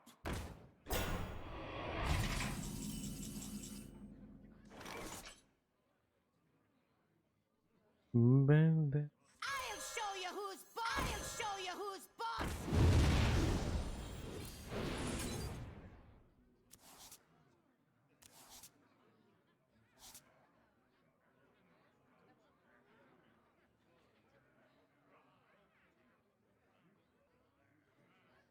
I'm not hitting that thing.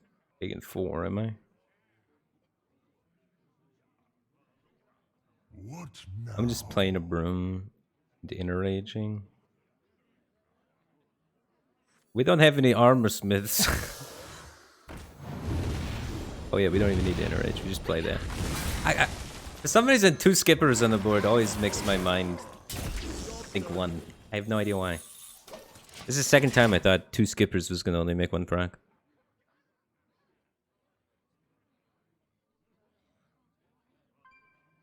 I haven't noticed any lag or anything all night. Then why are people saying that?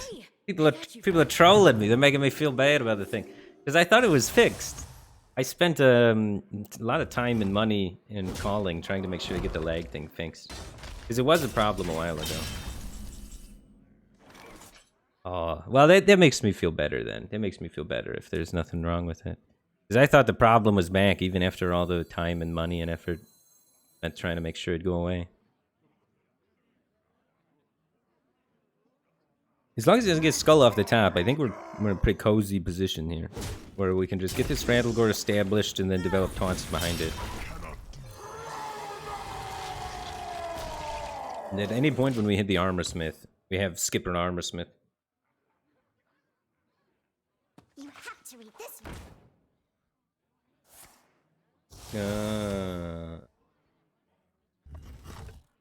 Just blame it on Twitch or the viewers' internet.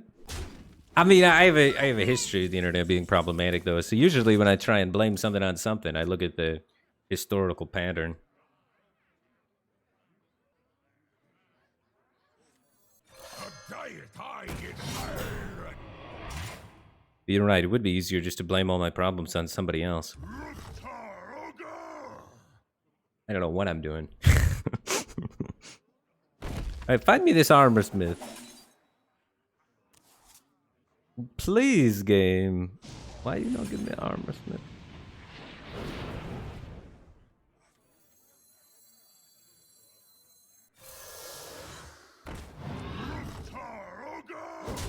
We gotta connect for 9.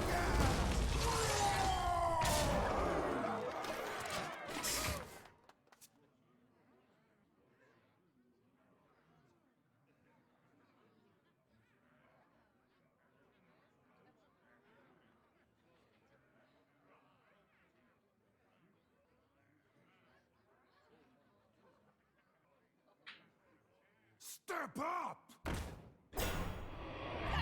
Yeah, honestly, if the stream lags, it's 100% Teeny Toons' fault. Teeny Toons has been doing all sorts of crazy background stuff that makes lag happen on streams, I think. It's like 100%. If any lag, always just assume it's Teeny Toons' fault. I think they actually nicknamed him the Lag Master because of how much lag he generally creates and things.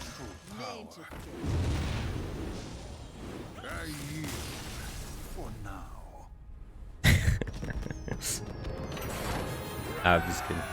He just typed in chat, don't blame me for the lag, so had to blame him.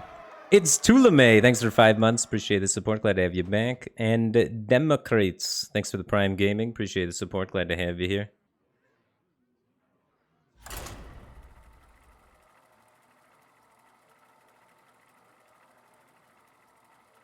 Let's see, is it lagging? Let me check. Let's see, I can actually tell you if it's my stream's fault or not. Let's see. Dropped frames, 946. So there's been 0.1% of the stream it is lagged for.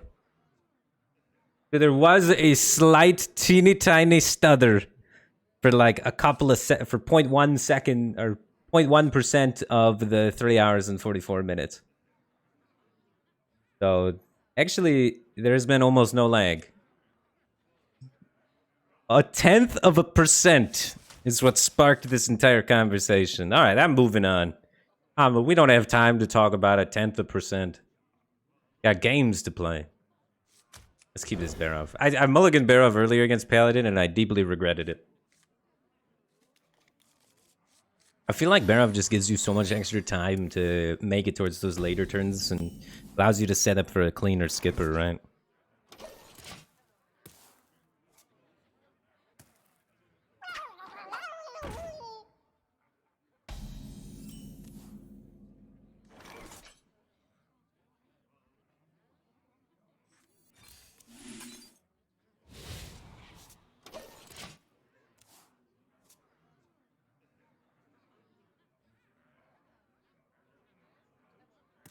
It felt more like 0.17%, to be honest. It does drop the second numbers, so you might be right.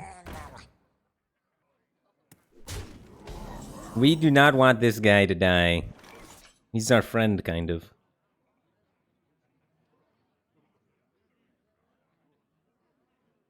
Because if he dies, then they get Nazdormu, and then they get to do big power turns against us, and we're screwed.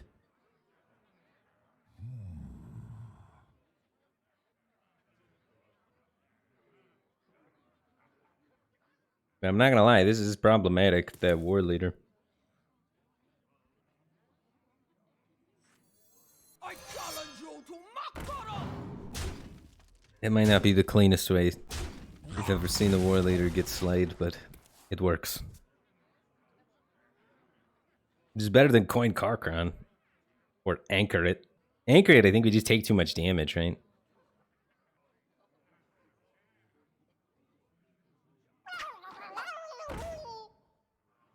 You don't pick the one.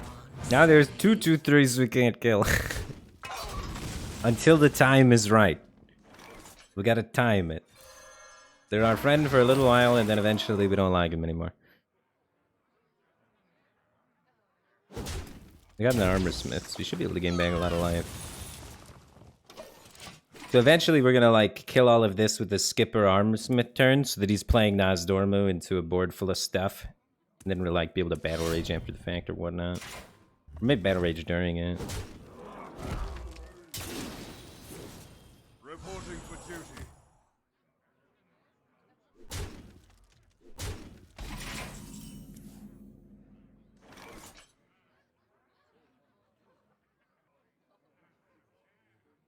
I can't play anything with 2 attack, but I need to get things out of my hand. I could dump in the armor smith. I could just not swing, actually. That's fine. So just armor pass. They don't have any 6 drops in the deck, right? If we look at ramp paladin, they go like, they have the 4 drop and then they're like 8 drops. So we just armor pass, be a little patient, and then set up for a big turn next turn.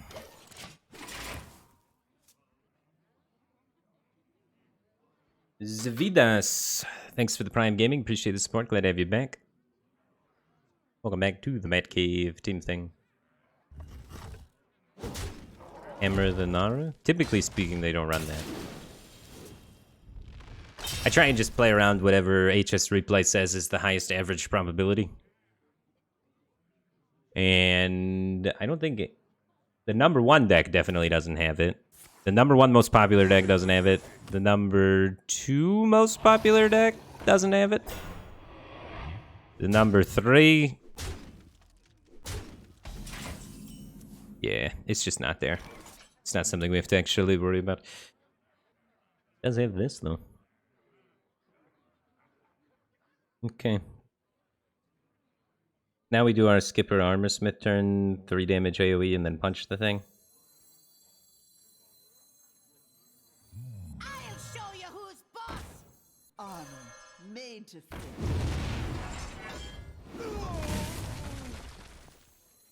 This will break your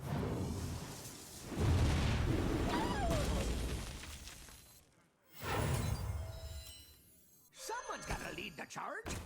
Then he plays Nazdormu, which gives us all the mana. And then with all the mana, we can, you know, hopefully still be able to do stuff and keep up with him.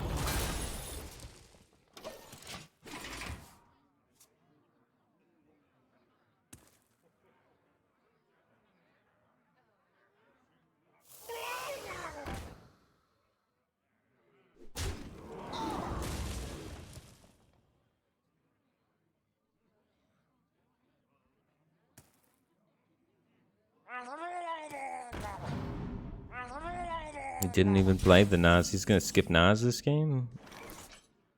Well, well, well.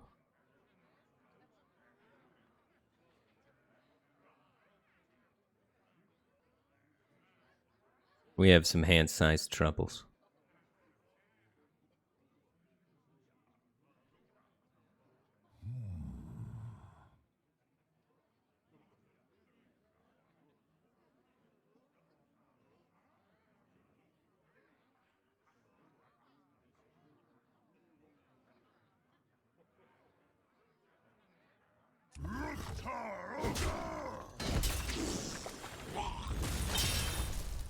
Someone's gotta lead the charge.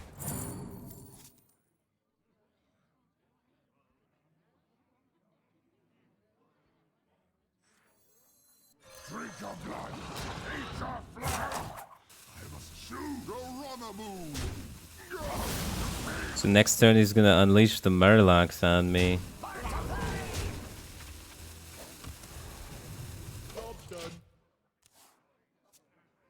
We gotta get a big tempo swing at some point. I guess we can always just fall on the OTK.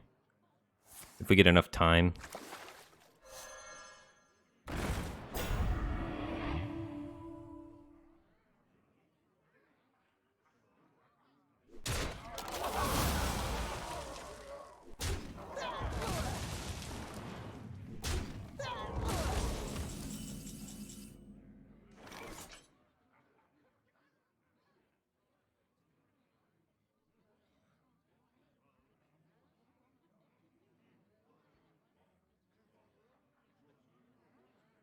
Skipper's a little bit awkward to clear with.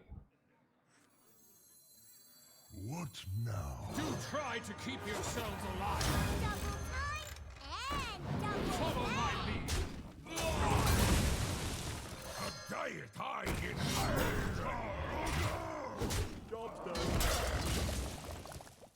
And I've been having a hard time beginning to play these battle rages since I had so many cards in my hand. But it's finally time soon.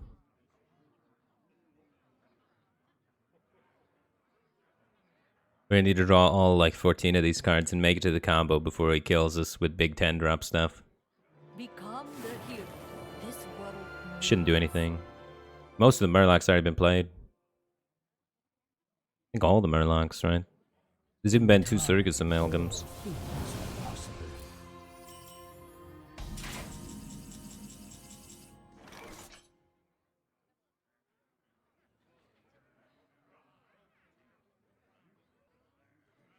We can kind of ignore these, potentially. And just try and do our own thing with the Battle Rages this turn. I'll show you who's boss. For the war chief!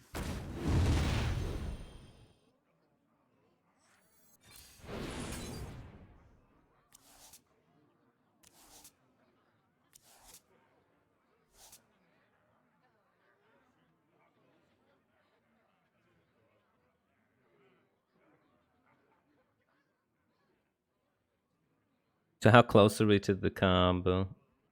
We're just missing what? Another inner ray? Another copy person. I must choose! We have 1, 2, 3, 4. What now? Chew on this! For Hellspree!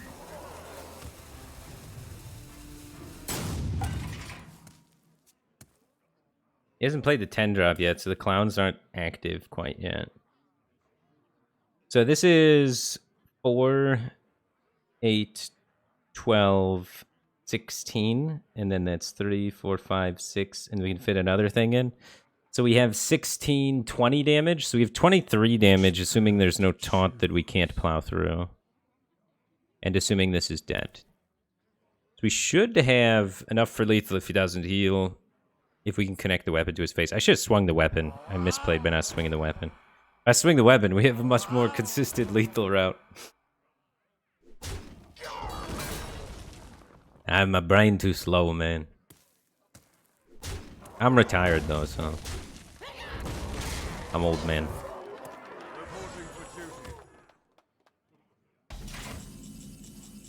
Alright, so we go this.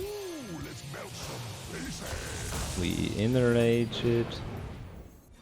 We copy it.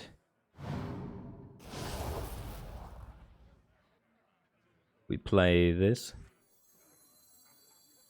Drink your blood! Eat your flesh! And we play...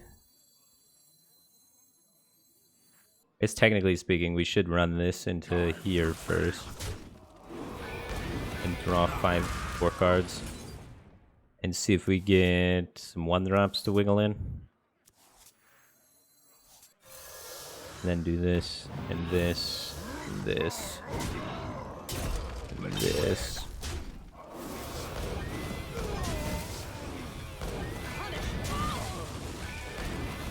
GG. What's up, Formula None? How's it going, man? Yeah, sorry I didn't stream for so long. I took like a 5-day break from streaming. I don't know, man.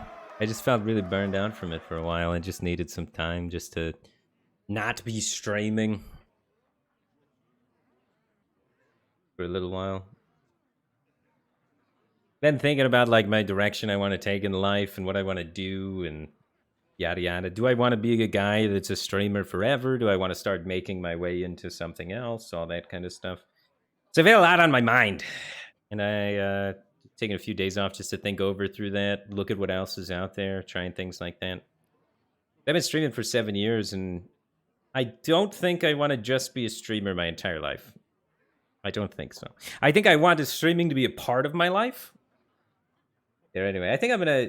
That's the end of the gameplay part of the stream. I think I'm just gonna hang out and talk for a little while. But thanks everybody for tuning in. Appreciate the support. Glad to have you guys here. Appreciate you taking the time to check out the stream. I appreciate the people coming over from Salissa's stream.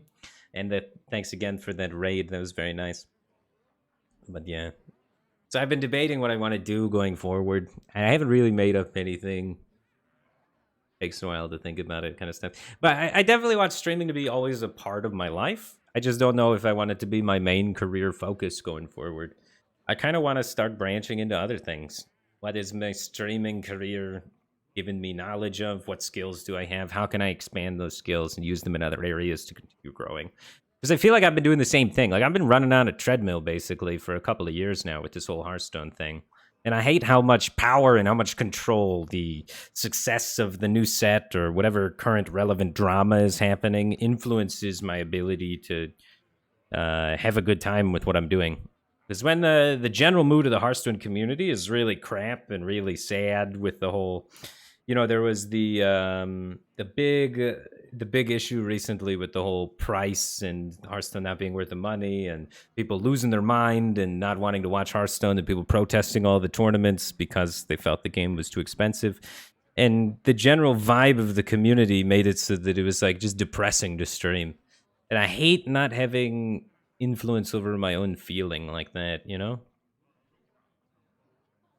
It feels like so much so with what I'm doing right now. I care about outside influence to feel my stability. So I kind of want to get to places where I have more control over how I feel. If that makes any sense. It's kind of weird. I'm talking about kind of abstract things that probably is not very relatable and is horrible, but it's how I feel. I'm just walking through my thought process on my own, you know, life situation. It's not for financial reasons or anything like that. It's more for personal growth and trying to feel like I'm always moving forward, because I hate how stagnant I've been with streaming content. If that makes any sense. Become a variety streamer. I mean, a variety streamer is the same thing. It's the same. I tried that a little bit, right? I tried streaming some other games and stuff like that. And it's kind of like the same job. It's not that I'm burned out on any specific game. It's more that I'm kind of burned out on the job in general. It's just been the same job for 7 years. Yeah, I can play another game, but it's still just like the same benefits and the same obstacles I've had before. So I don't know what I want, man. Does anyone ever know what they really want all the time? Has anyone got it all figured out? It seems like it changes every couple of years. Don't know why. Imagine just being able to do the same thing every day and just always being happy about it, you know? Like, for me, I can only do the same thing for 2 or 3 years before I'm like, all right, I gotta do something else. I gotta move. I gotta expand. How do I do something with that? That's why when I was streaming Hearthstone in the beginning, I went from like a guy that was competing in tournaments to a guy that was streaming to a guy that was casting to a guy that was streaming to a guy that was competing in tournaments, back to a guy that was casting, back to a guy that was streaming, you know? And it was a circle. And I kept going around the same circle doing these things. And it worked for a while. It kept me interested, right? But I've been in that circle for a while now.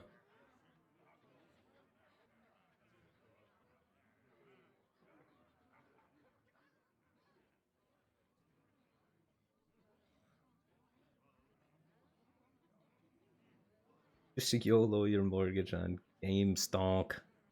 To the moon, right? But I don't know. It seems like trending down, and I definitely need to get a regular job experience just to shake things up and have some more stuff on my resume. I don't want to get to the point where I'm 40 years old and my only life experience that I can put on a resume for the last 20 years is streaming. And people are like, yeah, you know, who cares? Go to school, get a degree. I'm thinking maybe I can circumvent the whole degree thing with, like, currently I'm a guy that has a platform and knows how to make a platform. Maybe I can help other people do that or work somewhere in that related field so I can get some job experience so that later on, if my stream happens to die or if Hearthstone happens to die or whatever, I can be like, look, I was a streamer, but I also have some job experience with reputable company doing reputable thing. You know what I mean? Be a farmer. I don't think you're totally following my train of thought, but I appreciate it. Open a merch store. Oh, that is some exciting news. Yeah, we are t-shirts are a thing that we're probably eventually doing. I'm doing we should have some. If you guys are, you know, artists and you've ever thought, man, I really like that Firebat guy, I'd like to do something for him.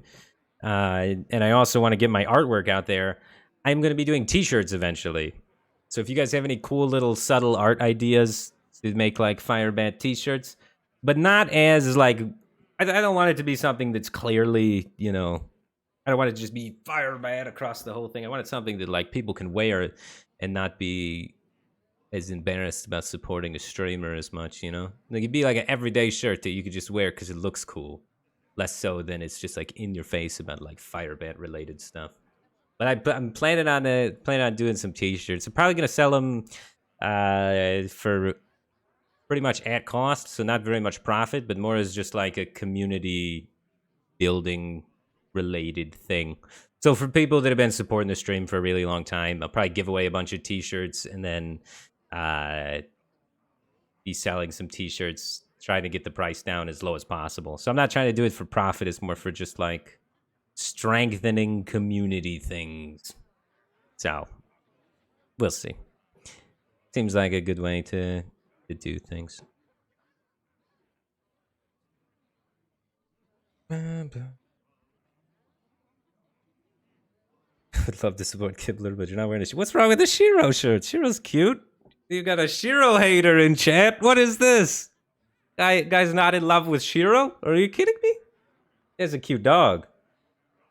I don't know, man. I might have to say a yikes on that one. I'd buy a Shiro shirt.